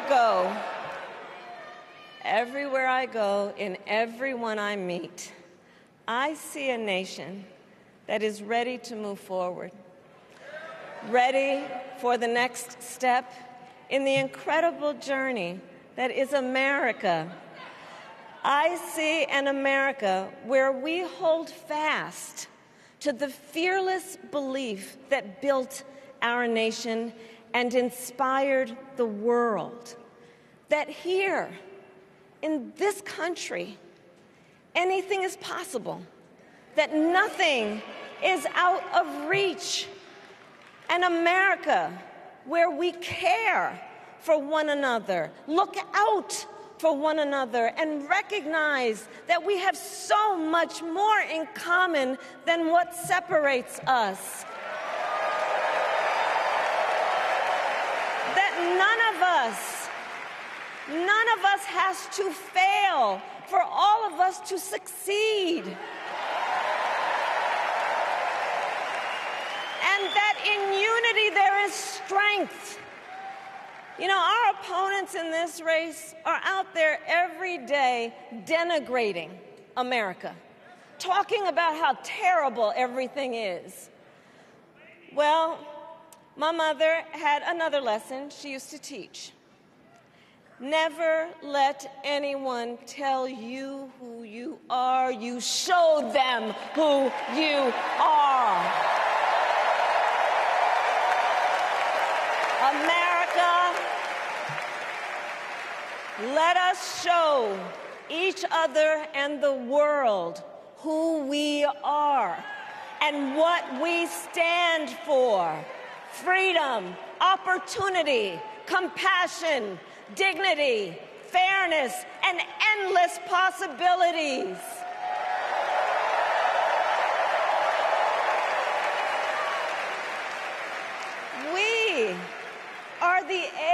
heirs to the greatest democracy in the history of the world.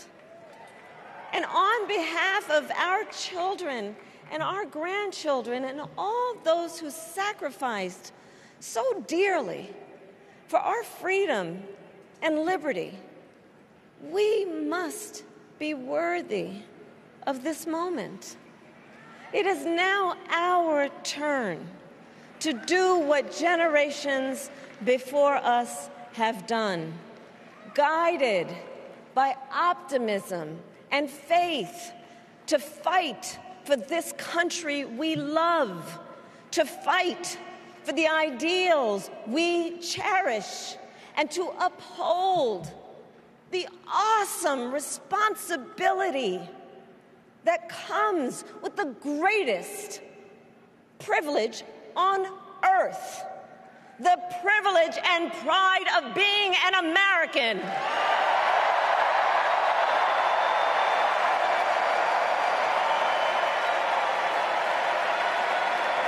So let's get out there, let's fight for it, let's get out there, let's vote for it, and together, let us write the next great chapter in the most extraordinary story ever told.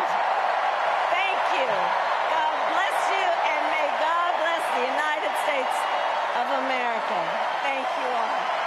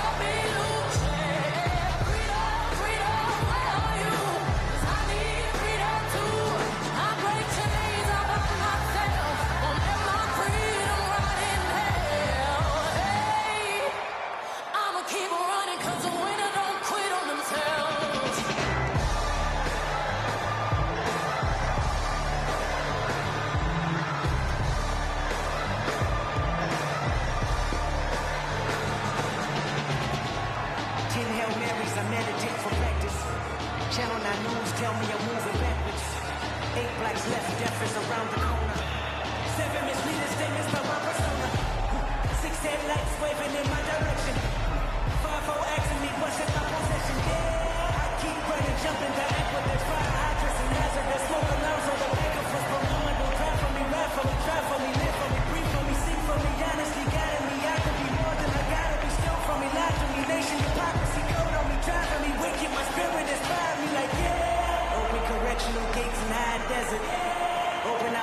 cast away oppression. Open the streets and watch our beliefs, and when they carve my name inside the concrete, I pray it forever.